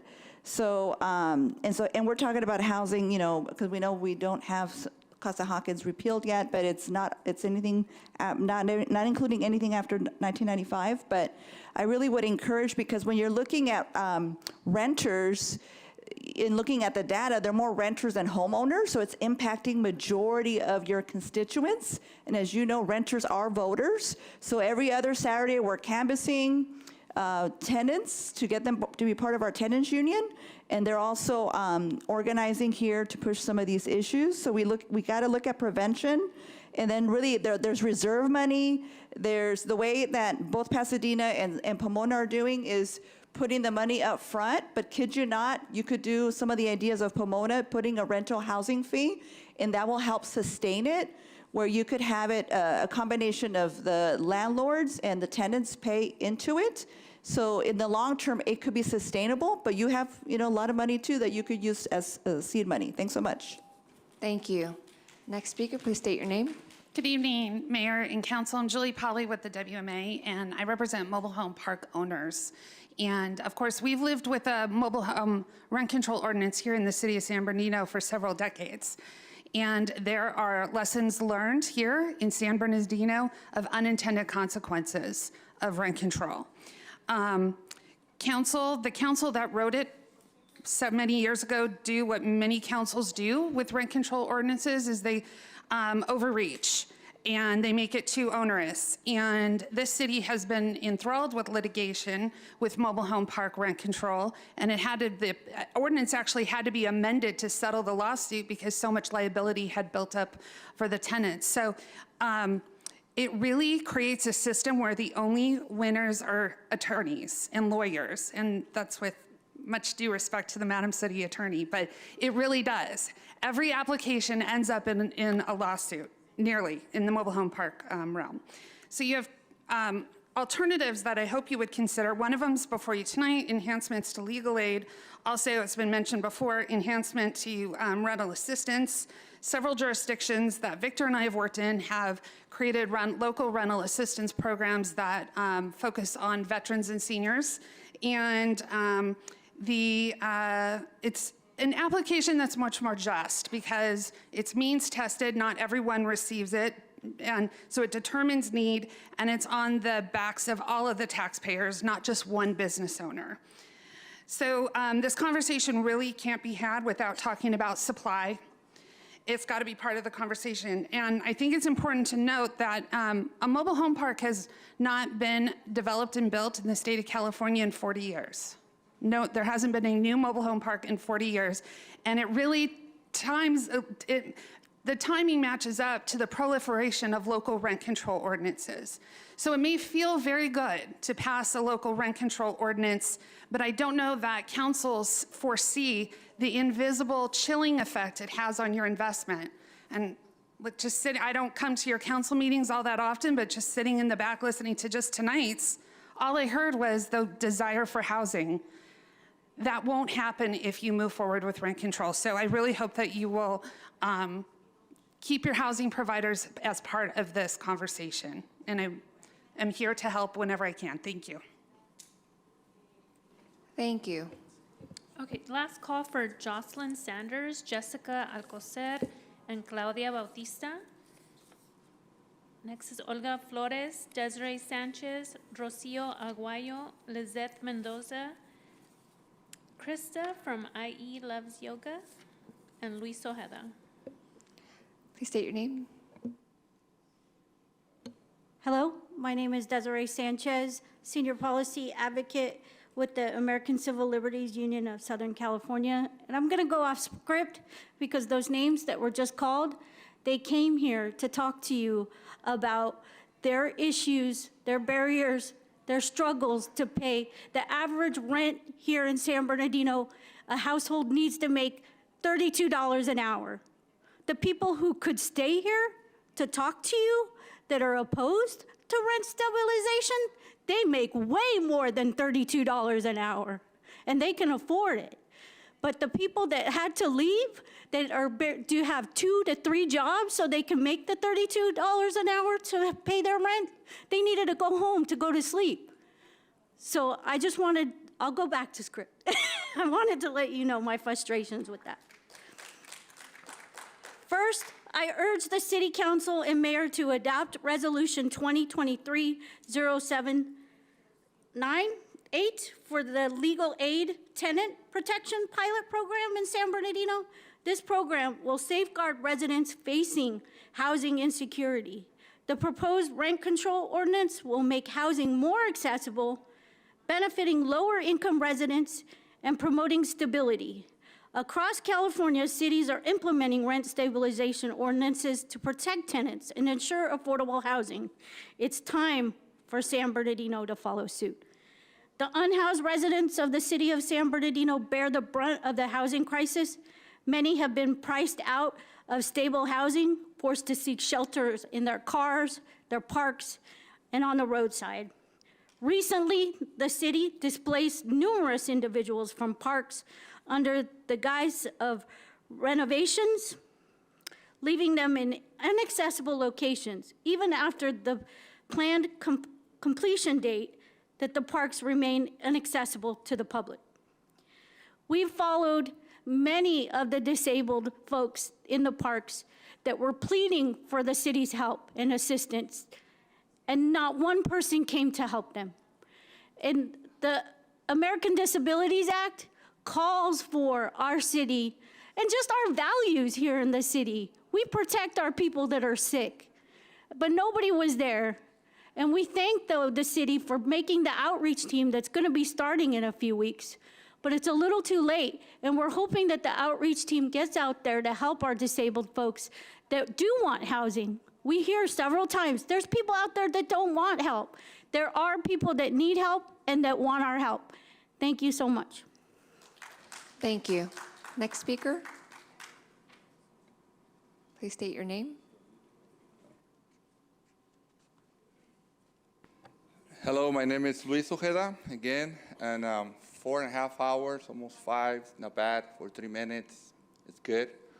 So this is the reason why, okay, why we don't hear from the community. Because, you know, thank God I'm able to make my hours and get up at whatever time I want to. But unfortunately, or fortunately, many people need to go to work, needs to get up 4 o'clock, 5 o'clock in the morning. So what we've witnessed today is allow minority, okay? There's certain council members, okay, that they think that they own their ward, when 85% of the people that live in their ward are Hispanic. And you know why they're not here? Because they need to go to work tomorrow, okay? And they say, my people, the people that I represent. Well, your people, the people that you represent, weren't here today, okay? And have you guys witnessed? It's always the same people, the same negativity. It's like a little club, okay? They come every time, every meeting, and every time they complain about everything, okay? And we're saying, well, why we don't get ahead?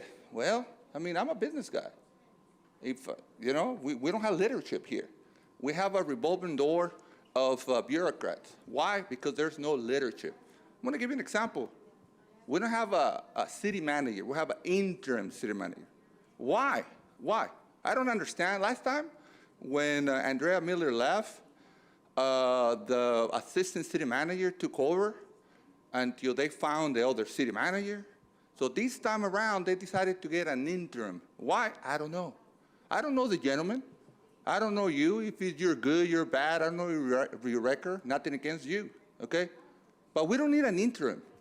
We need a city manager that is gonna be here for a while. Because you know what's my concern? That you try to implement all these changes, okay? For how long? 6 months? Maybe a year? How about once we hire the new guy, he disagrees with you, and then we start over again from zero. So what we need is to get our city manager. When? Yesterday. We need to hire the people that we need, okay? So where the money is coming in, okay? So if we don't have people in community development and planning, it's like, I feel that all the developers, business people, I mean, I'm one of them, I'm just gonna wait. I'm not gonna invest in the city until we have a solid leadership that I know who I'm gonna be dealing with, because the changes that this interim city manager is trying to accomplish now might be changed in the next 6 months to a year. So thank you. Thank you. Last call for Olga Flores, Rocio Aguayo, Lizeth Mendoza, Krista from IE Loves Yoga. Next is Robert Porter, Georgia sorry, I've always messed this last name up. Lykonretzos. Clementina Piña Bernal, Christian Flores, Pastor Ray Turner, and Sharon Negrete. Okay, please state your name. My name is Robert Porter, lifelong resident of the city of San Bernardino. Mayor, council, good people. Good morning, San Bernardino. Oh, wait, it's not morning yet, but we're real close here. I am back, team. It's been 3 meetings. I did not miss one bit. I watched it online. I wanted to experience that. But to be honest, I was actually a little bit sick of coming here over 10 years. It seems like the same thing is happening over and over and over and over and over and over and over and over and over and over and over and over and over and over and over and over and over, like dominoes. We need to get it together, team. We really do. We're not looking good. We want to look positive. We want to look good. So one reason we do look good is because we have great city workers. We have people that care about our community that are working with the city. And I want to thank April Flores Cooper for being an artist, being assistant director to Parks and Rec director Liddy Gutfeld, and helping to fix our monument in a time of need when we needed the Martin Luther King hand fixed, when we're going to have an event right there. It was looking very tacky. But we should also have a camera on it, right? So at least we could know who possibly did that or who did it. I'm sure that was going to be an investigation, but does that really mean that we're going to find the person that did it? I don't know. We do need to look into fixing that properly. Like, there is a few bronze experts in our area, in the Inland Empire, but we really gotta, are you guys really tired? Or like, I don't matter over here? All right, I'll be done. Thank you very much. Thank you. Next speaker, please state your name. Buenas noches.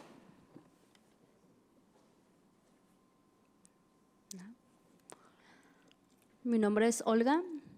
Soy organizadora de vendedores ambulantes con la Coalición Justicia para Inmigrantes.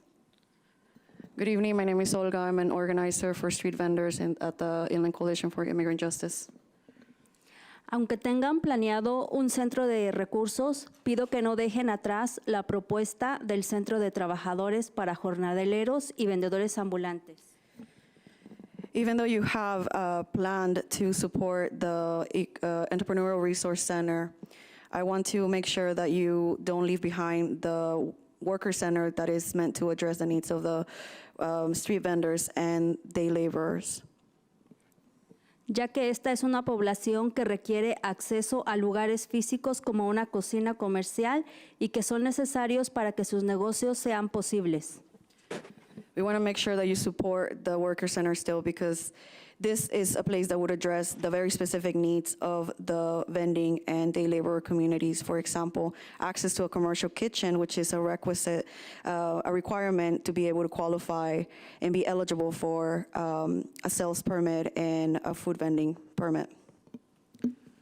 En el caso de los vendedores, una cocina comercial es un requisito para poder ser elegibles para un permiso de venta y comida. Si no existe esta cocina, no pueden operar su permiso. In the case of street vendors, not having access to a commercial kitchen means that they wouldn't be able to actually operate their business or have access to that permit and use it. Aunque haya otras cocinas, estas son a un costo muy elevado. En este caso, el éxito de la asistencia técnica depende del acceso a una cocina comercial. Even though there are other options, other commissaries, they're very few and they have very high costs, making it very hard for vendors to access this. In this case, having access to technical assistance depends on being able to have access to the commercial kitchen space as well. Les pido que no olviden a la clase trabajadora, que la mayoría de las veces es excluida y olvidada. I ask that you don't forget about the working class communities that are often ignored and not part of the solutions being offered. Gracias. Gracias. Next speaker, please state your name. On that side of me, we alternate, or? Georgia Licoretzos. Good evening, Honorable Mayor and council members. I want to begin by thanking you for the consideration of the companion animals of the homeless in the plan that was recently approved, and I am grateful that you are listening. I do have concerns about this plan because it does not include an immediate plan to address the homeless that are currently being scattered all over the city, further infuriating the citizens. I also want to thank you for the approval of an outreach program, which the homeless are so desperate for, and while it seems to be a fantastic plan on paper, I am also concerned that they are only working with a crew of 8 people on the street. I'm hoping that it is enough to reach every human in need of help and in an expedited and effective manner. Do we know approximately how long it will take for this organization to help the hundreds in the street connect with desperately needed resources? Also, would anyone please confirm that this is a 2-year contract costing $3.5 million for only 224 people? I don't know if I read that right, because it sure does sound like a lot of money when the need is for hundreds more. I do hope that we can provide much more than the 224 beds to meet the minimum requirements by law. I also want to thank the organizations that recently held 2 free microchip events for our companion animals, a much-needed service in our community. As a volunteer for an organization that goes out to scan strays for microchips, this effort helps to get our lost animals back to where they belong, home, and out of the shelter. And of course, I continue to ask, please enforce our spay and neuter laws to get control of the animal population. Our shelters and rescue organizations are critically overwhelmed as people continue to breed irresponsibly. Last, I ask to please add a line item to the agenda for a resolution to create a commission for the homeless. Thank you. Thank you. Next speaker, please state your name. Hi, good evening. Lizeth Mendoza with Inland Coalition for Immigrant Justice, ICIJ. As other street vendors and entrepreneurs mentioned us here tonight, we've been glad to work with them as far back as I think that I recall working here in the community since 2015. And then in 2019, when the street vendor issues started becoming a little bit more front and center, we started realizing that because of state legislation, the street vendors weren't going to be able to operate. Where some street vendors were going to be able to operate, but not all, especially those that sell cut fruit or tacos, right? These vendors would go to the business registration office and they didn't know how to guide vendors. Till this day, they don't, even though they have a pamphlet and some of the staff might know some of the information, but the information keeps getting fumbled. We need to make sure if, like today, you're going to probably talk about item 17 about this entrepreneurial resource center. I think we can say that we can credit that street vendors elevated the issue of seeing how the business registration office and the technical assistance wasn't there. So we need to make sure that even though maybe you think you're going the right direction with this entrepreneurial resource center, we need to make sure that the smallest micro entrepreneurs, the most vulnerable in the ecosystem are included as well. We reminded you here months for almost a year and a half now that we need to make sure a worker center exists.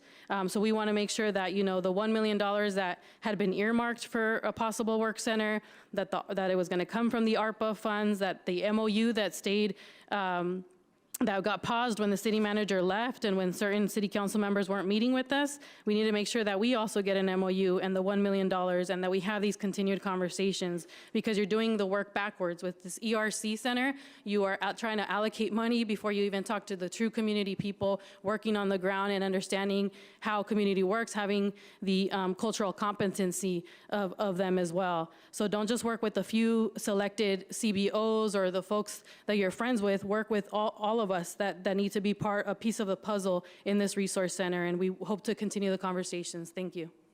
Thank you. Next speaker, please state your name. Buenas noches, mi nombre es Clementina Piña Bernal y esta noche espero que por medio del intérprete mis palabras sean mejor escuchadas, que mi acento no esté en el medio. And good evening, everyone. My name is Clementina Piña Bernal, and I hope that tonight, through the interpreter, my words perhaps come out clearer and my accent won't be mistaken or misunderstood. I will now read something Ms. Clementina Piña Bernal asked me to read. Her comment it's regarding protest against Prop 218 increases to solid waste service rates, CPI adjustment subject to a 5% cap maximum permitted service rates is unfair, and numbers in Exhibit 8, A, do not match the 5% cap cited in the notice. Example, current rate of $26.42. On July 1st, 2023, rate of 37.97 cents. 37.97 minus 26.42 divided by 37.97 equals a 43.6%. As homeowner with a fixed income, this increase comes at a time where it is unprecedented and unfair. SSI increase of 8.7% for cost of living has been taken over private utility companies such as gas company, Edison, and now Burtech, with continued rates being raised year after year. The other private utility companies at least have programs for low fixed incomes discounts, and Burtech does not offer any programs for those in need. Below are some questions for your consideration, and hopefully can respond or provide clarity on. What factors were taken into account to come up with the proposed 5% increase? Notice states Burtech Waste Industries, parentheses Burtech, to an exclusive franchise agreement with the city. When was this agreement entered into with Burtech? When does it expire? Has it gone out for bid? Shouldn't it go out to bid at least every 5 years? When did San Bernardino City perform a request for proposal, parentheses, RFP, for waste collection companies? If no RFP was conducted, why not? Where can a PRA, Public Records Act, be requested for the Burtech agreement? Estas preguntas espero que en avance hoy las tengan ustedes un poco de respuesta, una respuesta pública. No, anteriormente yo me reuní con el señor Daniel Hernández, con algunos otros vecinos, y la idea que tuvimos al salir de ahí fue de que estamos perdiendo el tiempo luchando por esto, porque parece ser que este plan ya estaba desde hace unos par de años. Mi problema es, ustedes tienen para mí el deber, y voy a decir el deber moral, de contestar públicamente.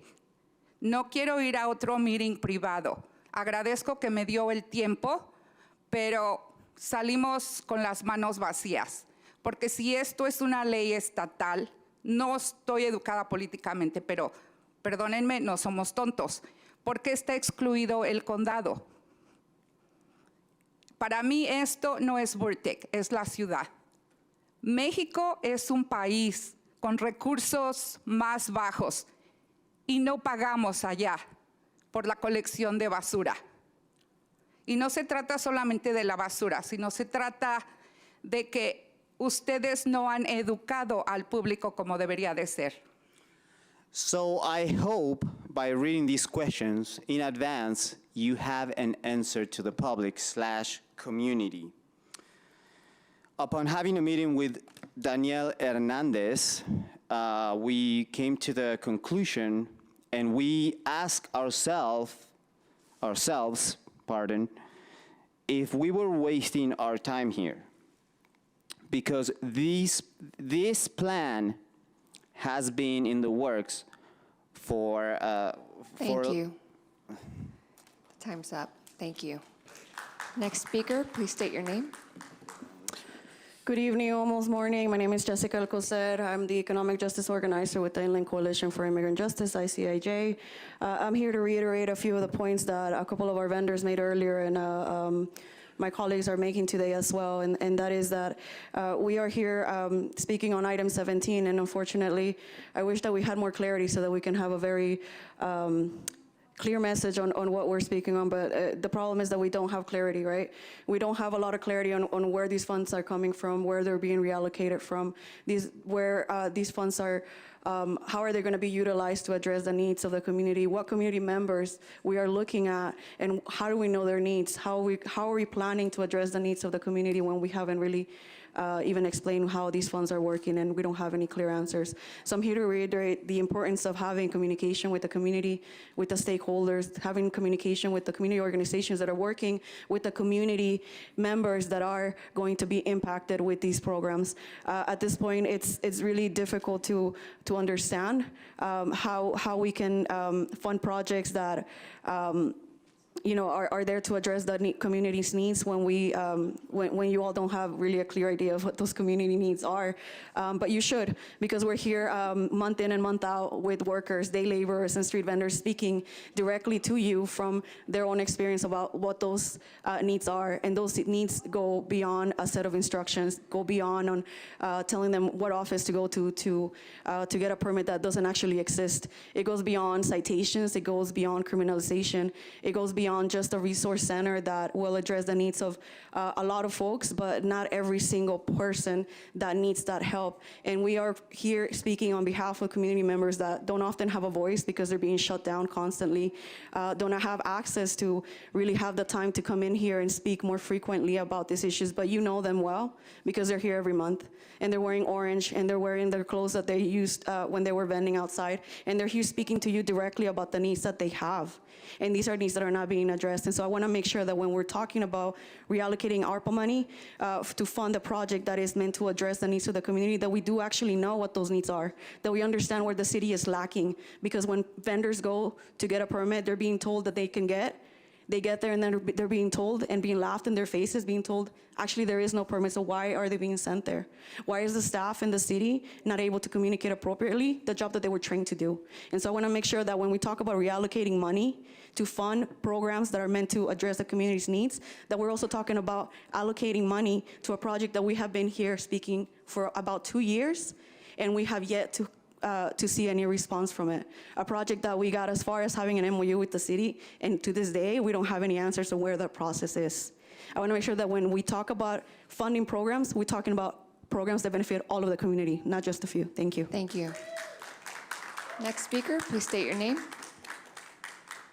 Honorable Mayor and council members, my name is Pastor Ray Turner. I've resided in San Bernardino in the 7th Ward for 27 years. I've owned a business in this city for 14 years, and I've been a partner in a local mortuary here for 5 years. For the past 32 years, I've served as senior pastor of Temple Missionary Baptist Church, which is located in the 1st Ward. The church also owns 6 acres of vacant land in the First Ward that we are currently pursuing development opportunities that will assist in addressing the housing crisis that we face in our city. Temple also owns a 15,000 square foot facility in the 6th Ward that has served as a community outreach center as well as a public charter school. So as you can see, my interests expand beyond more than one ward in this city. Not only that, but likewise, many of my colleagues are vested in the same way.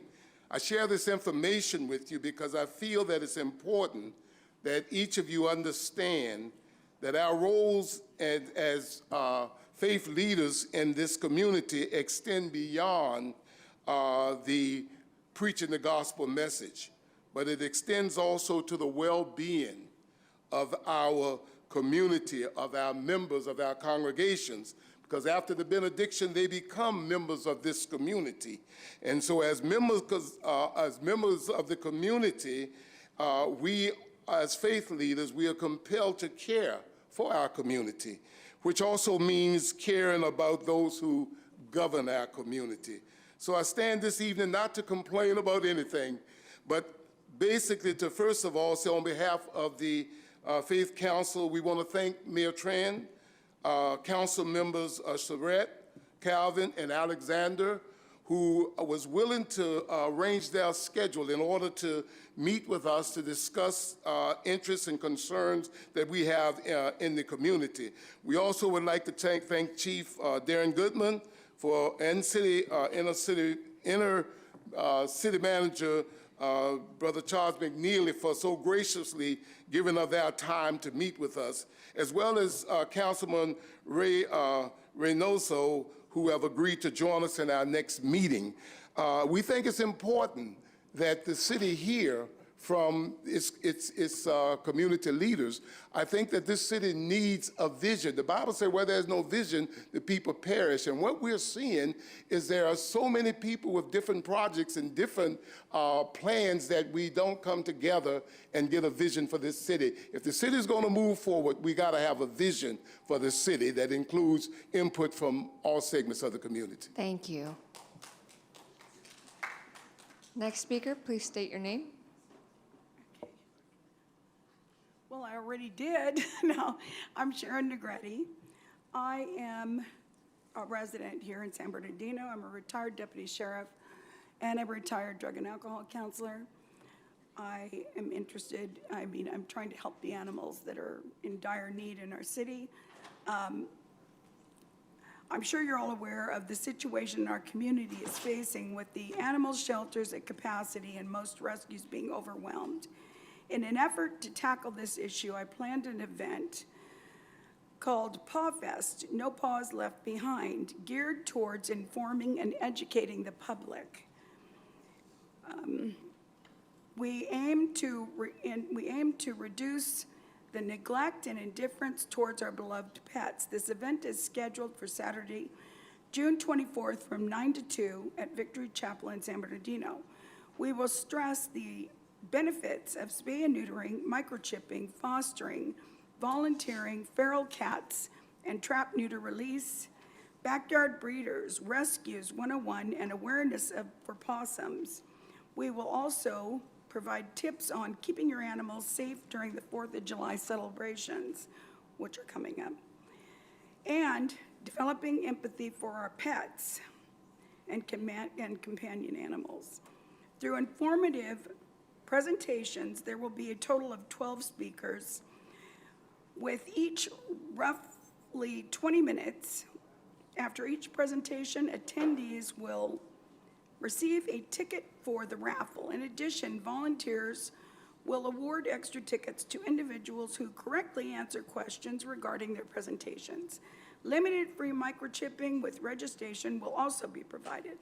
Nancy, president of Paws for a Cause Rescue, has authored 3 children's books centered around rescued animals, which will be read in English and Spanish multiple times through the day. We will be selling t-shirts, bandanas, new dog clothing. All proceeds will be for the enormous veterinary bills for some of these rescues. So, and I would be grateful if the city would consider a monetary donation to make this event as good as it can be. And we're also going to be organizing another fundraiser event to cover veterinary expenses in July 22nd. We're in the midst of planning that one. That's going to be a doggy,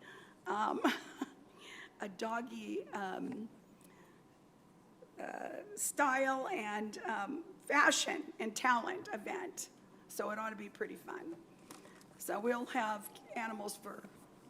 Anyway. Thank you. Thank you. Next speaker, please state your name. Hi everyone, Christian Flores with Inland Congregations United for Change, Inland Regional Housing Justice Coalition, and Just San Bernardino Coalition. I just wanted to express some appreciation for the city council members for doing the research and effort to come up with the solutions for item number 16 and taking some of the advice, hopefully, and information that I sent from other like-sized cities' tenant protection ordinances. Also appreciative of the apartment association and mobile home associations for being present. And being willing to provide information so that we can, I guess, find a middle ground in regards to our own tenant Bill of Rights policy. That being said, housing development is a priority, and that doesn't mean that we shouldn't continue to create ordinances and policies that help us address the issues of the lack of housing supply that currently exists in the city of San Bernardino, things that have been heavily impacted by cities like Los Angeles, whose gentrification is nothing to scoff at, and whose own homeless issues make ours look kind of negligible by comparison. That being said, it's not necessarily a scalable comparison to make. In addition, I wanted to lift that, even then that has affected our own market rate housing because of the various people that have been escaping the gentrification from Los Angeles. Also in regards to Burtech trash services, which has been an issue lifted by many folks that I've been communicating with in multifamily households, mobile home parks, and things like that.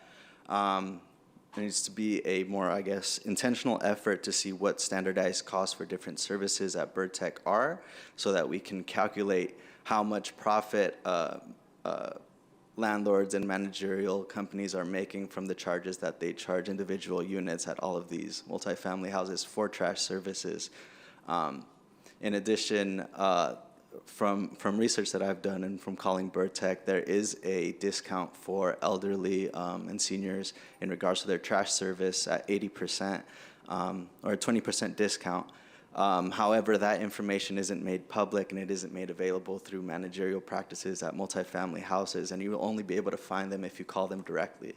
So these are analyses that we can continue to make just to show how landlords and slumlords within the city of San Bernardino will cut every corner to be able to make more money off their own residents. So again, I appreciate you all for being here and for sticking it out this long. See you guys. Thank you. Noemi Pablo Ramirez, Les. Noemi Pablo Ramirez, Les.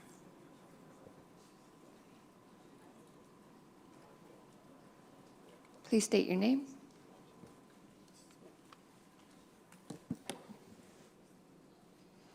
Good afternoon, good morning. My name is Pablo Ramirez. I'm the Executive Director with Legal Aid Society of San Bernardino.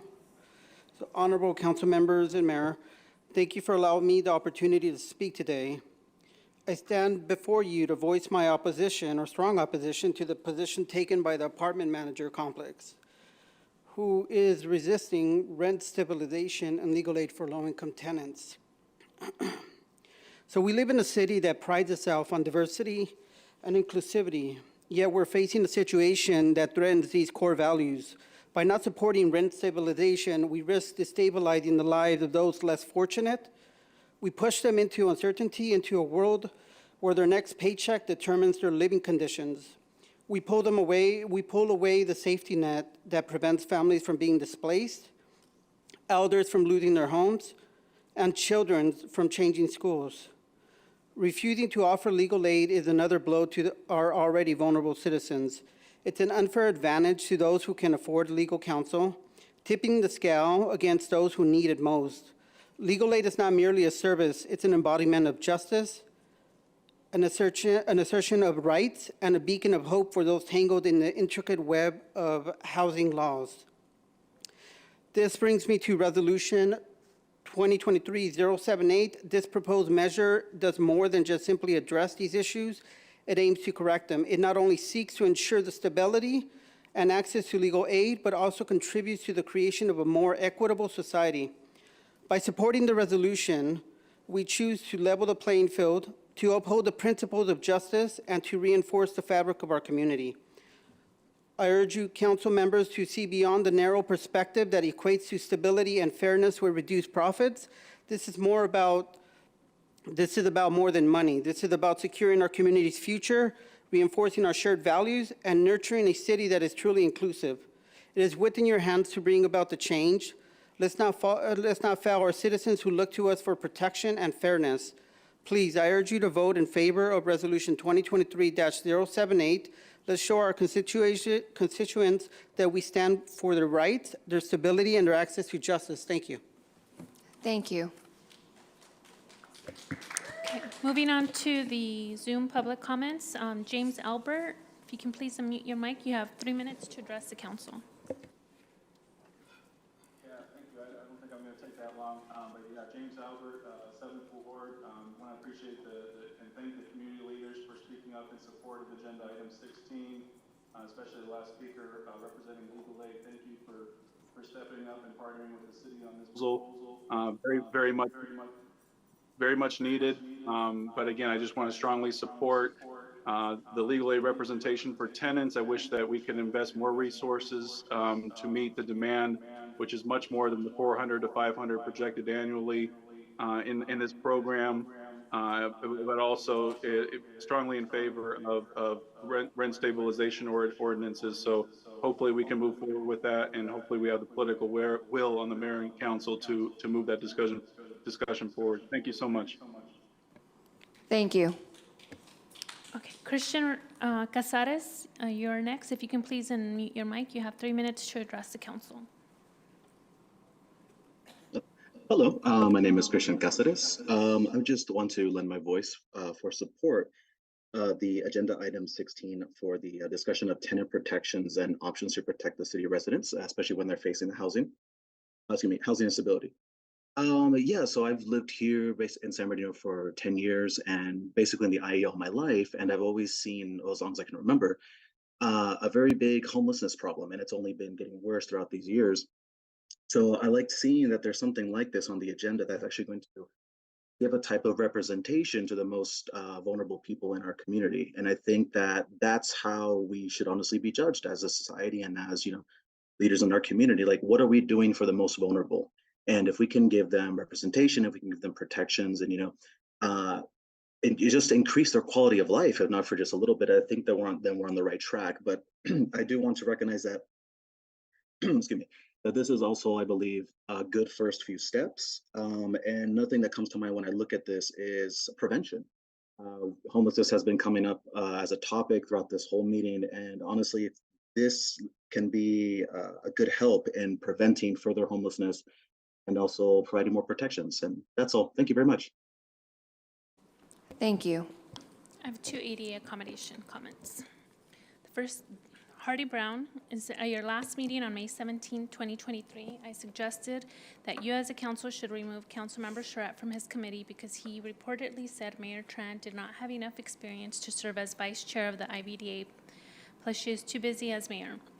I considered those remarks to be inappropriate and derogatory. In my opinion, those kinds of statements made in public about the mayor put a chilling effect on others that are trying to establish a relationship with the mayor, especially coming from the most senior member serving on the council.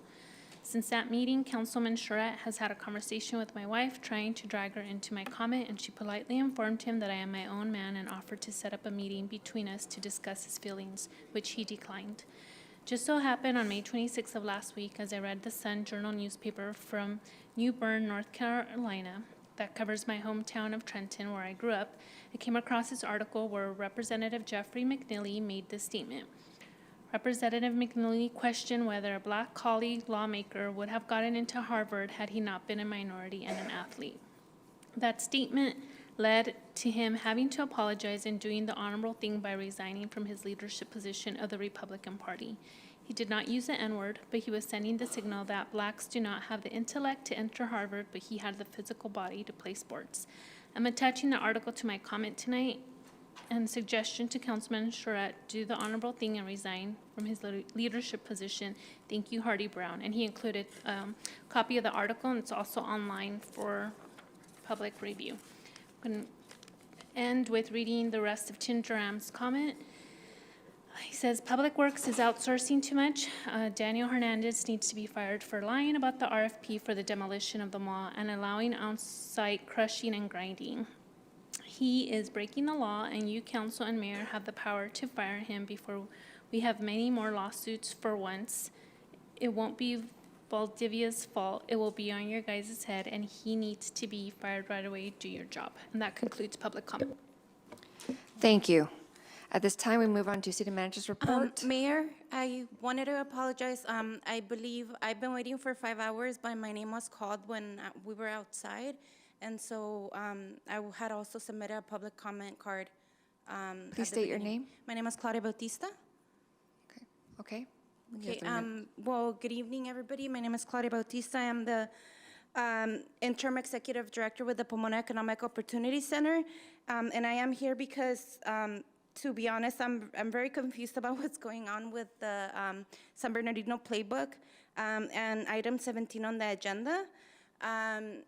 We have spoken to city council members, mayor. We have tried speaking with city council members, mayor, city staff, and we just spoke with the Center for Entrepreneurship, the Aspen Institute, about an hour ago, about what's going on with this reallocation of $1 million for the Entrepreneurship Center. And so I think it's just frustrating again because we can't get clear answers about where this money's coming from, where it's going to, what's actually gonna be used for. And we came here today because we were afraid that this money was being reallocated from the $1 million that were earmarked for the Worker Center or the Economic Opportunity Center last year by Councilmember Ben Reynoso. And so I think that as an organization that has been working with day laborers in the city for many years, we feel like not everybody has been represented in these conversations. And if we as a community organization are having such a hard time engaging and understanding this process, how do we expect folks with limited English abilities, many who have limited education, feel like their voice is being heard by the city? We want to make sure that the reallocation of funds is not being taken away from some of the most vulnerable communities that have very limited access to resources, the undocumented immigrant working class community who have very limited options on what they can do to make a living. That is why they rely on street vending and working as day laborer or household workers. I want to remind you the intent of the Economic Opportunity Center that was earmarked, what the $1 million were earmarked for last year was which are specifically COVID recovery funds that were meant for, again, low-wage immigrant essential workers who not only lost work and employment opportunities during the pandemic, but continue to present themselves daily at the day labor corners to sell their labor during a global health pandemic. The status of many of these workers and the vendors as undocumented immigrants prevented them from receiving any financial relief from local, state, or federal government during the COVID-19 pandemic. It was community organizations like us, POC, ICIJ, and other mutual aid efforts that allowed these community members to survive. As you decide on how I'm sorry, it's been a long day. As you decide on how to utilize Thank these you. funds, we ask that you don't forget about the Ma'am. more than 20 day laborers, vendors who were Ma'am. raided by the police in Thank you. 2021. Thank you. Thank you.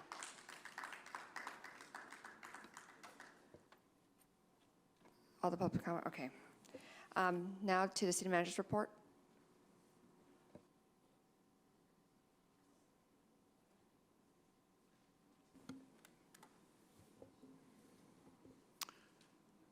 Good evening, Honorable Mayor and City Council. I know it is late, so I will be as brief as possible.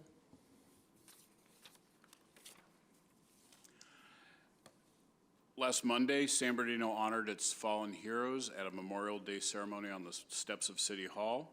Keynote speeches were given by U.S. Air Force Sergeant Karina Ramos and San Bernardino Police Captain Brian Harris, reflecting on the meaning of service. It was a wonderful ceremony. Mayor Tran and City Manager McNeely joined economic development staff at the National ICSC conference in Las Vegas, connecting with national retailers, commercial real estate representatives, and site selectors, and helped sell San Bernardino to potential developers. As you know, in February, a homeless state of emergency was declared by the council. Subsequent updates in this portion of the report we will have updates on how we're addressing the homeless situation. City Manager McNeely is holding a weekly meeting with department heads and other key staff. There currently is a list of 29 tasks that department heads and city staff have been tasked with accomplishing, most of which with timeframes within the next 90 days. So you're going to be hearing about a lot of these things and actually seeing a lot of changes. I'm going to talk about a couple of them really quickly. The first of which many of you know, next week will be the launch of the Homeless Outreach Team on June 15th. The city is partnering with Hope the Mission, and there will be a team of 8 who will be engaging homeless individuals across the city, and this will serve as the missing link between homeless individuals and vital services needed by our homeless residents. Temporary closures of Meadowbrook and Paris Hill Park are now over. There were 72 unique work maintenance tasks and repairs that were addressed by our Public Works and Park staff, including the removal of trees, repairing of fences, painting, irrigation repairs, and other things. The parks are now open. I'm going to show you 3 quick slides of what the parks look like now. And the bottom, it's sort of burying the lead, but down on the bottom in gold, security is now on site at Meadowbrook Park, Paris Hill Park, Wildwood Park, and Encanto Park during closed park hours. There's a couple 3 photos of what Meadowbrook Park looks like now. Some crews at work at Paris Hill Park during the closure. This is an example of a new Zen sitting area at Paris Hill Park. On the left, it's just an empty little area. You can see the crews at work and what it looks like on the right today. Finally, some photos of Paris Hill Park as it looks like after the crews worked through it. Public Works and Parks did a wonderful job at both of those facilities. Improvements to both of those parks are not over. There's still a number of them. There's a listing of projects that are still happening at both of those parks, and we have heard from resident after resident after resident down at the bottom. Up next is Wildwood Park and Encanto Park. So what we've done to Paris Hill and what we've done to Meadowbrook will be happening at Encanto at Wildwood within the coming months. Finally, this Friday, Starlight Cinema, movies in the park and the pool are back. This Friday, there will be a showing at Hudson Park of Strange World. And if you are also interested in music, tomorrow night is the Roosevelt Bowl concert featuring Family Style, which is rock, soul, and blues. And with that, I turn it back over to the City Manager. Thank you. Mr. City Manager? Okay. We had planned to recognize several employees who did a magnificent job on repairing the statue that was damaged, vandalized, Martin Luther King Jr. statue. But because of the lateness of the hours, they had to leave. So I will put this back at the next council meeting and have them come and be recognized. Sounds good, because we're in the next day now. All right, moving on to consent calendar. Items 8 to 14. Do I have any, do I have a motion or? I have a motion and a second. Are there any polls of the items? Okay. Call for question? Seeing none? Okay. Yes. Yes. Thank you. Yes. Mayor, Councilmember Reynoso. Yes. Councilmember Calvin. Yes. Okay. Consent passes. I'm sorry, Madam City Clerk, is Councilmember Ibarra no longer with us? Okay, okay. She just noted that she's absent. Thank you.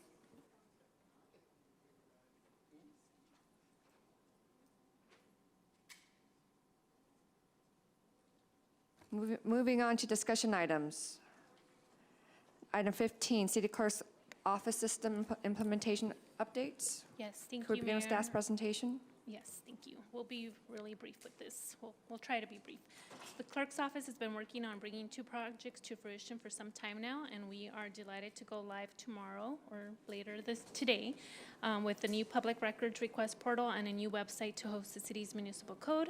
We have partnered with Next Request for the records request and American Legal Publishing to codify and host the code online. The new systems will improve current office processes, enhance transparency, improve access, and increase inclusivity with the ability to translate the municipal code into multiple languages. Deputy City Clerk Courtney Bowen will provide the following: an overview of the Next Request portal, a brief background of the Public Records Act and our current office process, and Talisha will follow with an overview of the municipal code portal and will be available for any questions. Thank you. Do members of the council wish to discuss or have any comments? Move approval. I have a motion. It's a receive and file? It's a present. We're going to show the portals. But they can We can skip it. If you yeah. I They can think approve the it. council is comfortable enough to be able to move. Okay.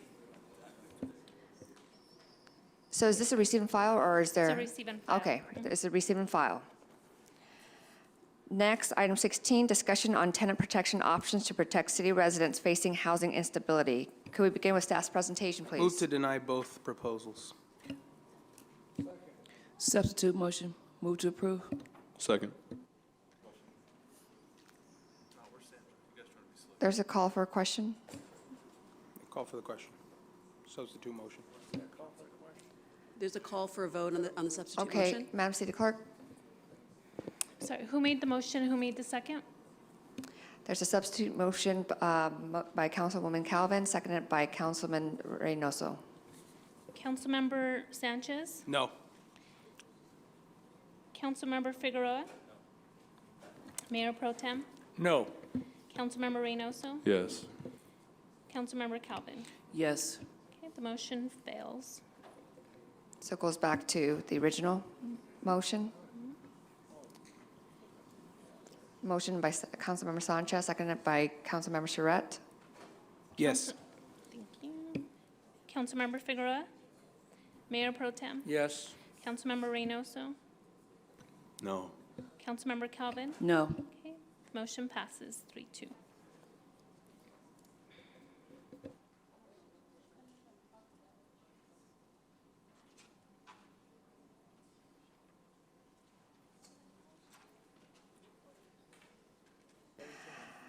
Item 17, American Rescue Plan Act-funded Entrepreneurial Development Services and Resource Center. Move to approve both proposals. I have a question. Second. There's a Charles? Councilmember Reynoso. How soon would we be able to discuss this entire thing at length?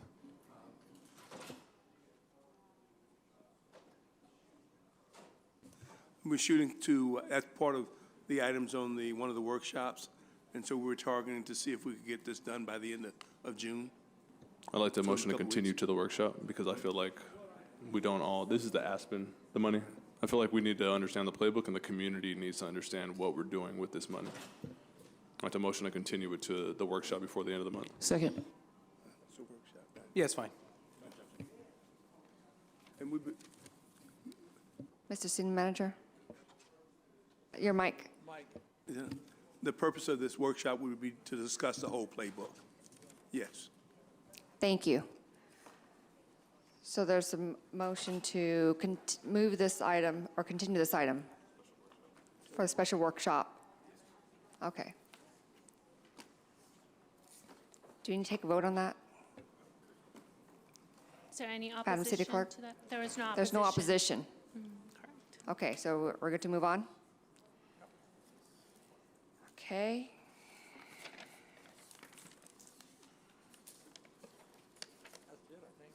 Wait. Moving on to mayor and city council updates. Yeah, I know sometimes people out in the public make reckless comments. One reckless comment, I think, is the comment made by someone out in the public that Councilmember Charette is a racist. I know him, and I can say wholeheartedly that he is not a racist. He loves his country, he loves his city, and everything he does is here at the dais is to make this city a better place for everyone. And so I know sometimes it can feel real lonely up here when accusations are lodged against us like that. And I want to let you know, Fred, that I do not believe that for 1 second. And I think we're lucky to have you. Councilmember Figueroa? Councilmember Charette? I have no comments. Councilmember Reynoso? Good night. Councilmember Calvin? I'm going to hold my comments till next week.